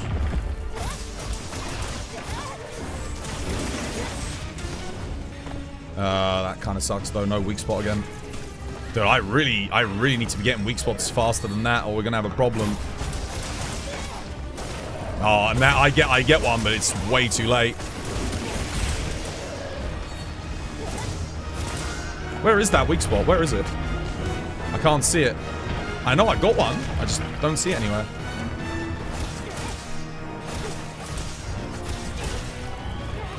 That's not good. Jump. Oh. Okay. Trying to get red there. That didn't exactly go to plan. Neither did that. Missed. Overjumped it. Well, I've found out what the difficult bit of this run is. It's going to be maintaining red. So I should be able to get this here. I mean, I could RSS the head, but...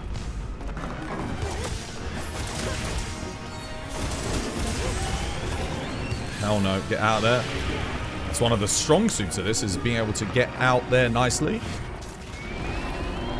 And at least the Kinsect is nice and quick.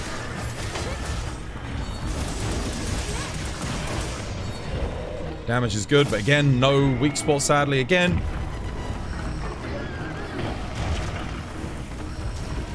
Orange, not red. Please give me red, game. Got red. Nice. He's going to sleep again.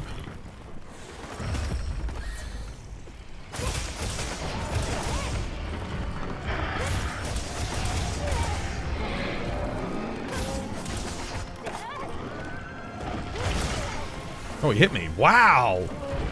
Okay.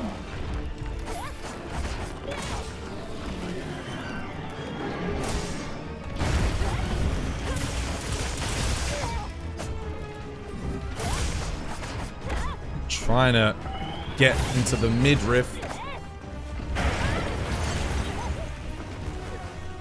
Man, that's really bad. That's like the worst thing that could have happened there. He's like so far back.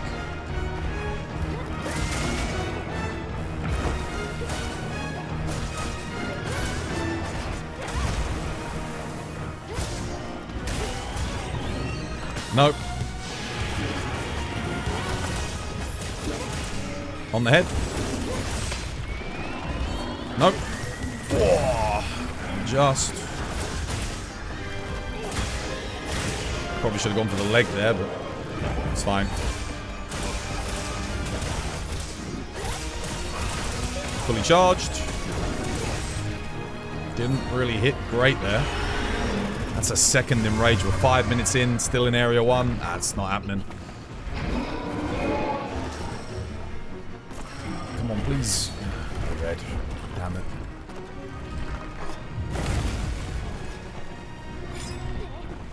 I think I took 2 weak spots as well. Nah, it's too slow. I'm going too slow.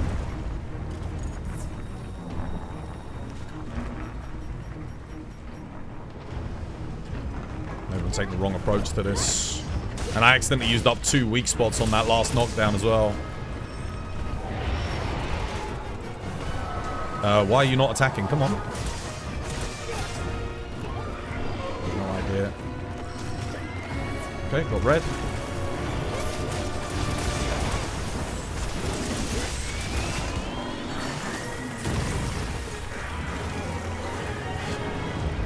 Give me red, please. Insect, thank you.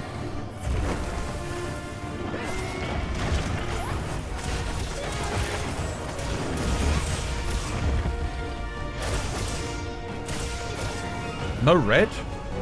Wait, there's no red for me to take from on the knockdown. What? Wait, am I getting unlucky here? Damn, that's unfortunate.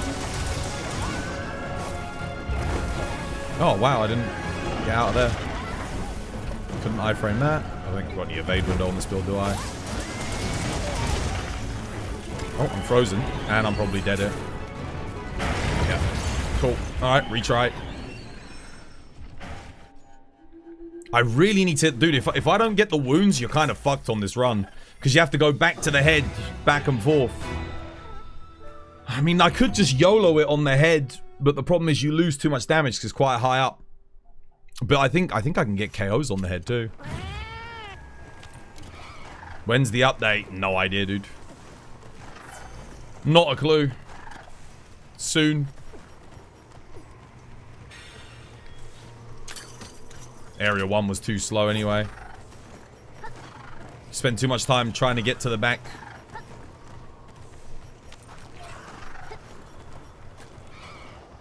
Basically what I want is RSS, make weak spot, another RSS, make weak spot, so on and so forth, just keep going.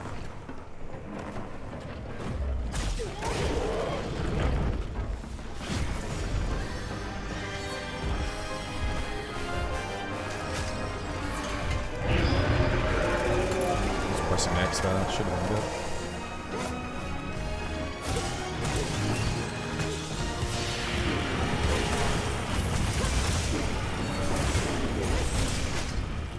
Yeah, that's the problem with head. I don't know if you noticed that, but like only half the RSS hit. It's a bit of a gamble because depending on how he moves it.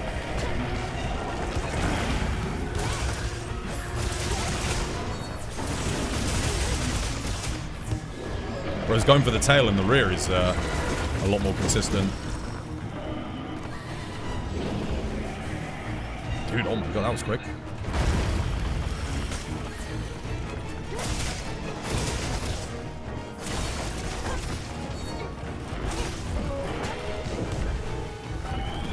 Are you kidding me? No!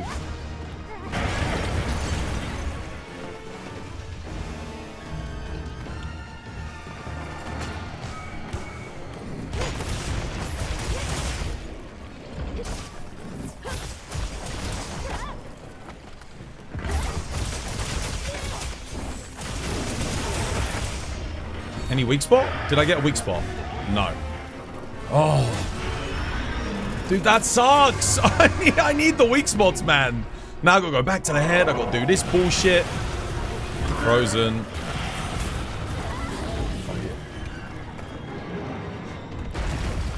Oh, I'm not getting any weak spots. I didn't have this problem with Switch Axe or Sword and Shield. If I don't get the weak spot, it's like... No. You're too far behind at that point. I needed a weak spot on the leg there so I could get the knockdown. Update is tomorrow. Well, tomorrow is in 25 minutes, so... Yes. Are you forgetting the charged Kinsect with your buffs? No. The thing is, it's only the very front of his face to get the thing. There is no point... using that just to get red. You know? Because you only need one thing, so like get that there. Like, why would I use a charged Kinsect there just to get thingy? Missed my iframe.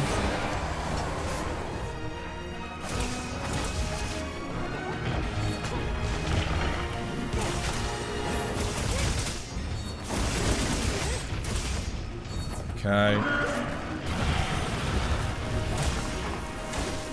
Not doing any damage with this here. The hell? Dude, I'm not even facing in that direction. Why are you doing that? See, look, if I do a charge, I'm just going to end up with orange. I just want to hit the head. You got to get right on the head. What? Okay, cool. Well, we can't jump over that. That's good to know. And we can't jump over that either. Cool. Excellent. It pierces, so you don't have to go all the way around. Yeah, I mean, if you know how to pierce through his bum hole to his head from the rear after the sneak attack, then let me know.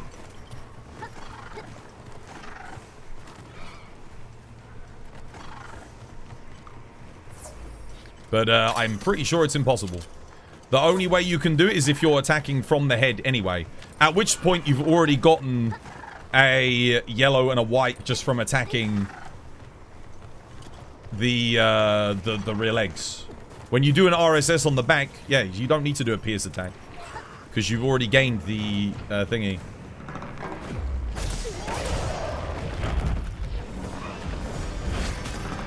See? Oh, there you go. Didn't get white. Still got to go to the back anyway. Missed my RSS. I mean, missed my iframe.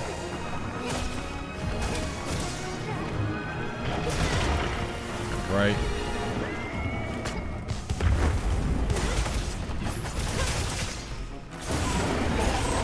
That's unfortunate. Missed everything. Great start.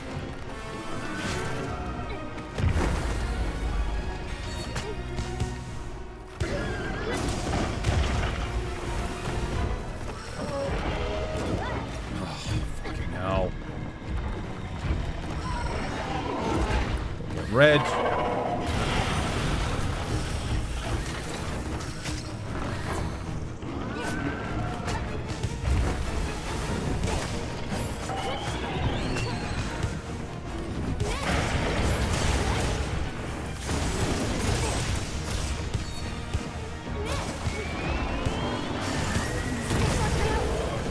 I don't really want to do that, but it will at least get me get a weak spot and get my stuff back, so whatever. I need my red essence probably faster than just dancing around with the thingy anyway. Maybe I can get another weak spot off. Let's see. Wait, I didn't get red? Oh, okay. I didn't get red.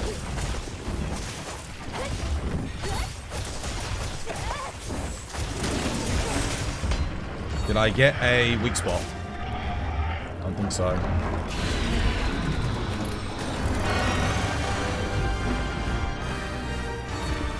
Honestly, the sleepers just probably slow me down because it de-aggroes him. Please give me red. Thank you.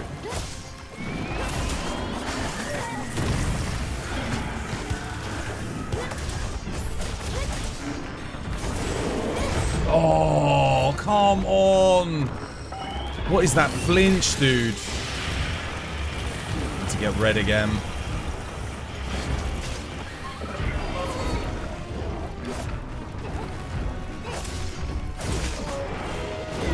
Nope.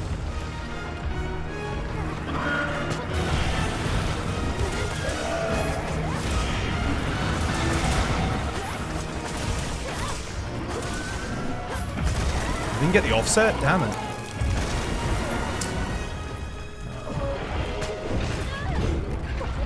Alright, reset. Missed an offset, died. I needed that offset. Let's get my RSS. Monster Hunter World's anniversary update? No, it's just performance for thingy. Ah. Let's go again.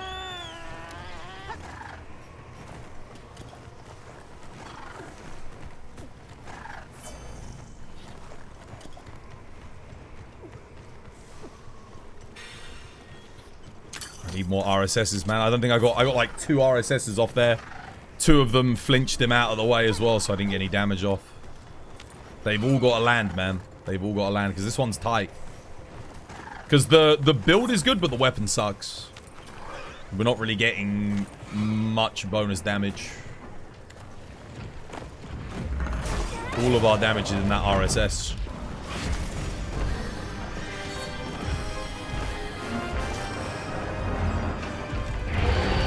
Okay, high frame missed. I didn't get red. Good there.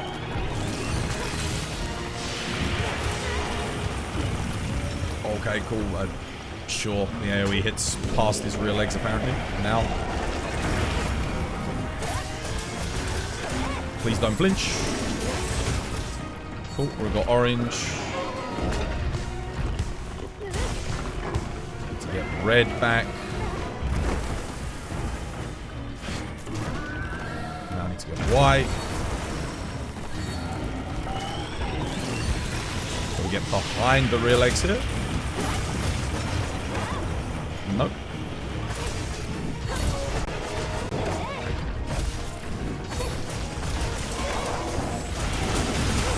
Come on, weak spot. No, no weak spot.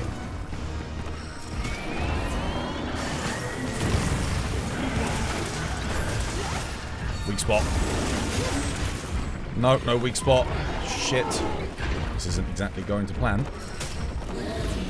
Really struggling to get a weak spot. Oh, I'm glad I didn't do it there. I was going to execute, but I thought, what if I flinch him?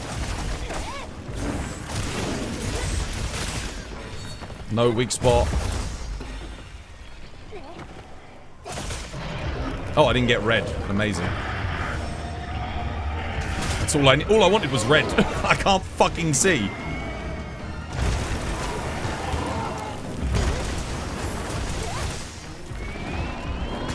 That's good. Get me to the rear.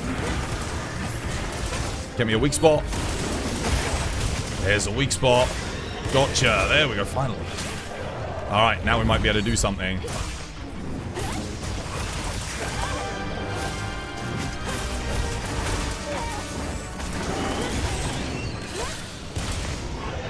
Gotcha. Nice.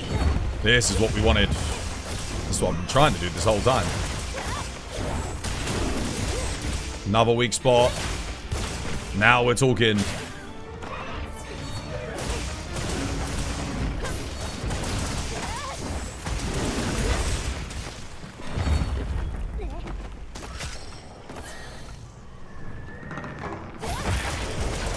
Oh, I broke the leg on wake up? Are you kidding me? That sucks. Okay. But we're getting the chain going. That's the important thing. Oh, damn it. AoE. Oh, just jump around it. Don't jump over it. Orange, yeah. Jump around it. Keep it going. Good damage. No weak spot, sadly, but I think he's done. Yeah, he's done. Okay, that was decent. I think we're like 3 minutes in to area 2. We just got to keep that up. I need to maybe do RSSs near the 4. legs. I mean, maybe get a 4-leg break to start a chain. I don't know. Let me get my stamina back, just to ensure I don't get completely cucked on movement. Let me get this on.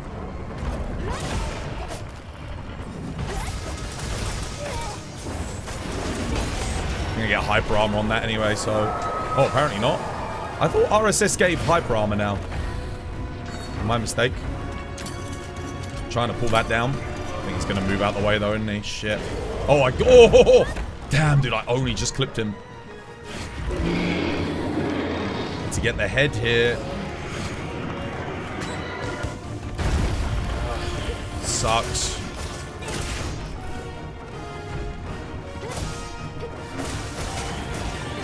Nope.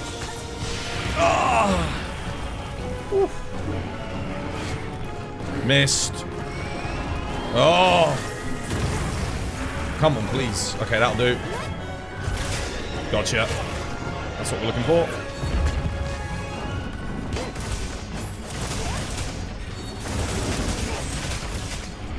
A solid hit. Dodge. There we go. Evasion matlock. No. Oh, damn, dude. The recovery on the triangle is quite hefty, eh?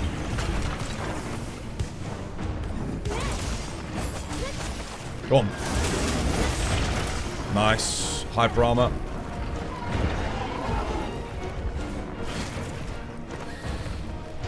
It's one of those runs. It's hard to get off the ground, but once you start taking momentum, it's pretty good. Can't lose momentum. Oh, there is a weak spot there. Oh, that's bad. I'm stuck against the wall, son of a bitch. Oh, nothing I could do. Nothing I could do. I can take that, though. Get red back. Don't know if I get a knockdown there. I don't think I do. It's technically not on a leg.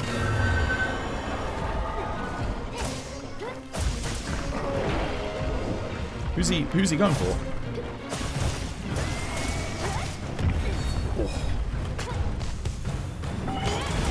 No! There's no way, dude! There's no way! Shit. Oh, wow! Predicted. Damn. Probably could have offset that. Maybe.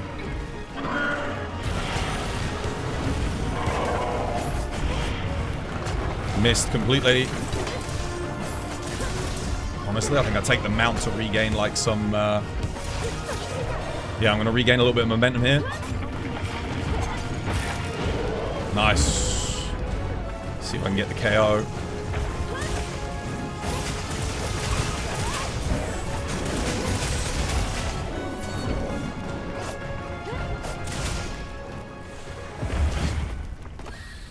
Oh, shit, I needed white, man. I needed white. Ended up getting orange. It sucks, dude. That sucks. I needed fucking white. Okay, we got it now. Excuse me? What in the mother of hitbox was that? Gotta jump out of that.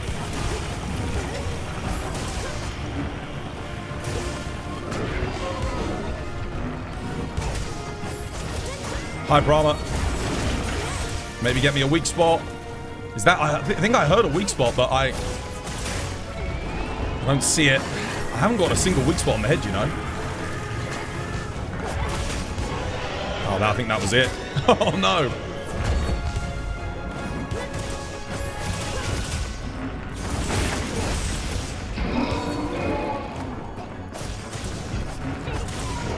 Oh, no. Got hit. Let's not do that. No, thank you. White and then red again. Oh, there's no skull, dude. I'm screwed. There's no way I'm not doing enough damage. It's taking me too long to get my essence back. Because I'm not getting any freaking weak spots. Come on, please give me red. There we go. Yeah, no, we're already at 8 minutes. That's not happening. There's no skull at 8 minutes. What's time? Oh, dude, I'm well over. What the fuck?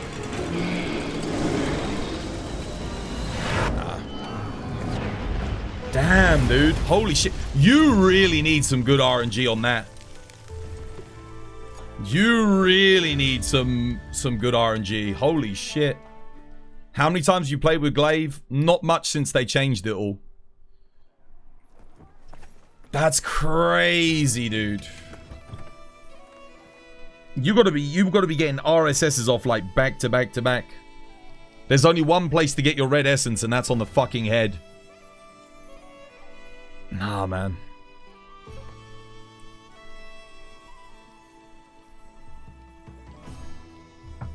God damn. Dude, that's a good build as well, but he wasn't skulled. The other two A ranks were easy. We got them like first try. Bo just, I mean, we played it clean, but again, no skull. Damn, I don't know. I don't know what I'm meant to do with that.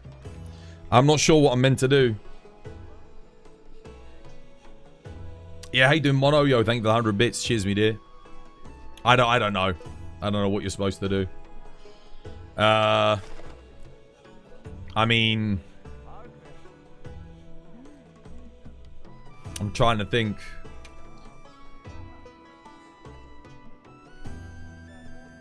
RSS is what you need to do. The RSS damage is good, but if he keeps turning around, you need really good RNG to keep getting him off.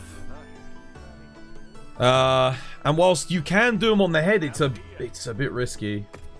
I feel like I'm more likely to get it with bow. I don't think we use the pierce coating with bow, though. I don't think we do. I think we just play it normal. No pierce coating, just shoot him in the head. I think the pierce coating is actually lower DPS on this build. I think the pierce coating's like a, what's it called? A red herring. You could do triangle normal combo on the legs. Yeah, but I'm not going to get red essence if I do that, guys. I'm not going to get red essence if I do that. And the damage is pretty shit because it's a sleep glaive, so... Yeah, I don't think that's how I do it. I don't think I just stay on the legs and do that. I can only get red essence from the head. I can't reach the head half the time as well. Bear that in mind. Right.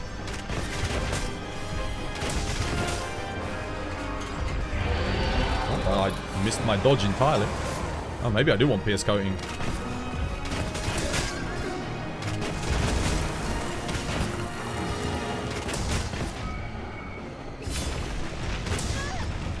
Okay, cool.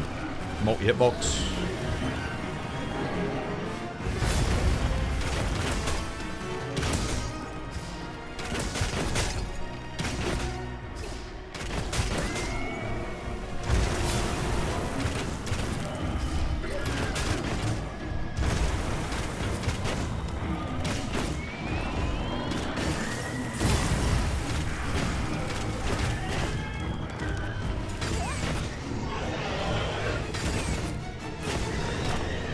Yeah, I'm leaving the pierce coating out of it. Don't think it's increasing my DPS.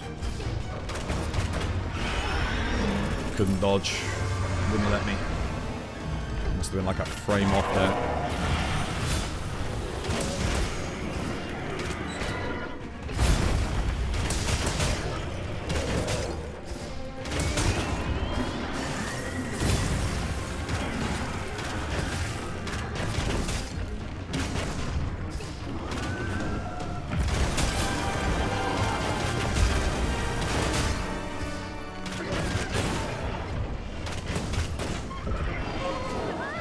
Why couldn't I dodge there? Was I out stamina? Might have been out stamina.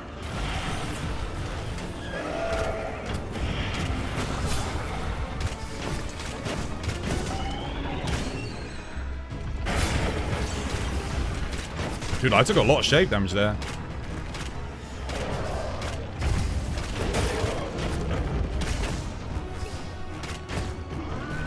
Oh, there's a wall pull. Maybe I should be using that.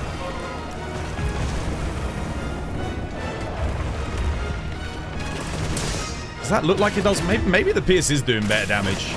Dude, I actually don't know. I don't have a clue.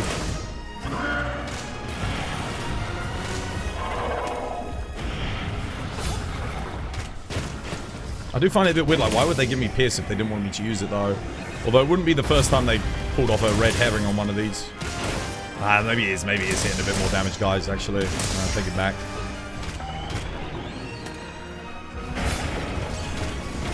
Almost died there, dude. I'm taking like a quarter of my health, even iframing through that. Seems a bit crazy to me.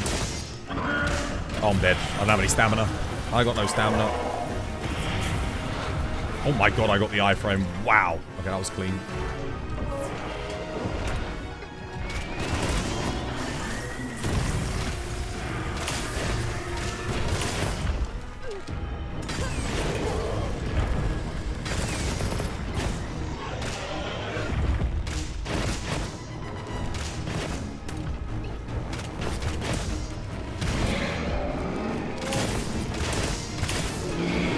Is he leaving? I think he's leaving. Okay, that's a good area 1, not great. Got to play real clean here. The main problem with area 2 on bow is ledges. Ledges are a pain in the ass. I should have poisoned him between areas, shouldn't I? Is toggle focus mode necessary for glaive? Less so now, but a lot of people swear by it, so I honestly just find out what works for you, I think. I don't use it. It's so slow on the roars. I'm used to like 9-star and AT. There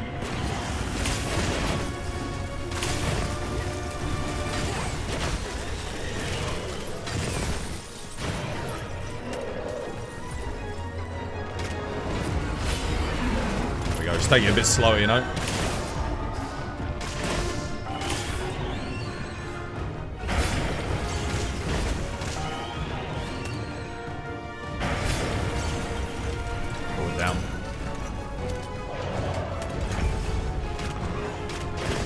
Ledge is really causing me a ball ache.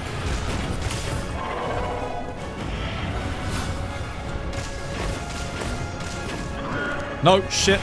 Oh. You don't have a big window to get that. Whoa, whoa, whoa, whoa, whoa, whoa. Oh, that's a freaking weak spot. Yeah, I'll take that.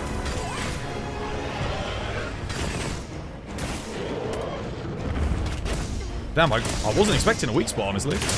Wasn't even really shooting that, to tell you the truth. What did I even hit that with to get the weak spot done?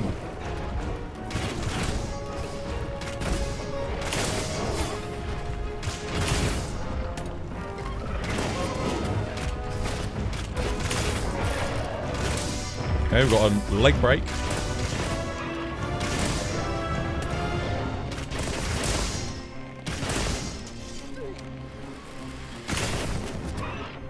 Oh, maybe dropping all these boulders was getting me the, Oh, that's bad. No, no, no, no, no, stamina. I really can't afford to be overcommitting like that, but...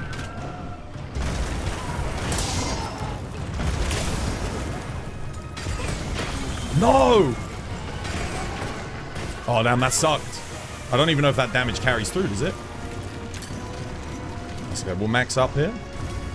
But I don't think there's any way I skip that. So that's fine. Let's get our stamina. Oh, I've got a shock trap. Wait, what the hell?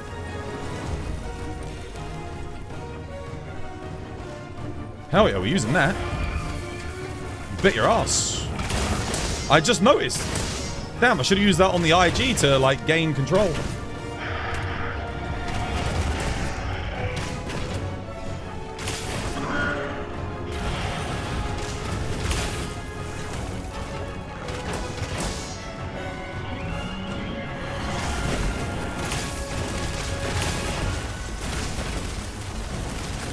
Oh shit, I'm stuck. That's not good. That's okay. I think we've got bind resist on this build so we can break out quick enough.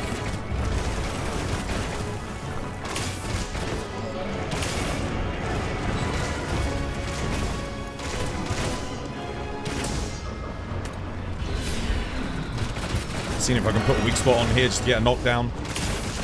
I'll sacrifice a little bit of damage, but there we go, that'll do.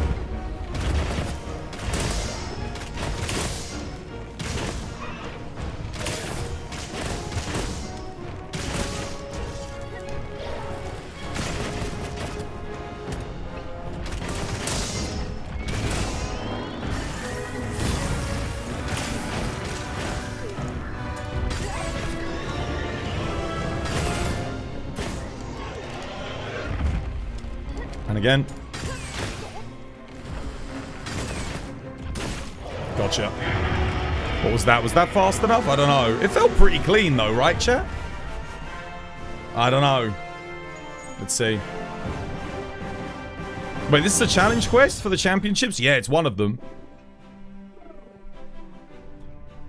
Oh, 4 seconds off? Are you kidding me? Damn. I don't know, man. I don't know. Where did I go wrong? Where did I go wrong? 4 seconds. I got all the boulder knockdowns. Played aggressively. Used the shock trap. I don't know, man. Just do it with a partner. Well, that's... I don't know. I'm doing it solo, guys. Not doing it with a partner. Partner is piss. Partners, it's so easy, dude. Solo is... yeah, solo's where the challenge is at, man. Plus, I have... I don't know.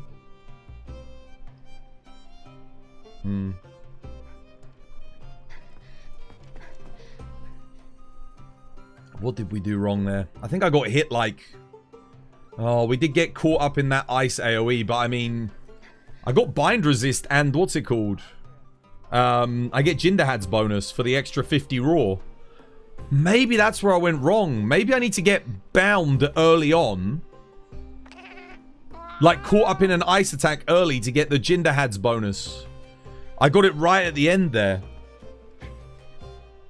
You can use the Ghillie Mantle for a second sneak attack. Yeah, it's an extra 200 damage. It's not... I guess it might make a difference. NTA doing NT. Welcome back. Hope you resolve a lovely jubbly one. Yeah, I think what you need to do there is actually get the Jin Dahaad bonus up. Like, you need to purposefully get frozen, break out of the freeze early on to get it up, and then run it through the majority of the quest. I didn't get frozen until maybe the last minute of that quest. So I got a massive damage boost, but it was too late, you know? Like, I need to get it early on. You've been building Monster Hunter monsters as anime girls with Lego and wanting ideas on what you should build next. That's the 3rd time you've posted that in my chat.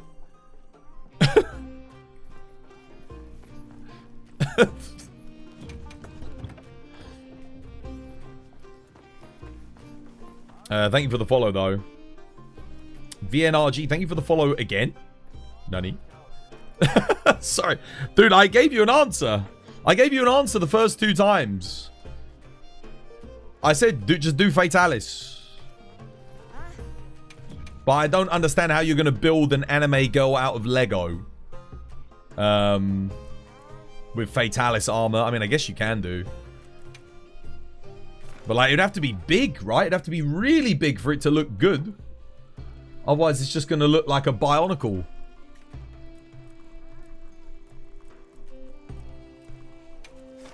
Let's go join this.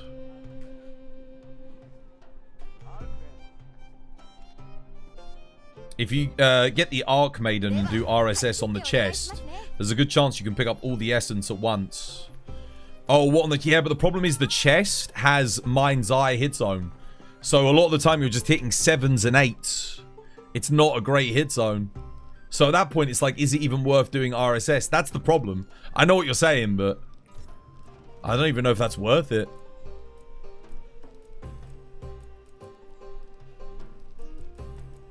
I don't know what to bring here. I just need like a thunder build, I think. I'll just take this. It doesn't matter what element we bring for Arkveld. Because he's just raw. Makes a bigger difference on thingy. Let's buff up. When I'm going into the... I just realized when I go into the arena, I actually do lose all my buffs.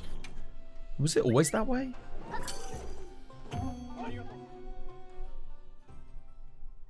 You're new. You just started Greatsword, so you're bad. What column do you recommend beginner mean weapon? One more time, s'il vous plaît.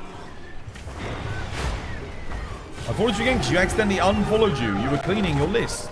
Oh, no worries, dude.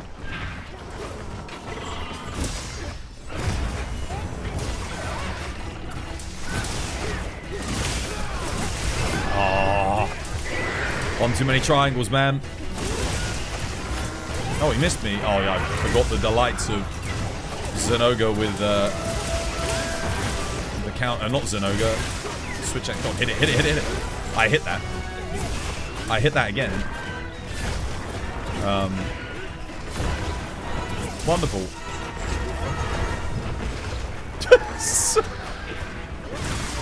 Finally! There we go. Oh my god, guys. That was a struggle. Missed. Okay, is it because I'm not hosting? Finally.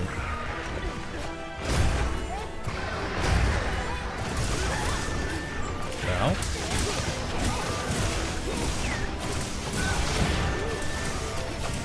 Go on, claw grip, claw grip. That'll do. As long as he stays still, that's all I care about. Nope, too slow. And hit. Nope, missed. Oh no, Arkveld, shit. I've got us all hit. And I'm dead. Thanks, Arkveld. Oh, he killed both of us.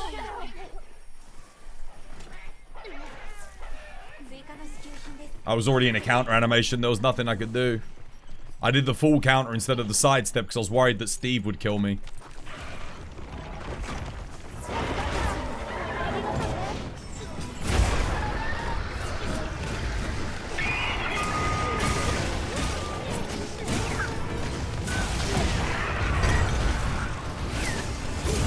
What the? Did you seriously lock him both in here with us? I went for the offset. Oh, I'm stunned.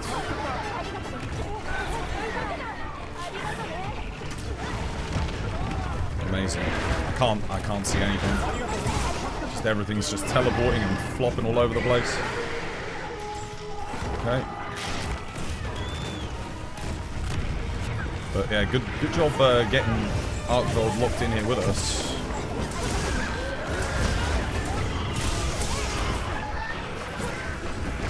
Oh, he's not going for me. I thought he was.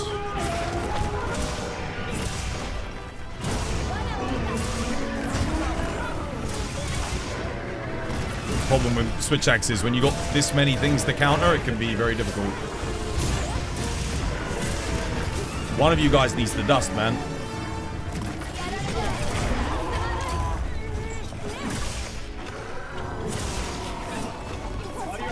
Yeah, a bit late now. Someone died again. I would have dusted, but I was on full HP, so it's like...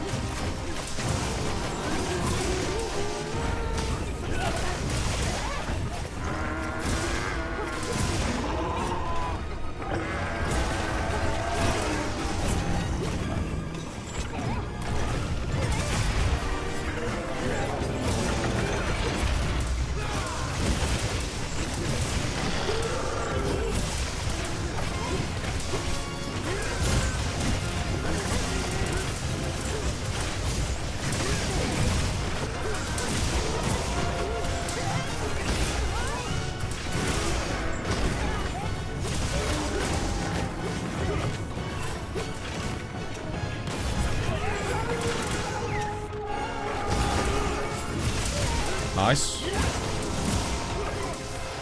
Keep your eye out on your shave damage, guys. That's not good. Oh, I'm stunned. I'm dead. Oh, I'm alive.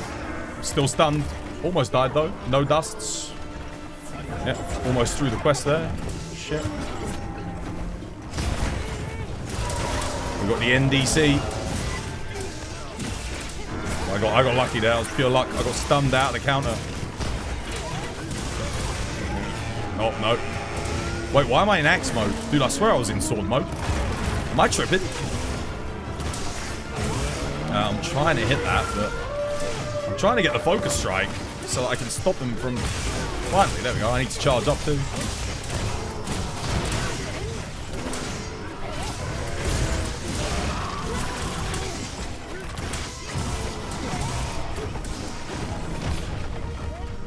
Targeting me.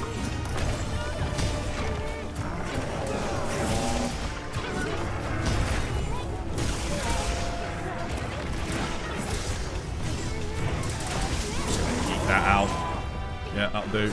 Recharge.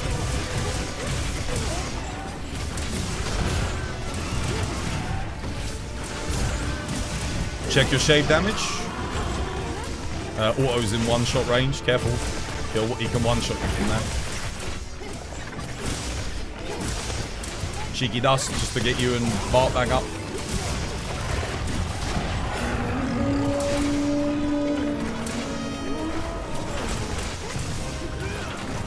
Missed it. Damn it.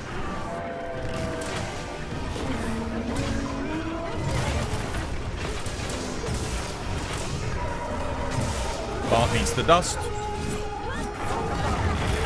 There we go, he did. Well played. Oh, what am I doing, dude? I just ran out of red bar as I started to do that.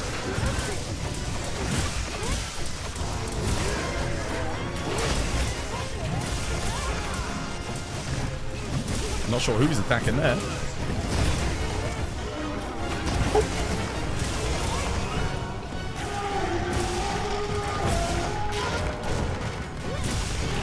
Trying to focus strike. Let me... I think someone else got it. Well played.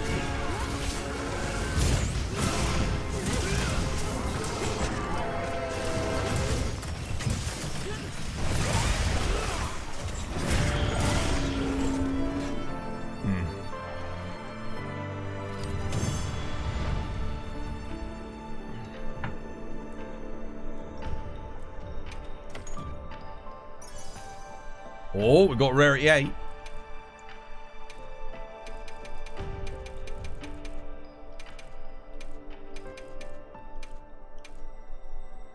The greatest stamina thief talisman ever. Oh, god damn it. You guys need to run stun resist on switch axes. No, because I was running bleed resist. Bleed resist is more important than stun resist. Because he'll bleed you through your counters otherwise. Yeah. I can't fit both.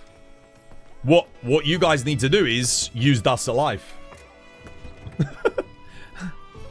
So, someone's death there, whoever it was on bow, was completely avoidable. All three of you were sitting below half health. None of you were dusting. And he did 4 attacks in between me saying one of you should dust. And then obviously he killed one of you. And then someone dusted once someone was dead, which... It's like, yeah, well, they're already dead now, so it doesn't really matter.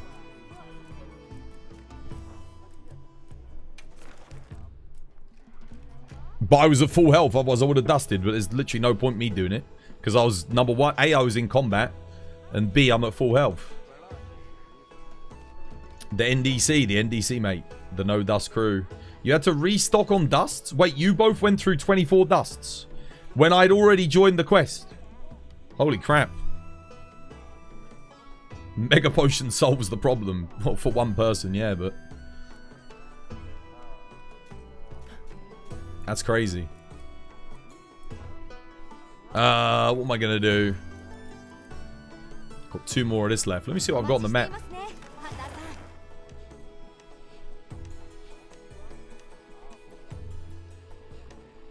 The attack that got White Walker and I think, was a stun. I don't think there was any way to save us. Because, yeah. I mean, maybe a dust would have saved us, but... He hit like 100% of our health out and got stunned. And then, but the bow player, that was...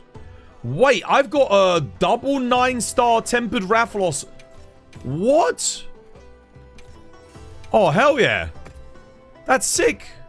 I've never seen that before. Double 9-star Tempered Rathalos Invest. Dude, that's awesome. You did the Jin challenge quest with IG second try? I don't know. I don't know about that quest, man. I couldn't do it. The other ones I got first try. Easy. That one, I think the hardest ones are Lala Barina and Cuckoo on Gunlance. And the freaking Insect Glaive on that thingy. Maybe I'm just attacking wrong. Where did you do your RSSs? On the front chest? Or did you go to the rear? What about this one? 4, 6, 8, 11, 15. It's okay. It's a 4 blip Steve, I guess. 15. Could be better. Could be worse. Steve New Udra. I might take that one. You know, it's a classic. It's worth a good amount.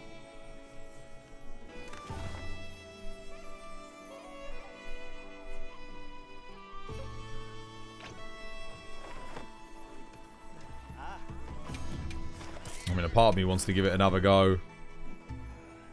I don't, like, genuinely. I was so close with Bo. We were only 4 seconds off. But, I mean, everything went right in that run. I got the knockdown. Oh, I got 3 boulder knocks in area 1. And I think I got 2 in area 2. And I think we only really got... We got frozen once? Oh, it's because I need to get frozen, isn't it? I need to get frozen. Near the neck to get all the extracts back. Yeah, I guess, but then...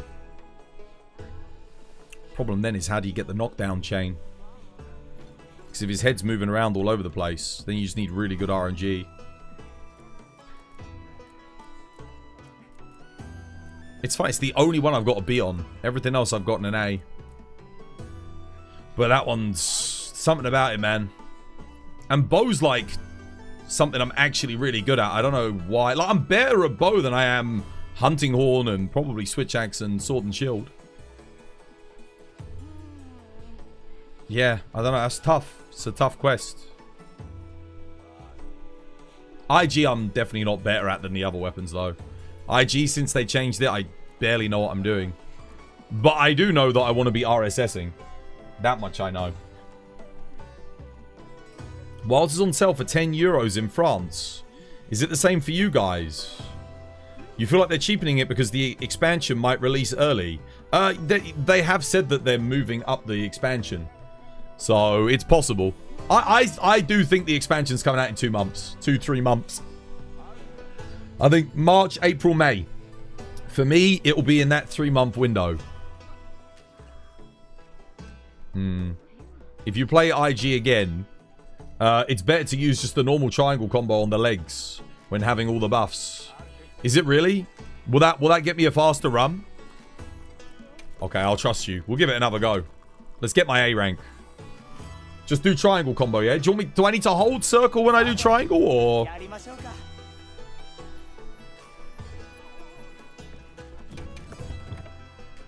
I'll give it a go. Alright, no RSS. Do I just do the RSS on the head when he's down then? Is that the trick to this run? Let's try. And hold circle, yeah? Do I want to be using my 6-fold slash? Is it called 6-fold slash? Oh, you know what I'm talking about. The,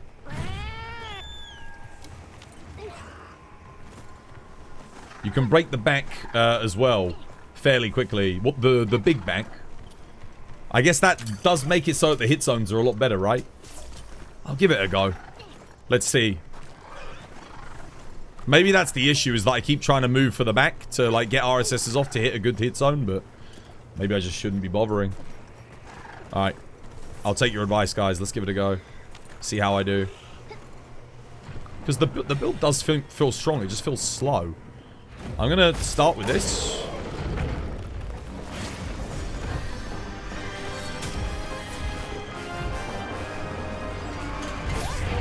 Oh, I didn't get the offset. I was going to try and offset the raw.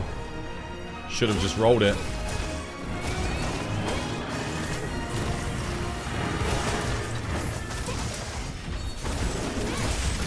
I feel like if I get the opportunity to do an RSS, I should always take it, right?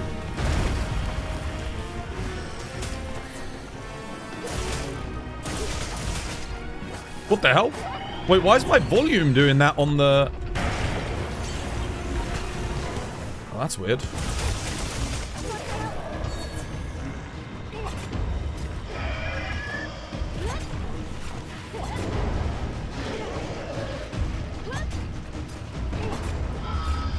I didn't want to do that. Just wasting time here. Massive time waste. Oh well, I'll stay on the head and do an RSS.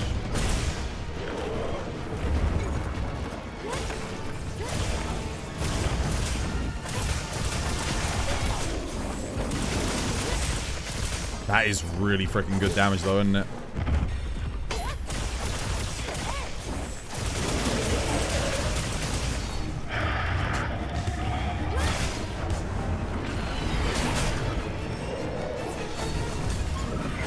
No, he's...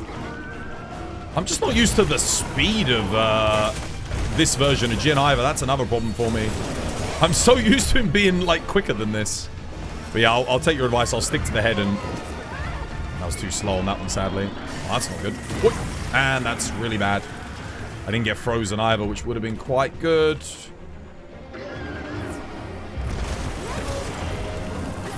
Oh, dude, he's so slow! I'm trying to do the offset, but... Just gonna go for it here.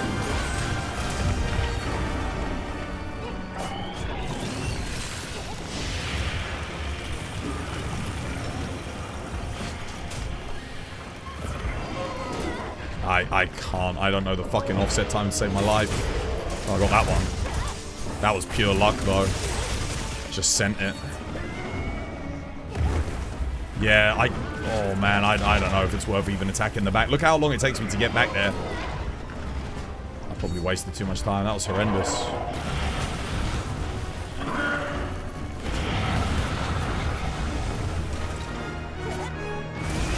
Hell no. Too slow.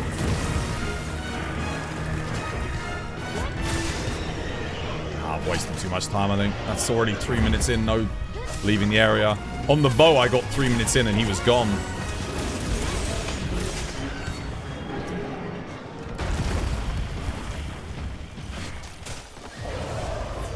There we got KO. It's something.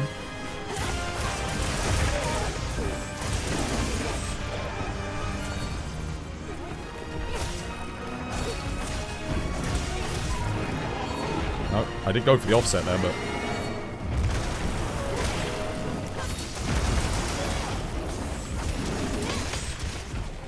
I'm not breaking the back.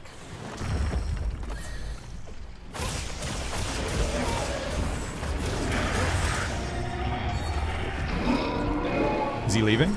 I'm 5 minutes in though, it's too slow. Oh, he's not even leaving. There's no point. Retry.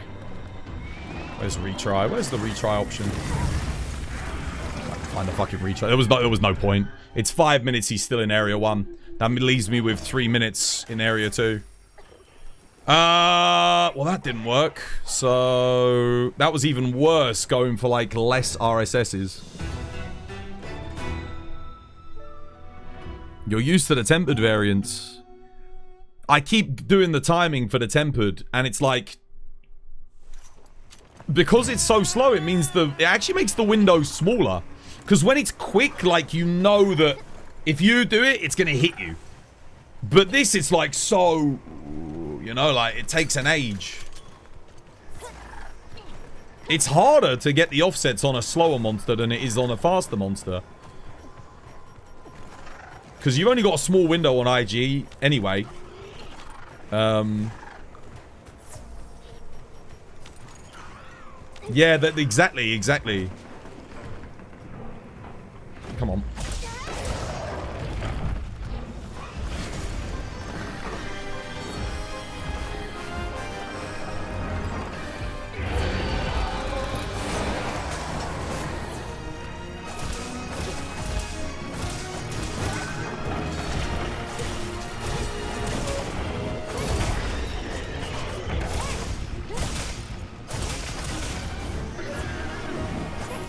Oh, it's the arms, dude. They're so slow. I keep missing it. I got the offset there. Dude, I know I hit that, guys. I know I did. Guys, I know I hit it.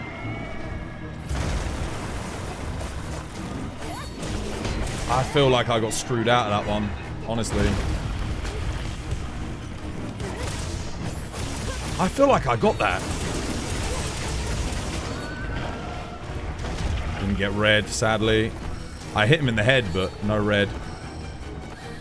It's so slow, dude. If you miss red, it's like, congratulations, you've now failed the run. like legit. It would not let me roll. It wouldn't let me. I tried, it would not let me. Recovery was too long.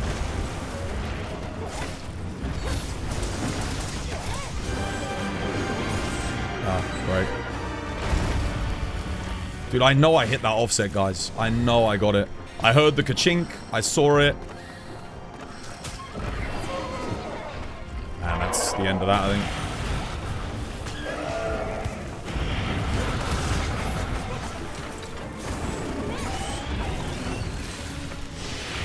Dead.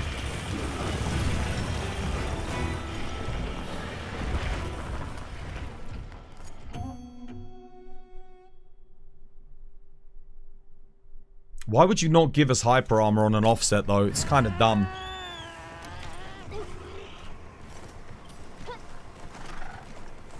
When you're doing RSS near the head and don't get the read, jump once and hit the head.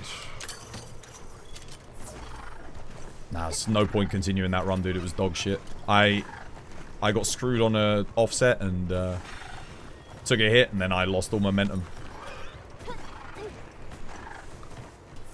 You did get the offset. I did not get the offset.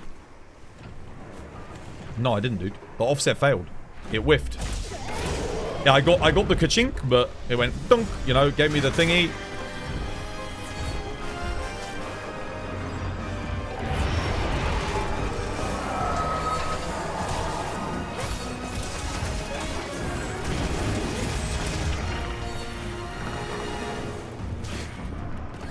Yeah, the main trouble is hitting him in the frickin' head to get red.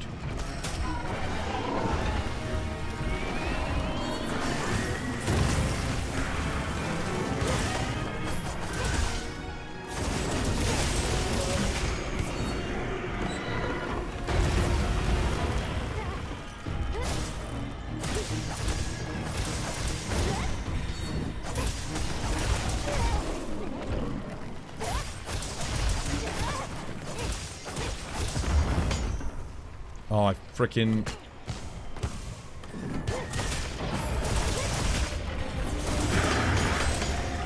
Yeah, that's a problem, isn't it?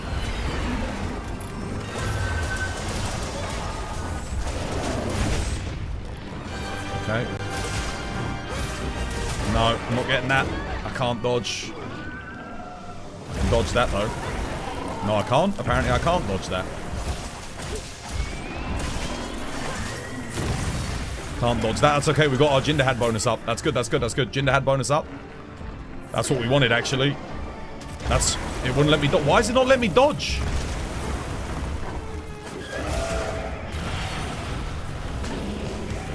No, I don't want to get... There we go. Oh, apparently I... Okay, that's really good. That's going to make a weak spot, I think. Huge damage. I got the plus 25 bonus, but I didn't hit the thing. Oh. Why did I not get red there? I hit him in the head.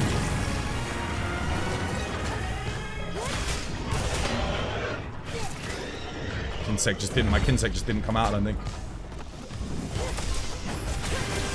Weak spot. Leg break, perfect. Wait, what the hell? I broke a leg, but I didn't get the thing. At least I think I did. Oh no, I broke the back.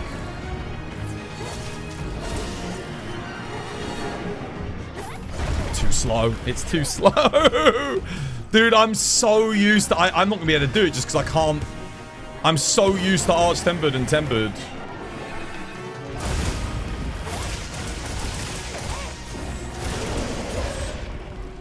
Great flinch. Wonderful flinch. Perfect for my run. Just what I wanted. And now I don't get the weak spot. That's the run fucked, didn't it? Am I just getting really unlucky here? Or...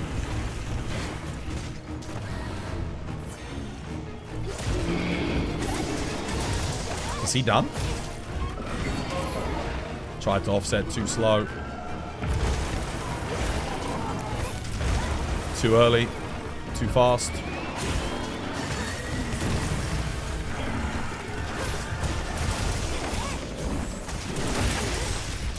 Oh, leg broke when he's going to sleep. Wonderful. And we are 4 minutes in. I've broken a leg, missed the knockdown.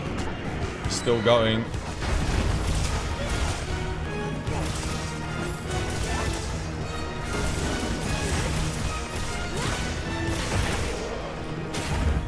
We're in area 1. We're over DPSing. 5 minutes in. No. 5 minutes in, man. And he's still in area 1.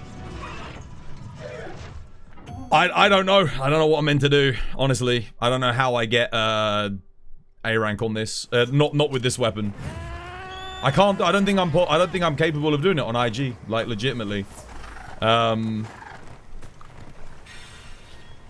It looks and feels like I'm doing a load of damage, but he's not moving to the next area, so yeah.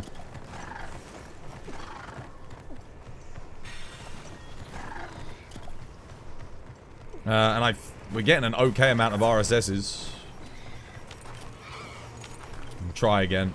See. Game won't let me jump down. We even got the binding counter up, which is good. The bind, but...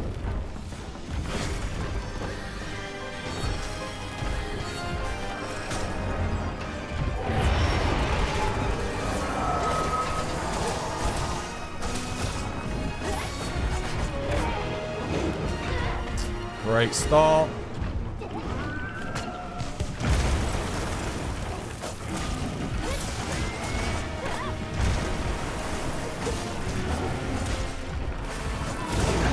No. He's in the middle of a combo.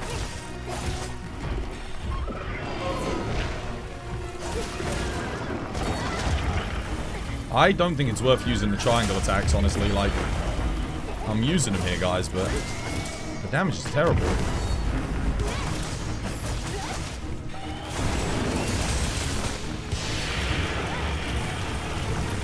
I got the evade mantle off there and dodged, but he still hit me anyway.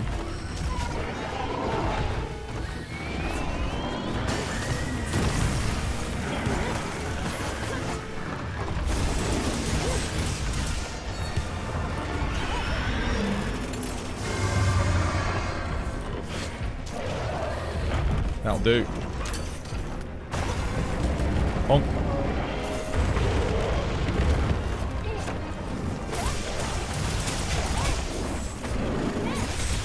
Oh, he went to sleep right there.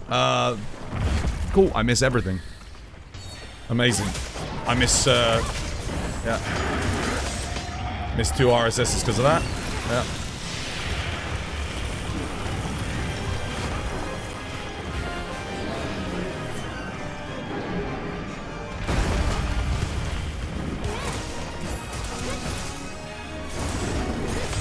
Missed all of that.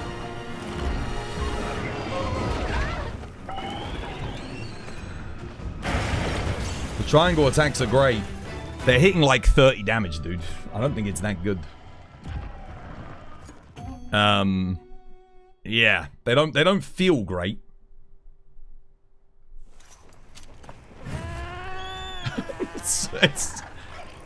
That last, I just want to point out that last run that we did, the run before that one, I was 5 minutes in doing like triangle attacks. He had not left area 1. I don't think it's worth it, and I missed the thing. Cool. I missed the heat.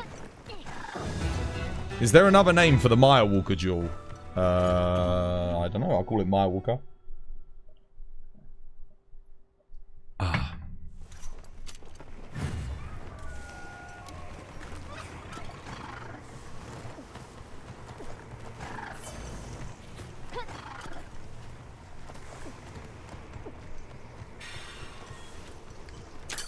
God, dude, the recovery time to hit that circle.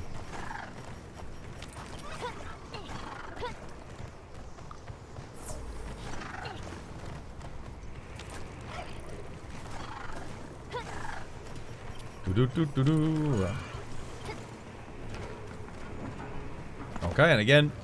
No. There we go.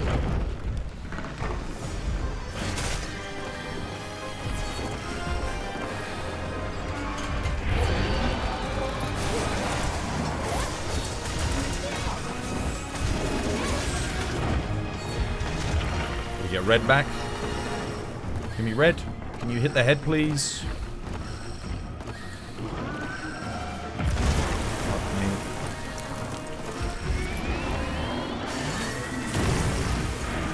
Give me red.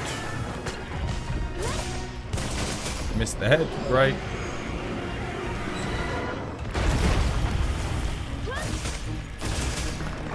Come on, insect. There we go. No.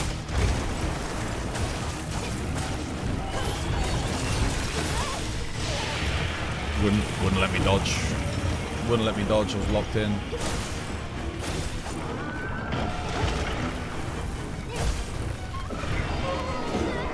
Okay, didn't dodge. Missed it.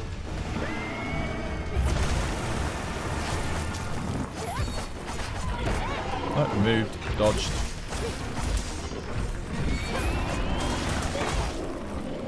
Okay, well at least I didn't do an RSS there. Could have been worse. Cool, I bounced. Amazing.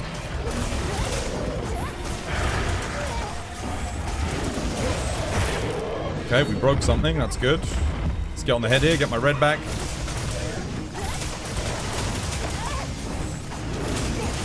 It missed. Went too far forward.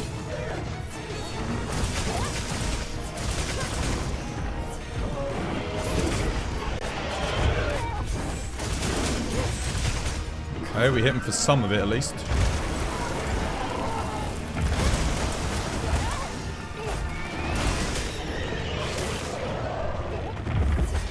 Just gotta camp the head as best I can, guys. Okay, KO. I didn't get red though, it's the problem.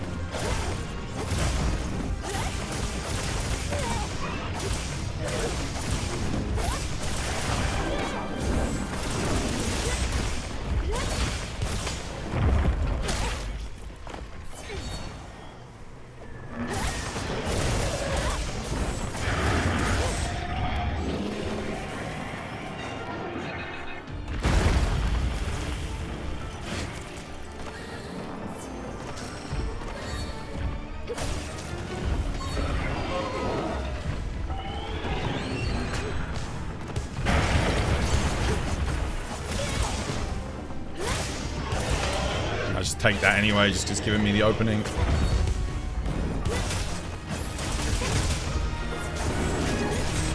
I did no damage there. What the hell? That was terrible.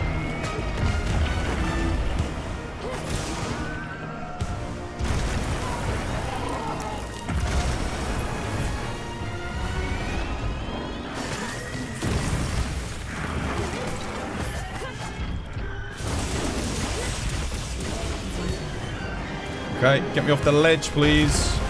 Fighting him at this ledge is not great for me, I must admit. Is he gonna leave? Oh shit, I think he was gonna leave. I'm dismounting, dismount. I think he was leaving. Please dismount, I'm holding square. Fuck me, Capcom, oh my god. I think he's gone, I think he's going. Yeah, but again, we're 5 minutes in. I mean, that... I think it's too slow again. It's not fast enough, I don't think. I don't know, guys. I don't know.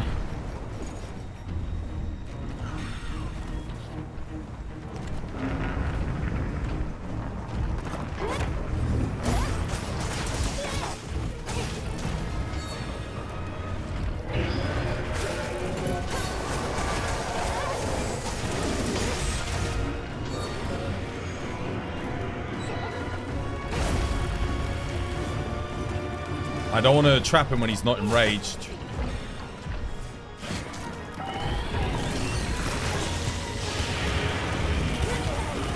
What in the fuck is that hitbox? Dude, there's no way, bro. What? Please make a weak spot.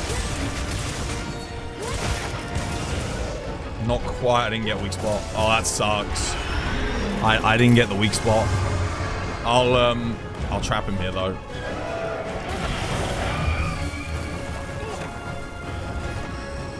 Come on, please, game, please.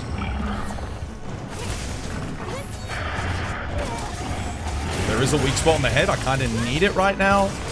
I didn't get it. I think I accidentally broke it.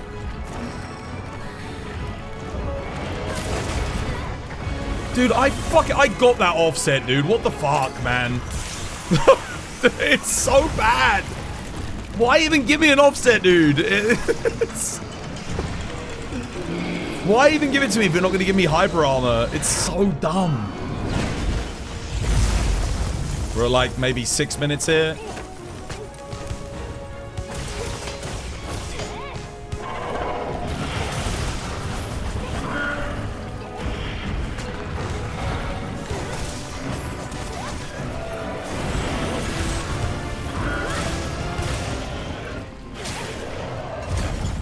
Okay, I knocked that down.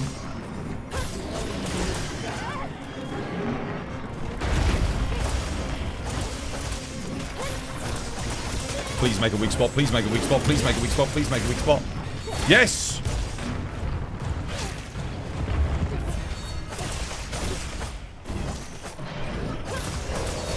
But I made the weak spot. Shit. No! Even though I was behind the rock. Damn, that sucks. Oh, that's about as bad as it could have gone. Need to hit that quick. Is he underneath it? Oh, he wasn't. He was like miles away from it. Yeah, and that's, I think that's the run dead. I think that's the run dead, guys.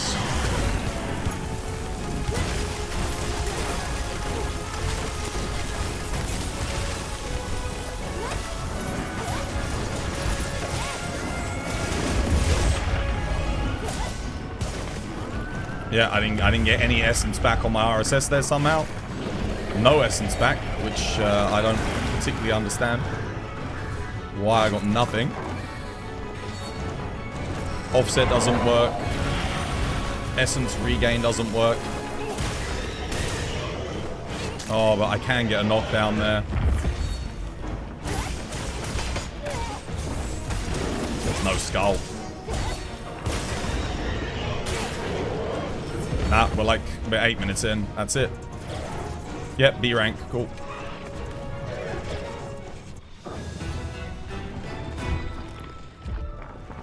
Dude, he wasn't even skulled. He wasn't even skulled. He wasn't even skulled. You did this first try with IG A rank? What the fuck am I doing wrong? Dude, he's not even skulled. I don't think I'm missing that many attacks. Like, holy shit, dude. Where do I get more attacks in? Like, what the fuck am I meant to be doing?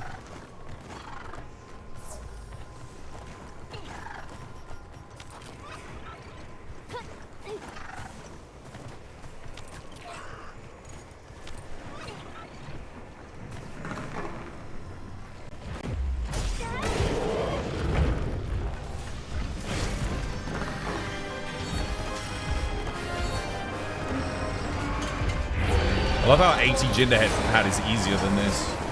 Please get the fucking red!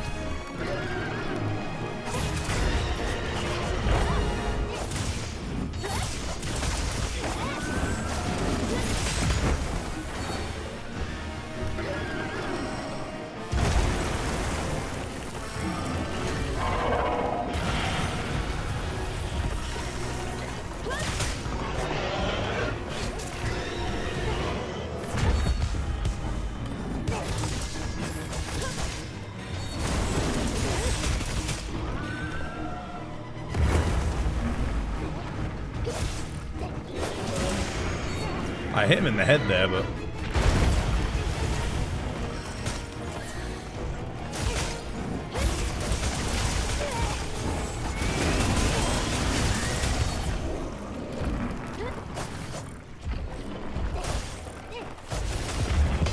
I'm trying to get white. Guys, I was hitting nothing but the...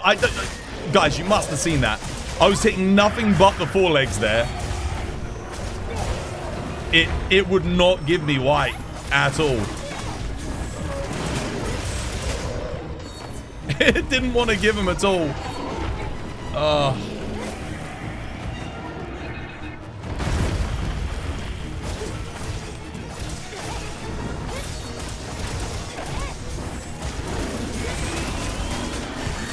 Holy shit. Like, genuinely, what the fuck was I meant to do? What am I meant to do in this situation?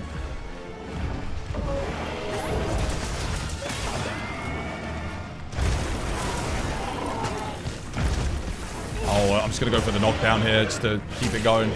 Maybe I can get a KO on the head.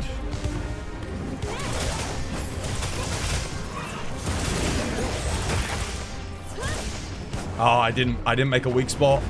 And I didn't get the red, sadly.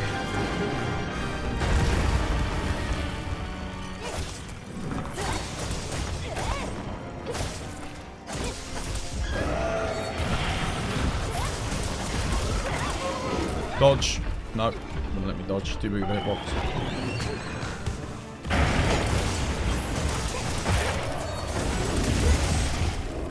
No! Oh! Dude. I think this is like the perfect example of why sleep sucks. It's just cancelling all of my CC. Every time. I don't know if you guys have noticed that.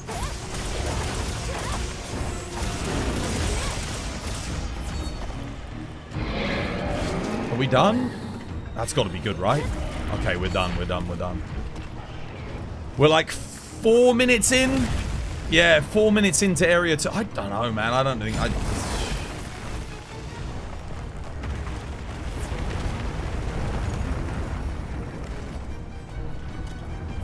gotta enrage him again. Got shock trap left.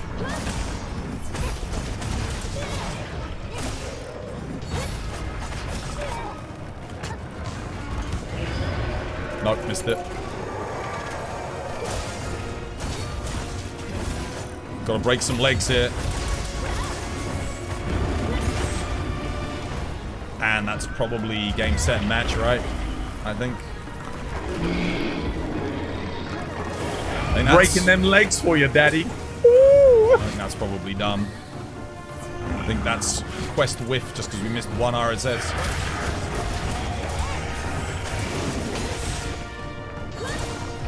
I didn't get a weak spot. I thought there was a weak... I thought I heard a weak spot on the arm, but I guess not.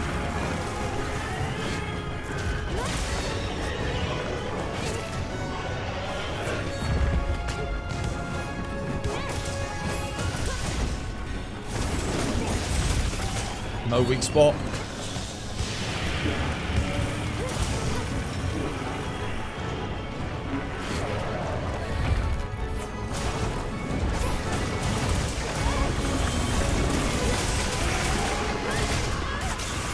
I went for the weak spot there. I don't think I got it.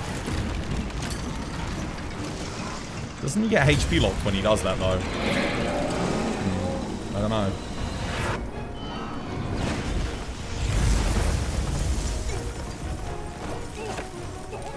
There is a weak spot on his back.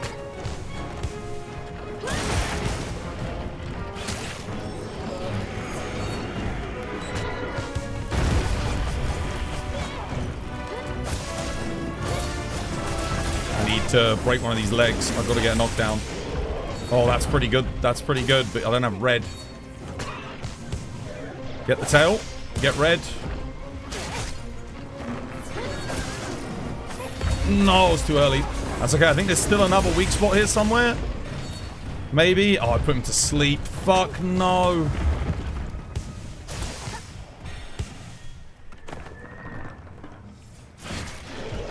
I'm putting him to sleep when I'm breaking all the parts, guys. Causing a bit of an issue. Please. No, no, no, no, no. There we go. Knockdown. I needed that. And I don't think...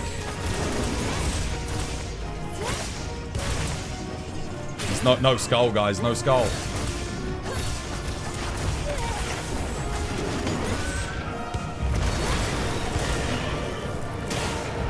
Going hard, but it's... Oh, the perfect RNG. The perfect RNG. He turned around, did a 180. Right when I needed the thing. Right, and then we mount as I'm trying to reposition. That's the run dead, I think.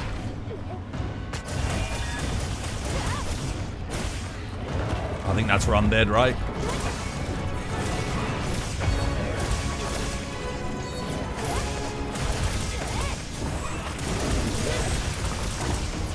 No weak spot. I tried to get out there, guys. I tried. Yeah, and that's the worst move RNG we could have gotten right there. Double laser beam incoming. Just huge time waste.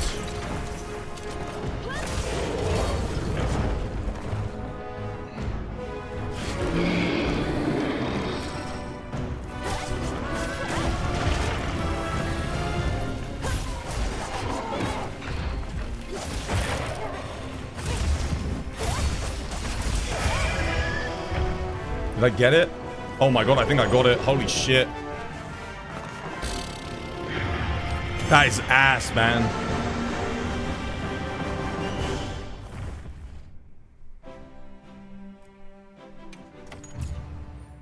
I hate that. That is the worst one. That is so... like, if he does double laser, that's 25 seconds wasted, like, right there. Holy shit, dude. You got, the thing is, I kept getting breaks, and then he fell asleep when he was down. I tell you what, though, for all the people that keep asking why is status so bad, that is like the perfect example. When does the status always occur? When you've already got CC. It always happens when you've already knocked the monster down. You don't know if it's the worst. No, I'm telling you. Look. Listen. Listen very closely. I have run every single build now solo and got A ranks. When I say IG is the worst, the hardest one, it's the hardest one. By far. The second hardest thing is gun lance on this. Gun lance on this sucks, dude. Because they move around too much. But right after that is freaking insect glaive.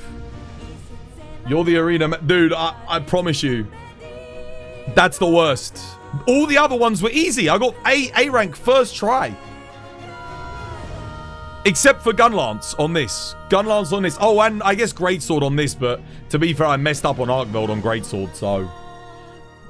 Yeah, that's not the fault of the weapon. The build's actually pretty good. That's tough, dude. That's freaking nuts.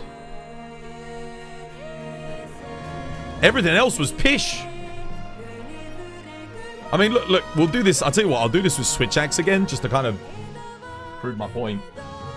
I bet you I get this first try with swanks, like no troubles. Let's look, watch how easy this is with swanks. Well, I say that. Let's see. IG felt fine when you tried it, dude. That was so hard. He kept moving out of the way of my RSSs.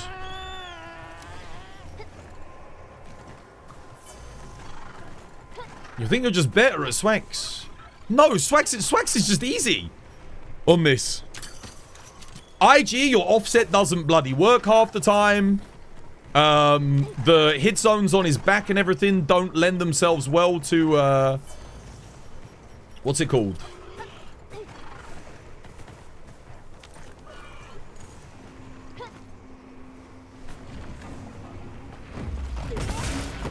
Like, if you get the RSS, like you're, you know, if you hit it in the just a little bit of the wrong place.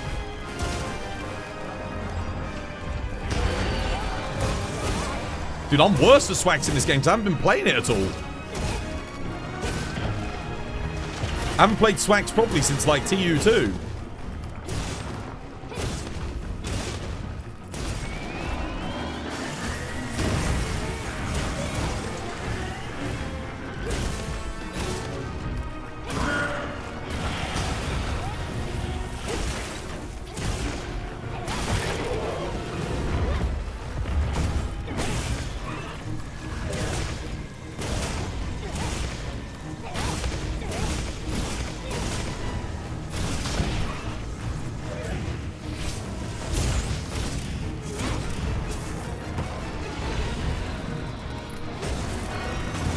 And the IG build they give you is like way better, by the way. Freaking Jin Dahaad bonus, IG, what's it?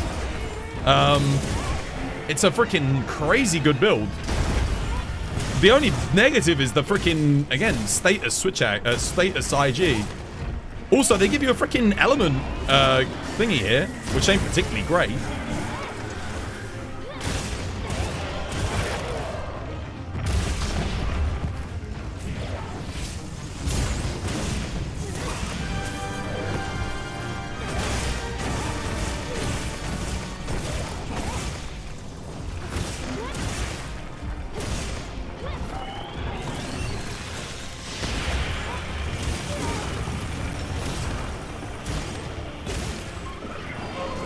Oh, missed counter. Whoops.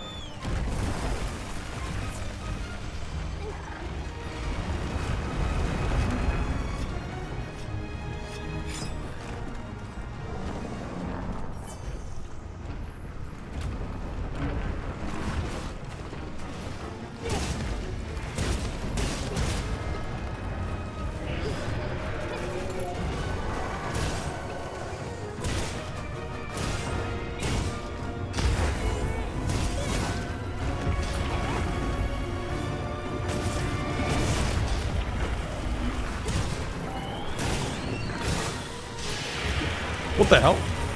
Why didn't I get counter there?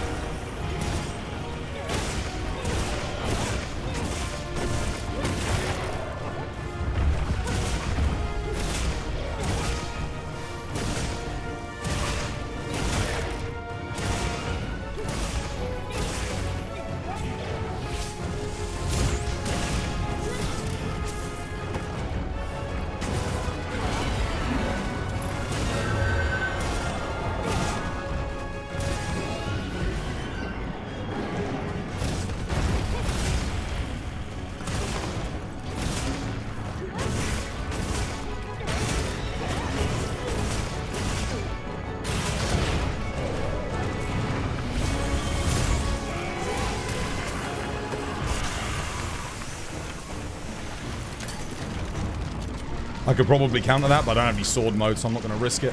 I've got no way to charge it back up again.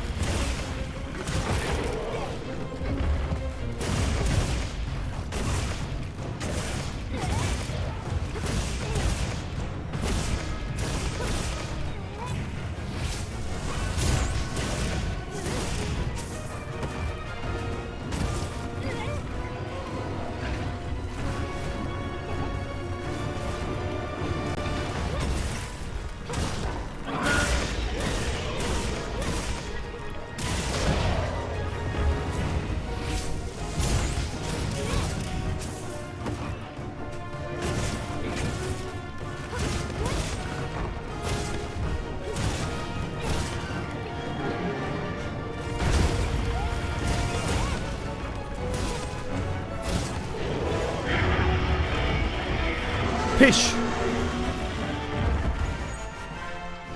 It's like...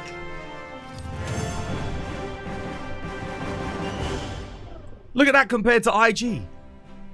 619. That's like so easy. You're definitely better at Swax. No, but you don't understand. Insect Glaive's counter doesn't work.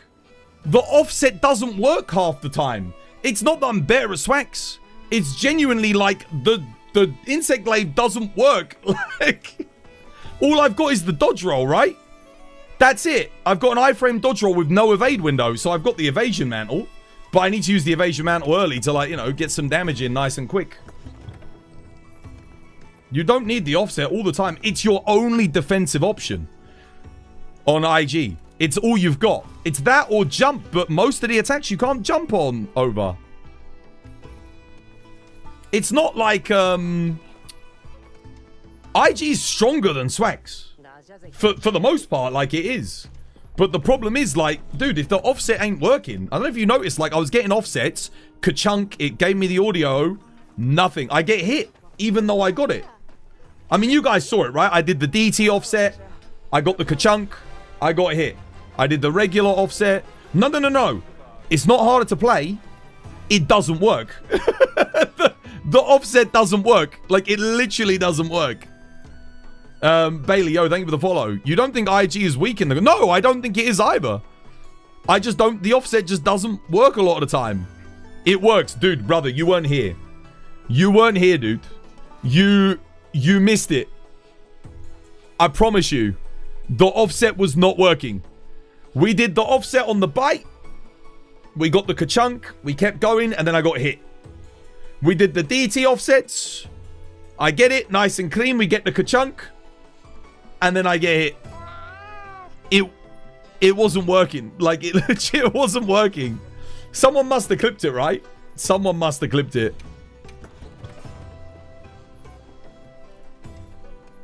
So your best option is evade and then RSS, right? But that's so RNG dependent because you need him to not move at all. Because all of your damage is tied up in that RSS. Yeah, exactly. VNRG knows what I'm talking about. You do the offset, there's no hyper armor. Like, you get hit anyway. Even if you get it. You're doing like 1 or 2 offsets max on Jin. It's not worth it. You used IG on Steve a couple of times and you still get hit even on the... Yeah. I'm telling you, I don't think it's working correctly. Like, genuinely. Yeah, I think there's something's off on the offset. I can't put my finger on what it is, but it's like you'll get it. I'll get the haptic feedback. Says I'm good. And then like there's a second, like half a second delay and then I get hit. Even though I get the offset. It happened like 3-4 times whilst doing Jin. And the damage on the RSS is really good. And the problem with missing offsets, right? There's a big problem. What can you do after a successful offset? An RSS. You need to be hitting those to give yourself a nice opening to RSS. That's why it's important. I mean, sure, you can like, the slow way is to reposition and like do an RSS, right? But you want to be hitting those RSSs. I mean, those offsets. You can try because the offset knocks them out of the RSS range. And then, of course, you've got the issue that I kept having where I do an RSS, and as I did the RSS, it would like put him to sleep. So on a knockdown, like he'd be knocked down, and then that's when I put him to sleep. So you need to line up the sleep and the knockdowns so that you're not getting a knockdown and then immediately putting him to sleep, which is... Well, I mean, I guess if you're running a thingy, a DPS monitor, it's kind of easy to see, right? But otherwise, it's just pure luck. It's like, okay, well, I don't know. Because remember, your sleep build-up only procs 1 in every 3, and it's completely random. So you don't really know when the sleep's going to occur. You just sort of get... There's a rough estimate. That also makes it quite hard.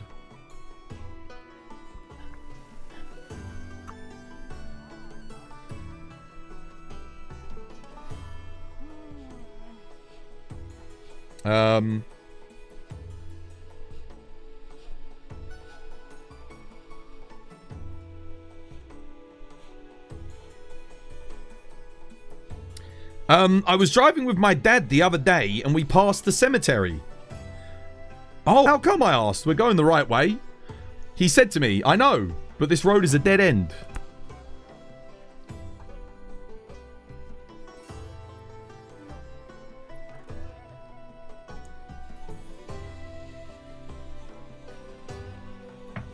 You don't need to hold down the charge for Insect Glaive anymore to get RSS.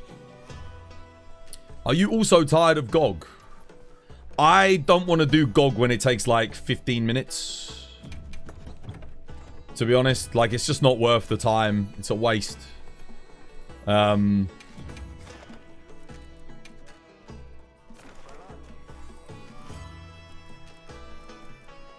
kind of just like... Yeah.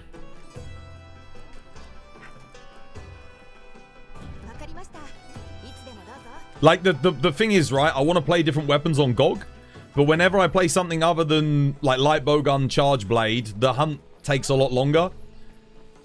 But, like, I want to play other weapons. But if you're playing it casually and you're not running charge blade, dude, it's like the quest takes so much longer.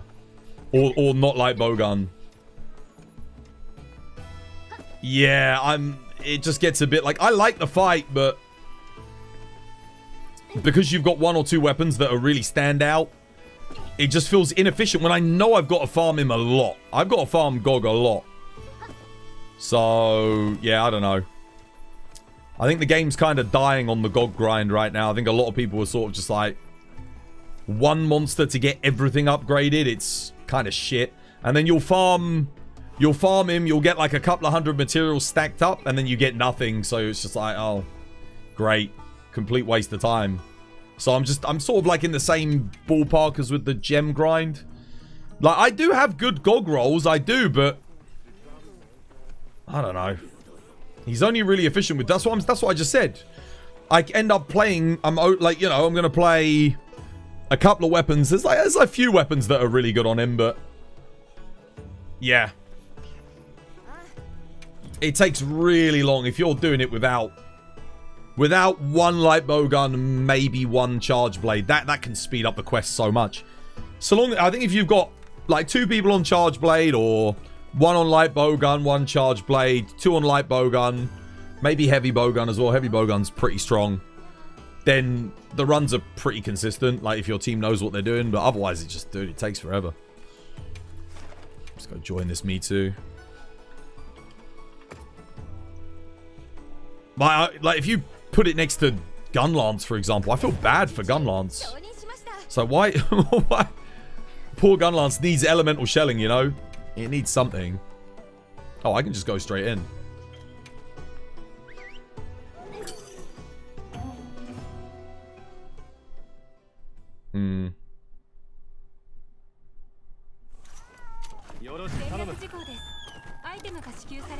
But Element Hammer and Element Switch Axe are pretty good. Obviously, Element Dual Blades. Element Sword and Shield's okay too. Oh, he's done.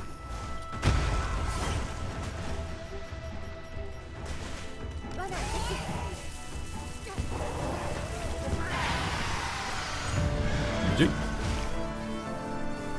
GOG's being skewed towards Ellie and Light Bowgun. Well, because they released the Element Cap, and they gave him like as good at element hit zones, even better than what's it called?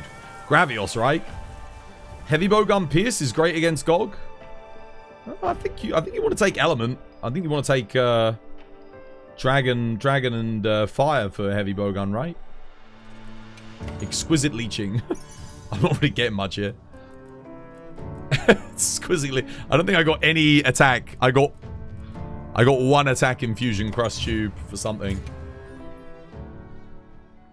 You're allowed to use Gunlance earlier. That's because Kate and Munger had steady carried though.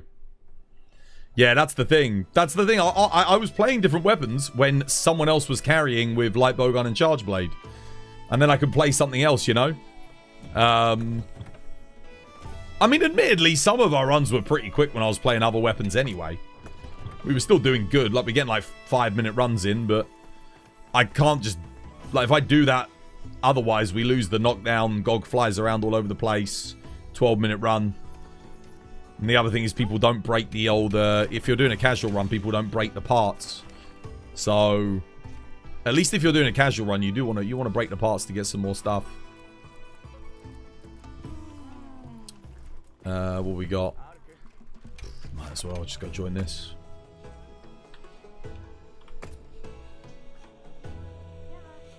Can I join your room? Yeah, sure.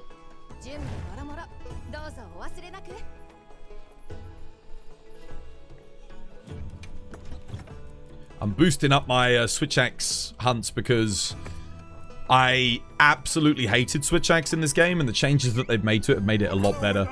Feels a lot better. It still has some issues. It's not perfect. Its pickup box on the counter is really rough.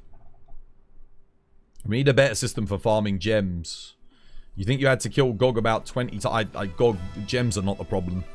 Gems are not the problem.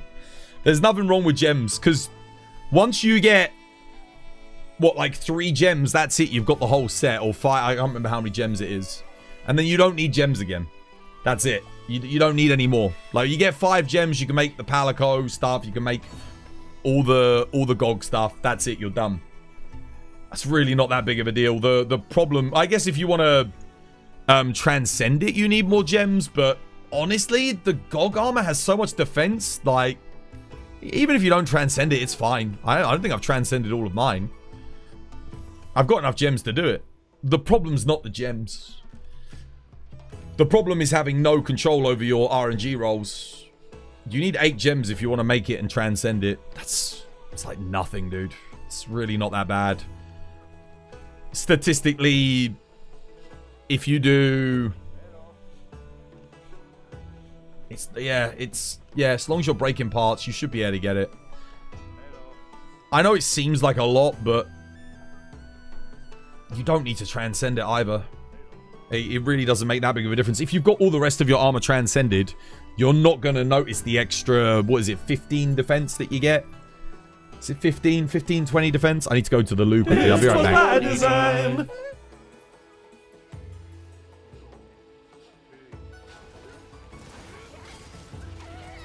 come on. That hit me. Wait, what? What? Wait, what?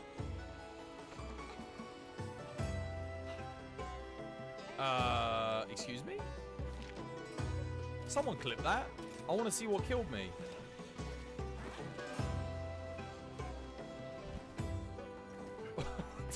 I honestly don't know how I died.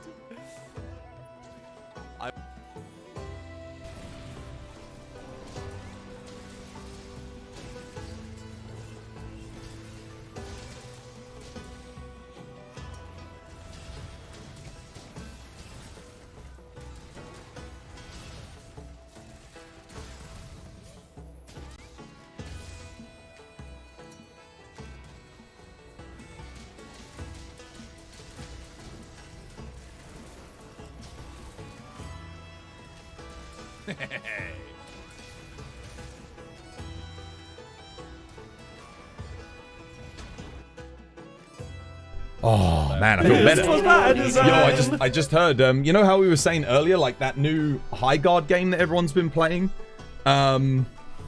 What's it? Dr. Disrespect. You know, we said how like it's funny how they picked him as a sponsor for the game. Apparently they didn't. He's lied about it. Like he was not invited to be a sponsor or a representative for the game. I swear that's that's got to be illegal, right? Like, yeah, no, he was. So the thing was, I saw the post on Twitter and it blew up and it was like, you know, he's an official streamer for this new High Guard game, or is it called High Guard? The one that came out today, like the FPS one, right? And he said that he was like official, you know, like, but apparently no, he's not. He just said that he was, like, just made it up. Crazy, dude. Because I was saying to myself, why the hell would you pick Dr. Disrespect to represent your brand? But no, they didn't. They didn't at all. That's he's gone and done that. Oh yeah, no, dude. I mean, it's kind of scummy, dude. I mean, look who we're talking about, like, dude. Oh dear. Chances are you're not going to use 5 parts of GOG anyway, so that's it. Yeah, that's true. I mean, if you only need 3 most of the time. Sometimes you only need 1 if you get a GOG roll and you're getting a bonus. you forgot about that guy. It's crazy to think, but like over a year ago, he was the biggest name on the platform. But I mean, rightfully so. No longer the case. I think who are the biggest people on the platform now? It's Asmongold, Hassan, probably Moist Critical. Sounds about right, doesn't it? I'd say they're probably the biggest. Is there anyone else? I guess like some of the... I don't know if Pokemon's that big anymore. Oh yeah, Kai Cenat. Kai Cenat's quit, dude. Yeah, Queso. Kai Cenat quit. He said he's quitting streaming. He's gonna go like make his own thingy. Shadea, yo, thank you for the 4 months. Cheers, me dear. Thank you. Let's try and join again. See if I can get in. Oh yeah, Burnt Peanuts got massive, didn't he, since last year? That's true. Yeah, he's grown massively. Kai Cenat. Speed. Is Speed on... I don't think he's on Twitch as big though anymore, is he? Or like he's... I know he's big, but like isn't he more on YouTube? I think he's more on YouTube. Yeah, Speed is YouTube. He's not Twitch. We're talking about Twitch.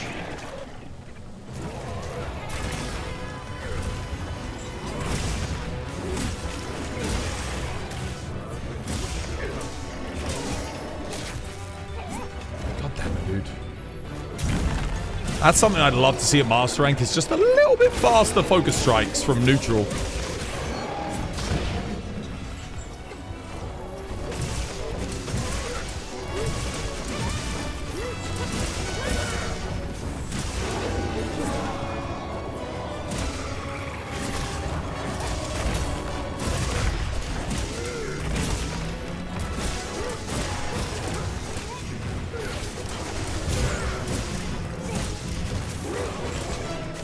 Should have put Mind's Eye in.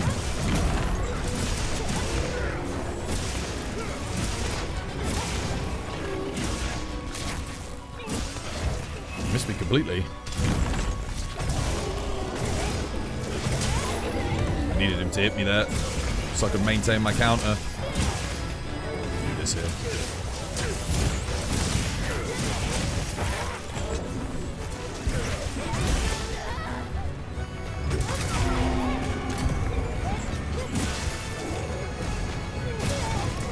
Oh.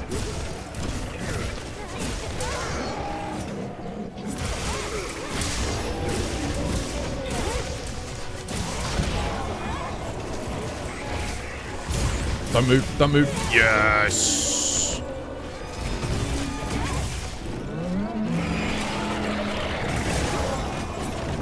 He's dead. GG, well played.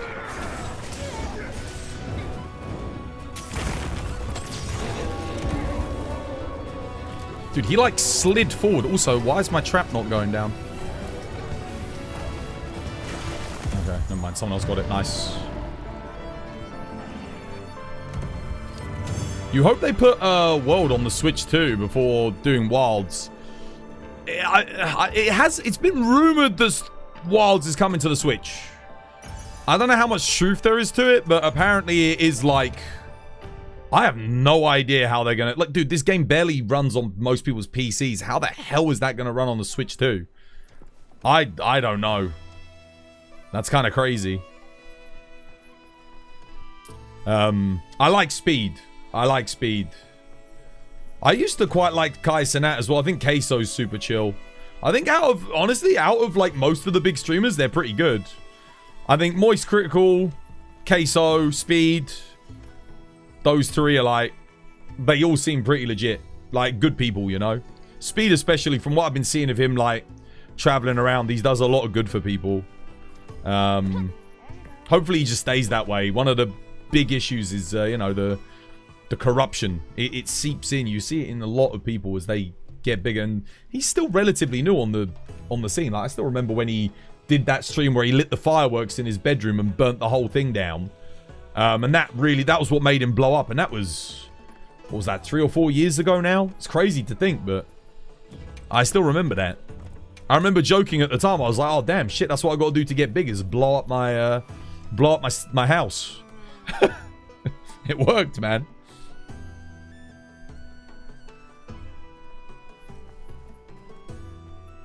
You play Rise often on Switch, and there's a lot of folks from Japan at all times in Master Rank.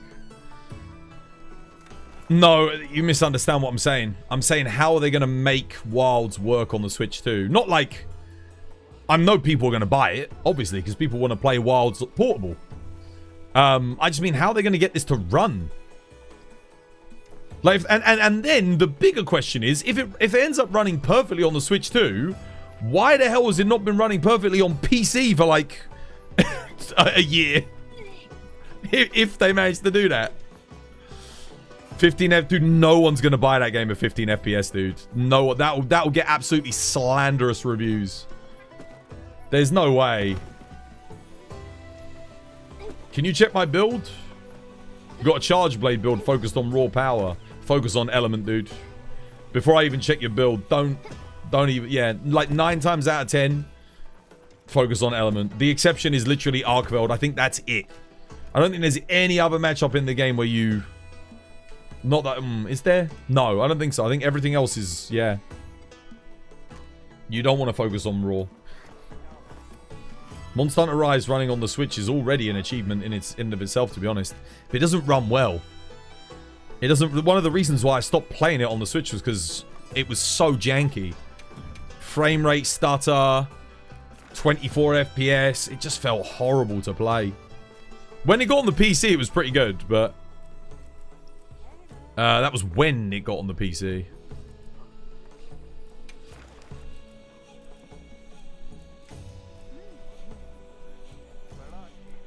And then it kind of... Once they put Enigma on the PC version, it stopped running good, which was a real shame. They started putting all the anti-tamper in when they had that tournament where someone had the naked Chun-Li layered, like, cosmetic. And then they went full anti-mod after that, and it's just been a nightmare ever since.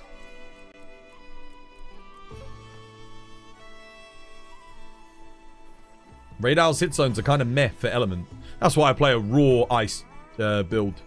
It's still worth element matching, because his head does have a decent element hit zone, but you know, you only do it to gain a little bit of damage. Same reason why you run Dragon on Arkveld. It's like he only goes up to a 2-star Dragon element on the wings when he's charged, but it will give you more damage. So yeah, just depends on how critical you get, really. Lots of folks still play daily on the Switch. I mean, yeah, dude, if you've got $200 to your name and that's the console that you've got, it makes sense, right? But if you're a PC gamer like I am, and you know, then of course I'm going to be critical of its performance. I'm like, dude, this sucks. I've just come from playing World at like 120 FPS on PC to play a 24 FPS game that looks like Rise. It's like, yeah, and runs like shit. So yeah, of course, if you do, if you have no perspective, if you've been playing on PlayStation 4 base on World, and you're playing at 24 FPS, it's on 30 FPS, like, yeah, of course. Doesn't really matter, yeah. Oh, you're responding to someone else, right, okay.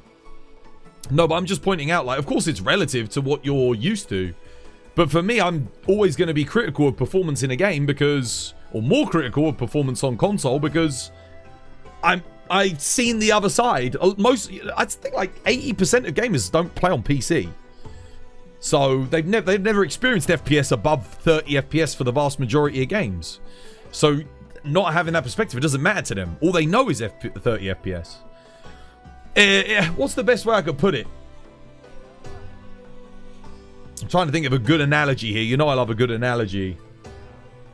You go and you have a meal at Gordon Ramsay's like restaurant.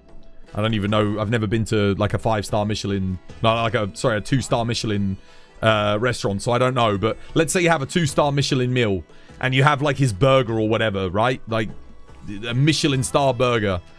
And you're like, God damn, this is so good. And then, and maybe you're eating that every single day. Perhaps you're rich. You've got loads of money. So you're eating that every single day. And then you go and you get a burger from one of those like 99p kebab shops. And you get like one of those janky frozen burgers in the patty. And then you eat that. You're like, I mean, if that's what you ate every day, then it's like, yeah, that's the best burger you've ever had. But once you've tried something really good, you're like, damn, you're always going to compare it to that. You're always going to compare it. Even so, when it comes to this stuff, there's a difference between not preferring 30 FPS and using your perspective with much more powerful device to talk about the way you guys do sometimes. Oh,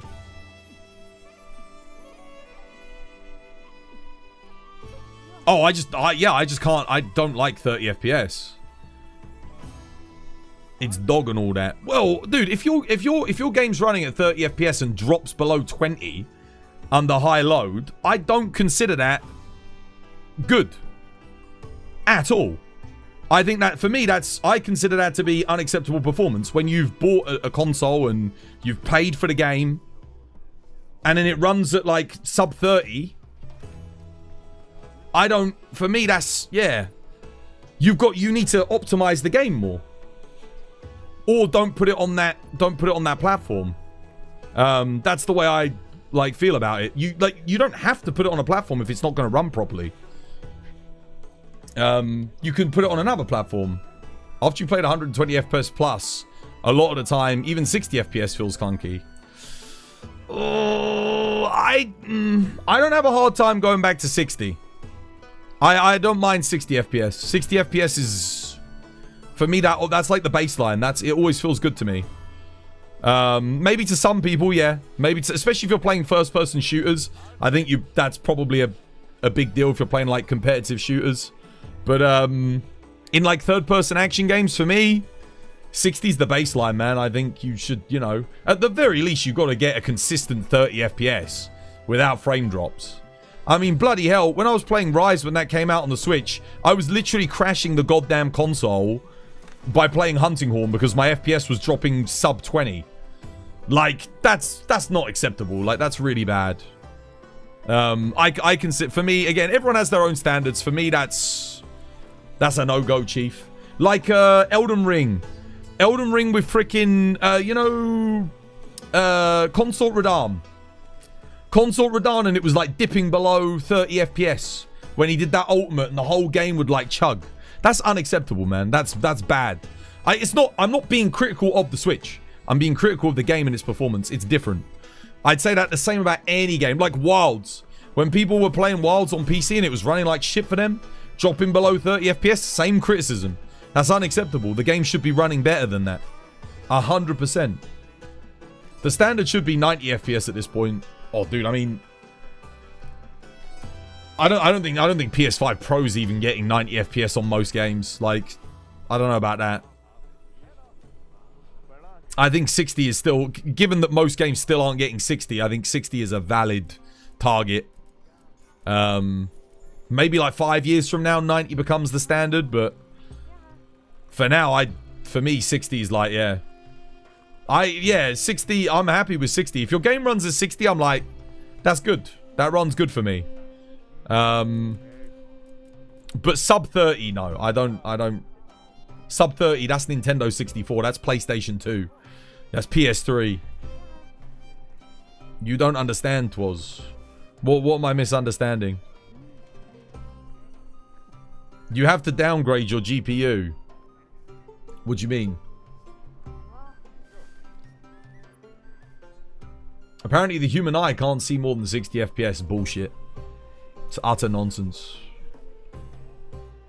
It's different from person to person, but they can. Get a GT 1050. Trust. Yeah, but a GT 1050 is like 8 years old, right? How old is a GT 10? No, it's even older than that. Of course that's not going to run Wilds. That's below the recommended spec. I wouldn't expect that to run Wilds.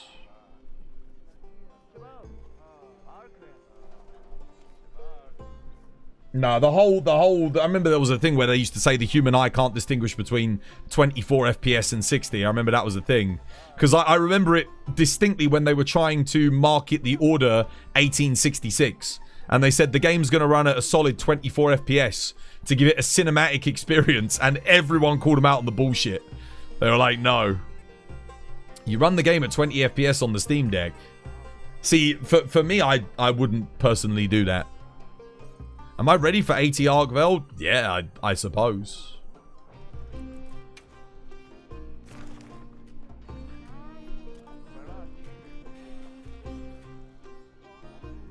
Movies used to run at 24 FPS. Most of them still do, dude. Most films, animation, 24 FPS, yeah. 100%. It's different when you're gaming, though. All you have to do to see the difference in FPS, very simple. You do one very simple thing. Just turn the camera. Just turn the camera. The higher your FPS is, the smoother the image will stay in focus for you, right? If you've got a good FPS.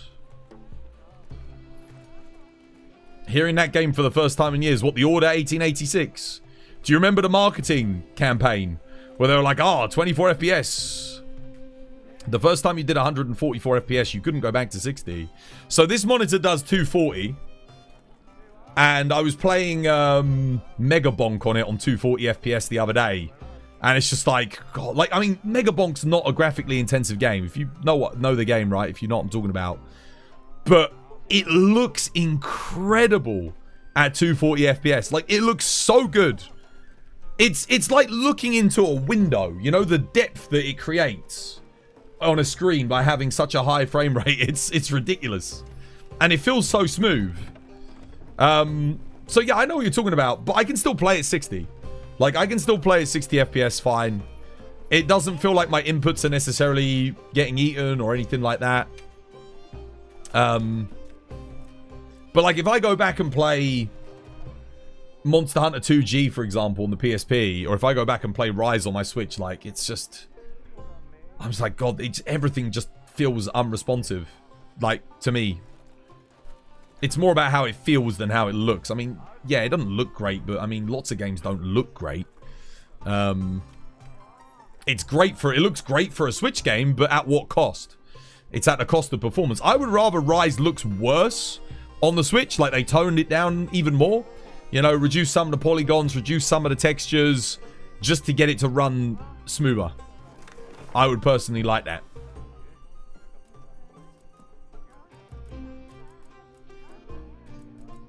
But that's just me. I would always rather have a game look a bit worse and run a bit better.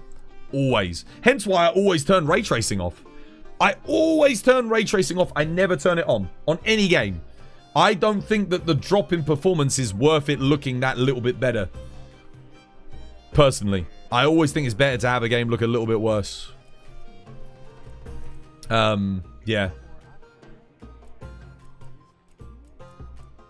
One of the worst ones. I remember Killzone 2. Game looked great, but the frame rate was so bad. It was horrendous.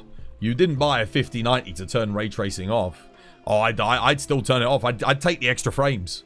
I'd take the extra... Well, I mean, I'm probably going to max out FPS anyway, but still. Maybe not in Monster Hunter, to be honest.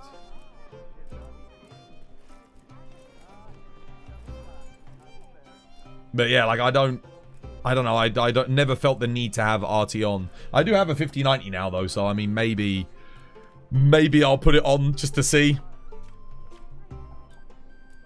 But yeah.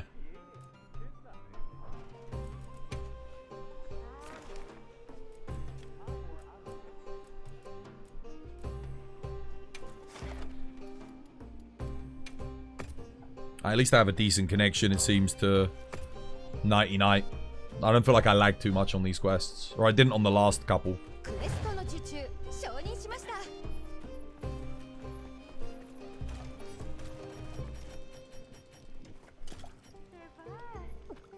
Quick question.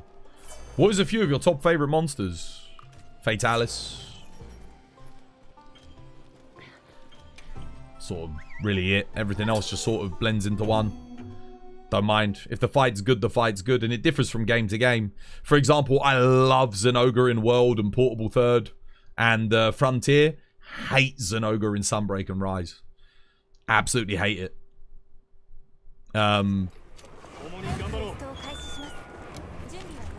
Yeah. It just depends. It's more about the game and less about the monster.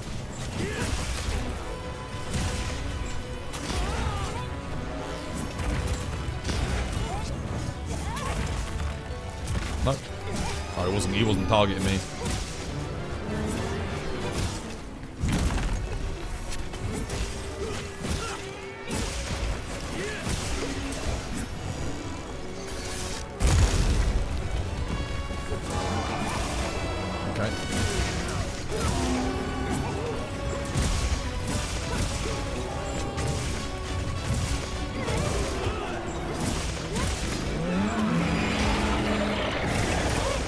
know why I'm bringing Rocksteady Mantle to a single Raid Owl fight. Bit of a weird choice. I guess I just left it on the build for a multi-monster. Oh, it's because we were fighting Mitsu thingy earlier, right? Mitsu Steve in the arena.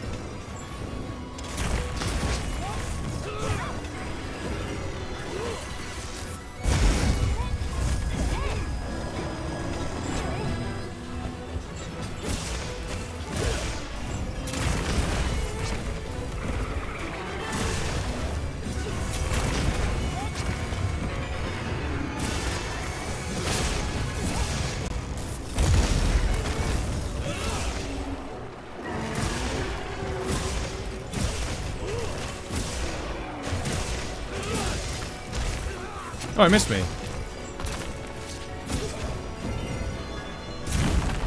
Missed me again. Crap.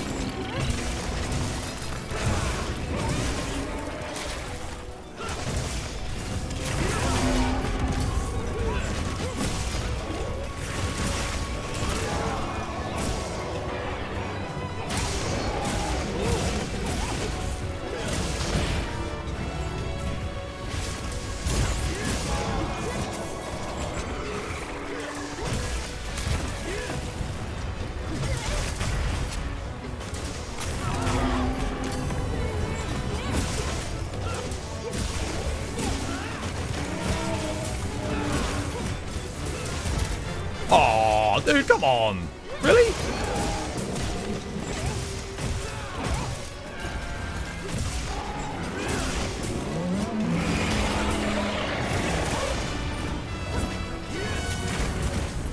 Oh, dude, he keeps missing me.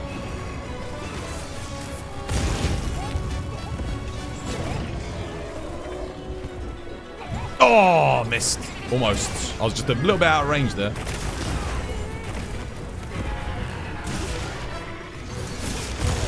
Nope. That's bad. I'm dead. Oh, my God. What the hell? How did I survive that? Oh, I think Thingy blocked it. Cheers, Knight. Thank you, dude. What a save. Oh, no. I know I hit that. I saw the hitbox come up.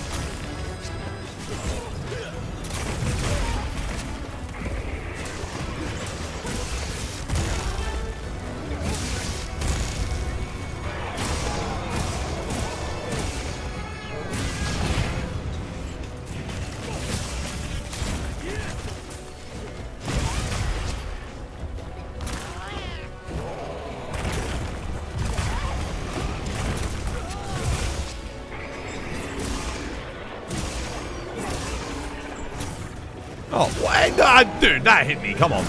Dude, that hit me. Who's he targeting then?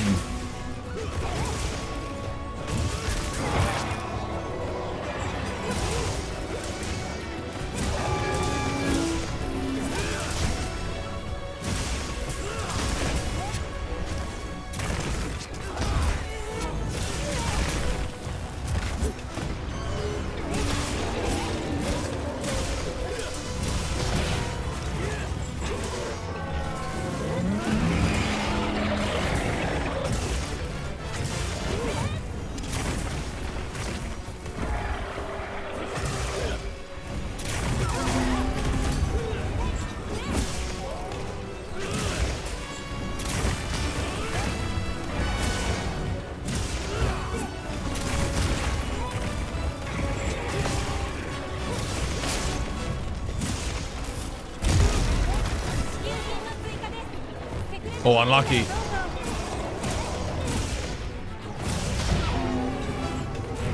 I took so much shave damage there. Oh my God.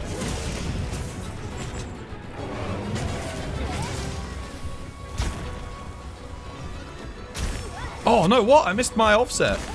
Damn.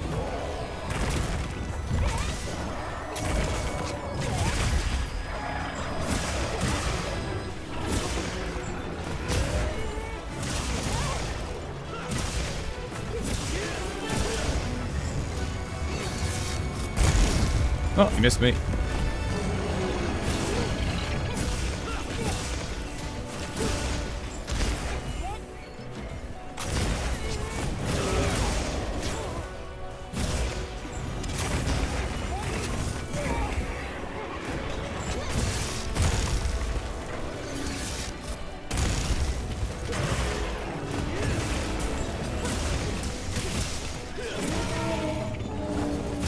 Dude, how the hell is this raid out still alive? Seriously. Like, how is it still alive? It's 10 minutes in, dude. Is my damage really that shit on this build? There's no way.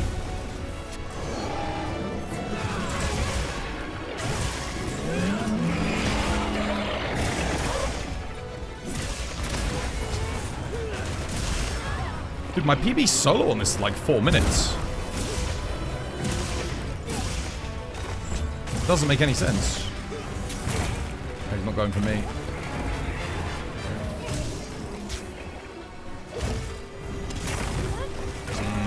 Okay.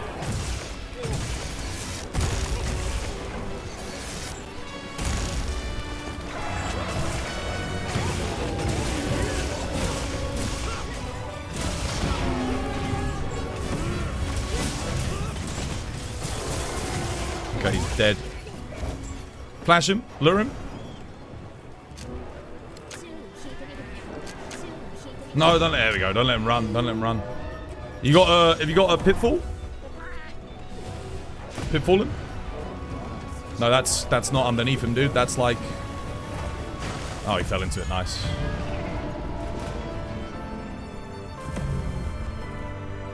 This A rank is impossible for someone who hasn't got 500 hours using Insect Glaive.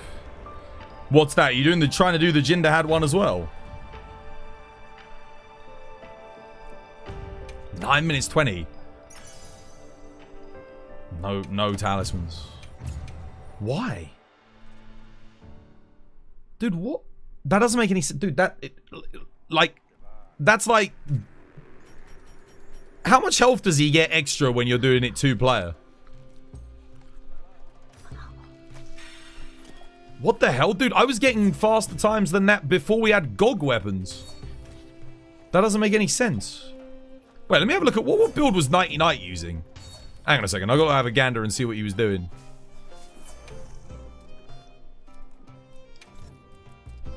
There's no way, dude.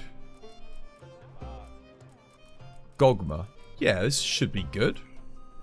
Frostcraft, quick switch, crit element, focus. Load shells. Wait, what's he rolled on this? Mitsu. Lord Soul. Okay. I mean, it should have been fine.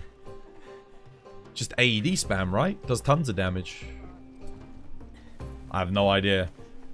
I don't know why that took so long. You're new to Charge Blade and you have a question about Gog Artian. You have Dragon Element Weapon. When I try SAD against Dummy, I hit around 500. When I try on Gog or Arkveld, damage changes at 75. What am I doing wrong? Thank you. Arkveld, you don't use Dragon.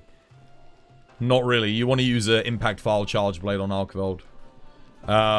And... I don't know why you're only hitting 75 on Gog.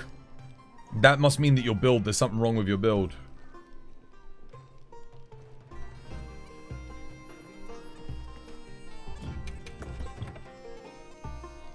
Not sure why that raid was so healthy.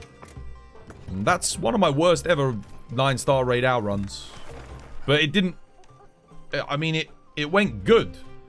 Like, the run went good. I think he hit me once.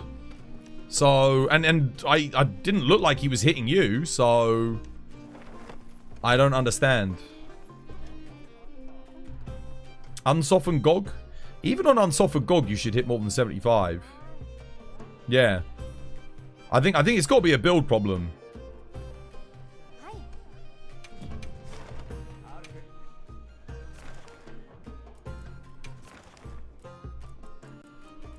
Let's have a look here. What have I got? Were you doing this one? I didn't actually check. Maybe this one has like a higher HP value? I'm trying to think of like why it would have taken so long. I don't have one on its own. Let me see if I got a raid out on its own. Go refresh for one quickly. Do you want to do a Gore money quest? Nah, I'm good, thanks. Someone needs to melt Gog before Dragon does full damage. Yeah, that's true if no one's running fire, but you still shouldn't be hitting 75s. Like, you still, even before you melt the thing, you should still be hitting like, what, 150s? You hit a bit more than that. But yeah, you do need someone to run fire element in area 1 and 2. Yeah. Ideally, like a weapon, sword and shield fire element, like dual blades fire element, light bowgun fire element, heavy bowgun fire element. Something that's just really consistent at doing a lot of element damage. It's pretty good.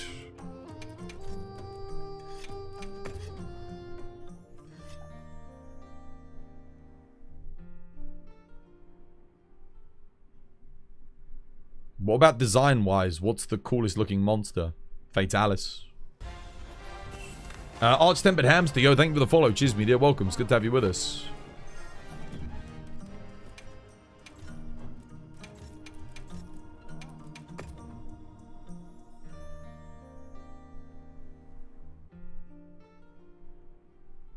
Let me see if I can get a thingy.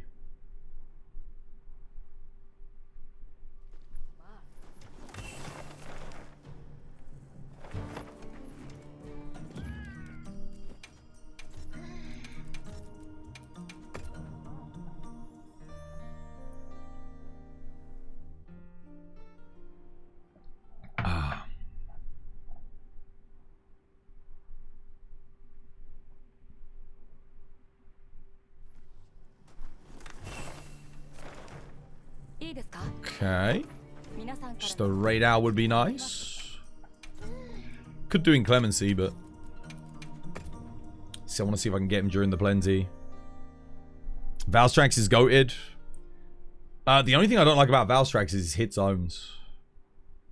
Yeah, I mean, I guess it's good because it means you usually use raw focus builds on him, which, you know, switches things up a bit. Oh, I don't have a 9-star. I want a 9-star raid out, not a 8-star.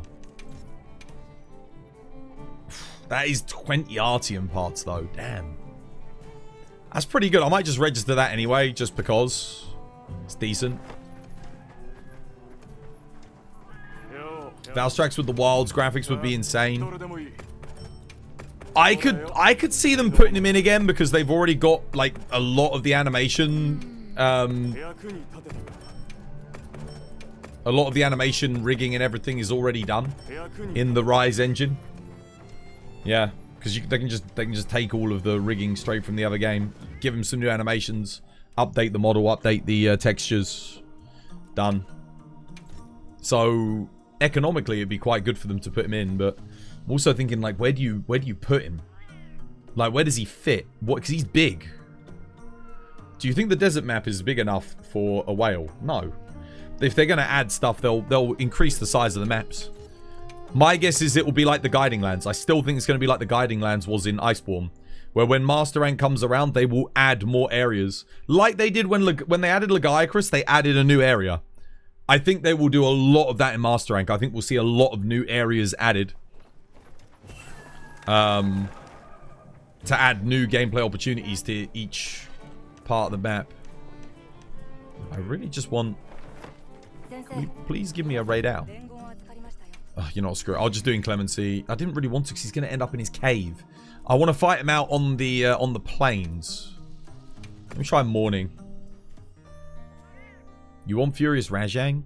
I think I don't see any reason why we wouldn't see normal Rajang. We've got all the other monkeys, so, and new ones with a Jarakan, so it kind of makes sense. There we go, nice. 9-star raid out, perfect. Might just go and fight him. Just go get on him. I'll bring thingy here.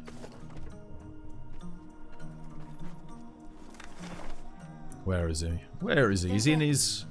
Oh, he's going to his cave. Of course he is. I don't really like fighting him here, but I'll... Yeah. It's a bit rough on Switch Axe because you end up getting stunned a lot. I guess I'll have to run stun resist, eh? Yeah, that's fine. Just so that because his multi-hitboxes will stun me otherwise. Because I'll get the counter, but then you get hyper armor, you get stunned out of it. Let's stun resist.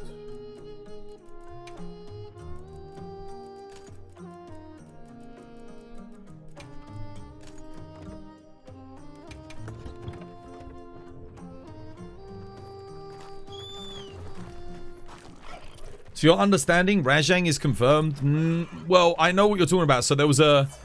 At Universal Studios Japan, they had a Rajang animation of a turf war of him fighting Lagiacrus. And the turf war, the Lagiacrus model looks suspiciously like the Wilds model. And it's like, damn, why would they go through all that effort to do this massive animation just for this one digital thingy? So honestly, yeah, it's kind of like... I could see him being... I could see him being in Wilds.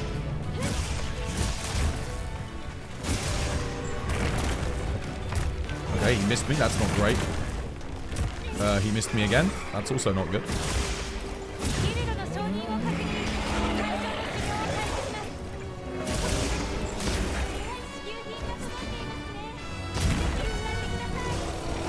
Oh, I was going to go for the double counter there, but didn't quite get it.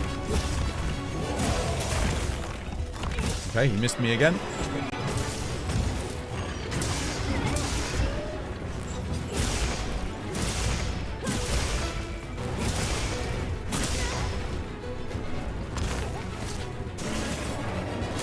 It's not the worst place to fight him, though.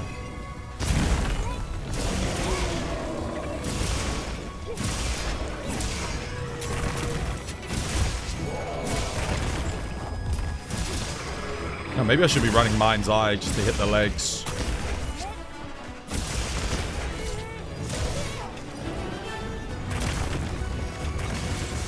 Just run over there. Let me put flash pods in as well.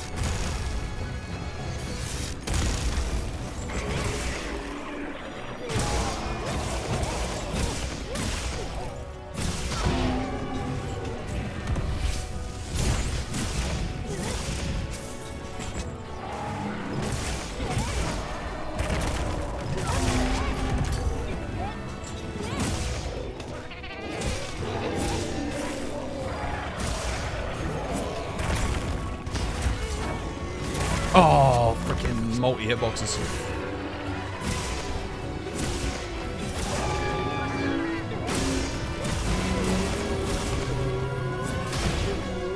Cheers, Reg.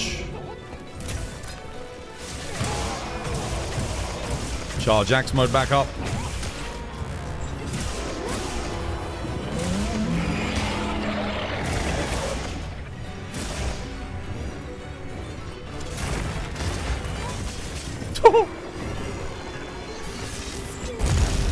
Just move in.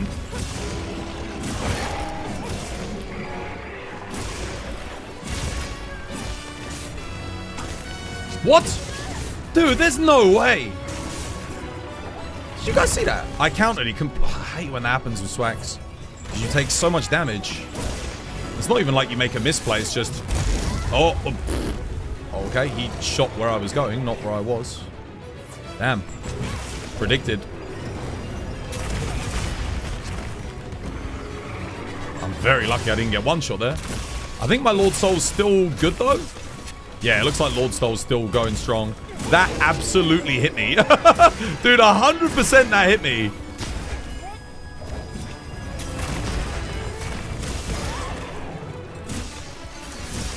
Oh, that's point blank, dude. Ouch.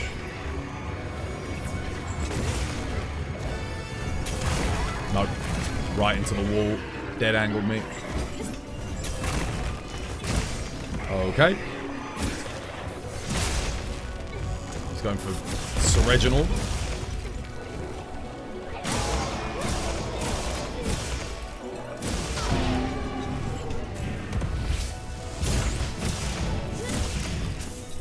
Did they up Raidal's HP, maybe? Maybe they did. To, like, balance it for the Gog weapons, because he was really weak before.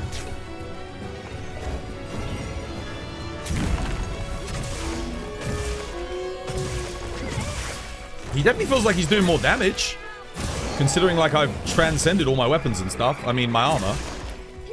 He's hitting pretty hard. That's good. I don't want to fight him in here. I'm actually happy that he's leaving. I could keep him there, but yeah. This is the first time I've seen someone actually use the switch axe offset. If you're in axe mode, And, you know, there's a physical attack coming, then yeah, you want to do it. It's really good damage if you actually get the proper offset, you know? It's really good.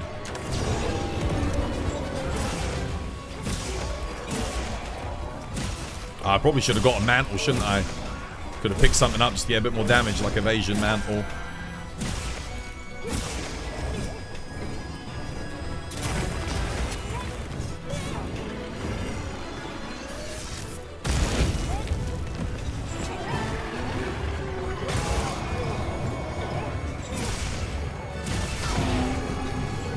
I'm hoping I'm in range here. Okay, we're good. We're in range. Nice. Nope. Missed.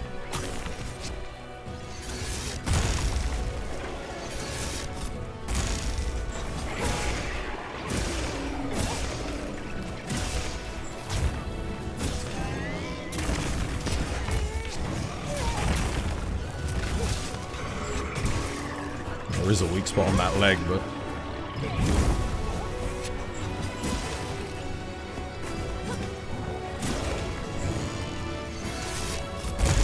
God damn.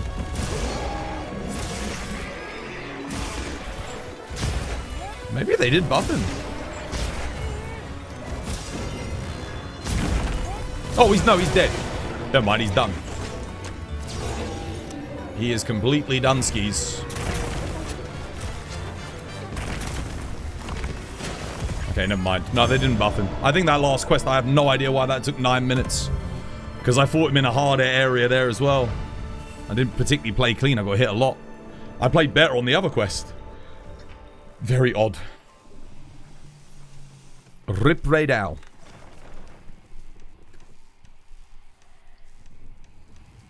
And we had like 2 of the best weapons against him as well. Like Ice Charge Blade, SAD spam, AD18. Not Ace, SAD, AD spam. And then Switch Axe are pretty damn good. I think Dual Blades, Light Bowgun. Maybe Insect Glaver a bit stronger. You gonna go to bed now? Yo, take care, dude. Have yourself a lovely jubbly one. Your hunt was artificially extended because I was in my tent eyeballing gear when I noticed you join.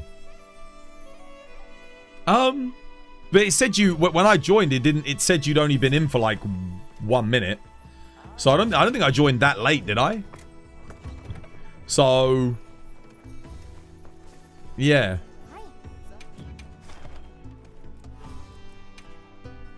Now that Radal fight just felt like it was going on and on and on. I don't know why he didn't die. We were doing good as well. I played way better when I was playing with you than when I was playing there.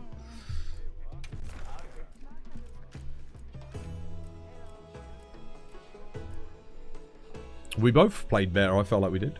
Is ice bad for him? No, it's okay. Like, his best hit zone is his ice on his head. Yeah. What's a good damage rotation on Switch Axe? Triangle attacks when in sword mode. Triangle attacks when in axe mode. And then if the opening presents itself, full release slash. That's it, really. The other attacks give you... So the circle attacks in sword mode give you a good amount of bar, but their damage is terrible. So you might use circle just to charge up the sword. But that's kind of about it. Like, beyond that, you don't really need to use it. Could see how quickly we destroy these guys. No, it's 2 AM. I'll probably just call it there. Great. I'm gonna go cook. I'm gonna make myself some dinner.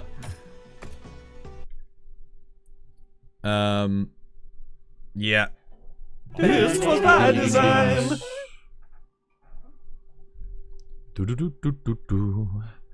Let's get some food. Let me control shift escape. I mean control shift T rather. Get my tabs back up. Don't need task manager. Let's see. Who have we got on? Anyone on Monster Hunter?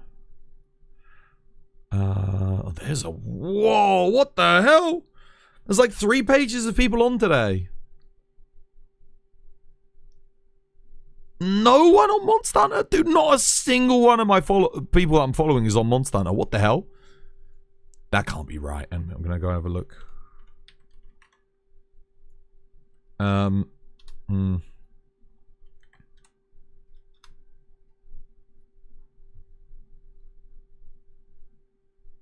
Let me see. Ooh, yeah, I mean... Let's have a look. Oh, it's such a... I keep missing Parody, because apparently Parody's come back to streaming again. On Mondays, but I've missed them again. So the last 3 Mondays, they've streamed around this time. But they're not streaming today. I was going to raid into Parody, because I thought they'd be on, but... I don't see them. Apparently they're back, but I don't see them today. You've been playing like Bowgun, and it feels naughty compared to Charge Blade. Charge Blade is stupidly strong right now. Like, it's really good. If you're good with Charge Blade, it's very good. But Light Bowgun, like, damn, you don't even have to be good with Light Bowgun to do good damage. Even if you're just loading the special ammo and just, you know, firing off automatic element, you're still going to do really good. Even just playing it at a basic level. And then, you know, you spend a bit of time, you practice it, you try and maintain your full auto fire mode. And yeah, you could do, oh my god, you can do some work. It's ridiculously strong at the moment. Prody was on yesterday. They're not on today. Oh, dude, I keep missing them, man, I swear. I missed them I did not see them on last Monday, but it says that they were on when I finished stream. But I guess they just didn't come up in my, I don't know why they didn't, maybe because they haven't been on in a while, so it didn't recommend them to me or something. Who knows, man, who knows. Yeah, I'll be back again tomorrow anyway. I'll probably just be playing more solo, I guess. See how it goes. Just practice some more.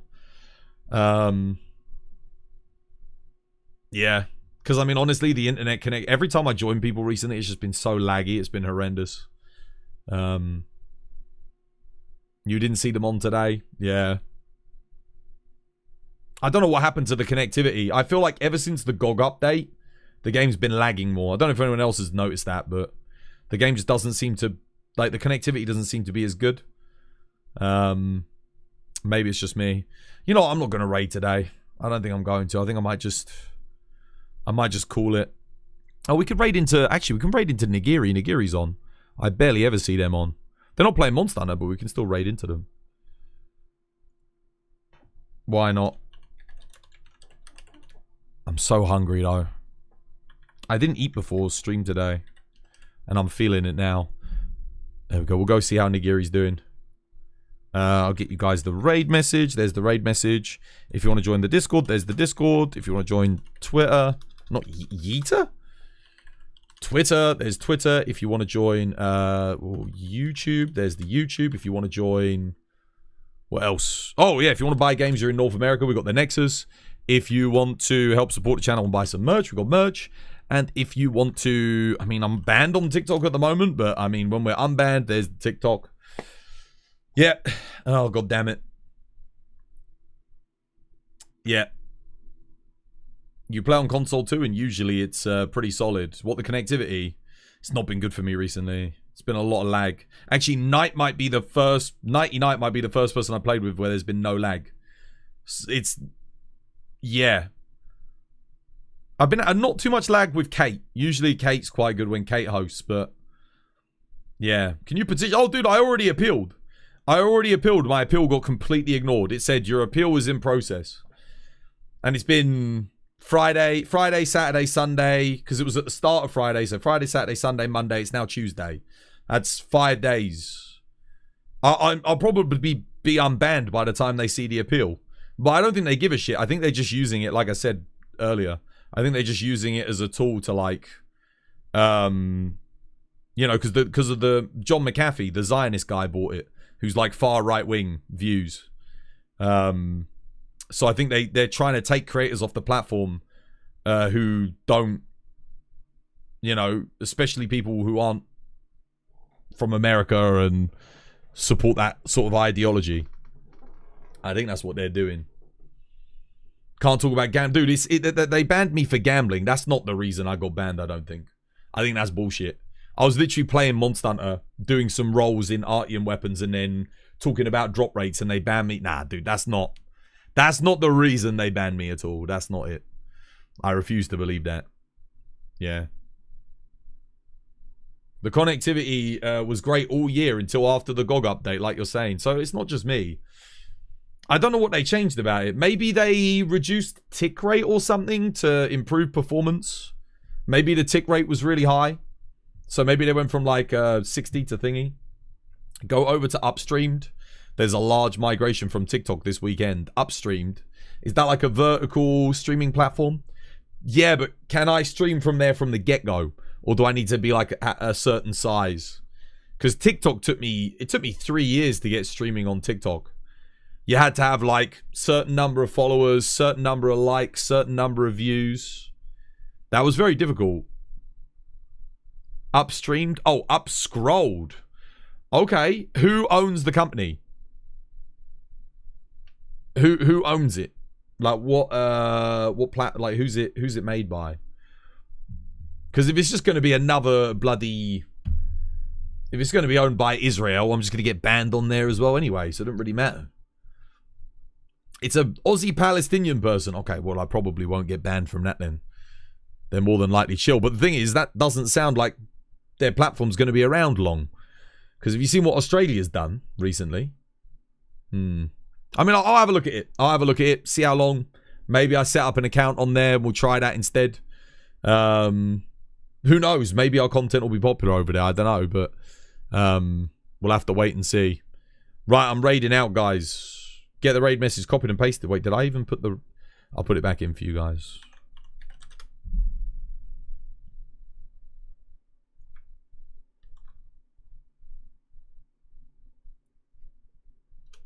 All right. Take care, guys. Au revoir. 1, 2, 1, 2, 3, go. Twas by design. Twas by design. Twas by design. Twas by design. Twas by design. Twas by design. Twas by design. Twas by design. Twas by design. Twas by design.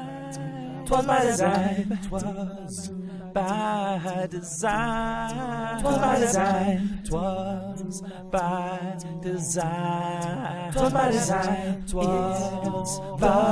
design. Twas by design.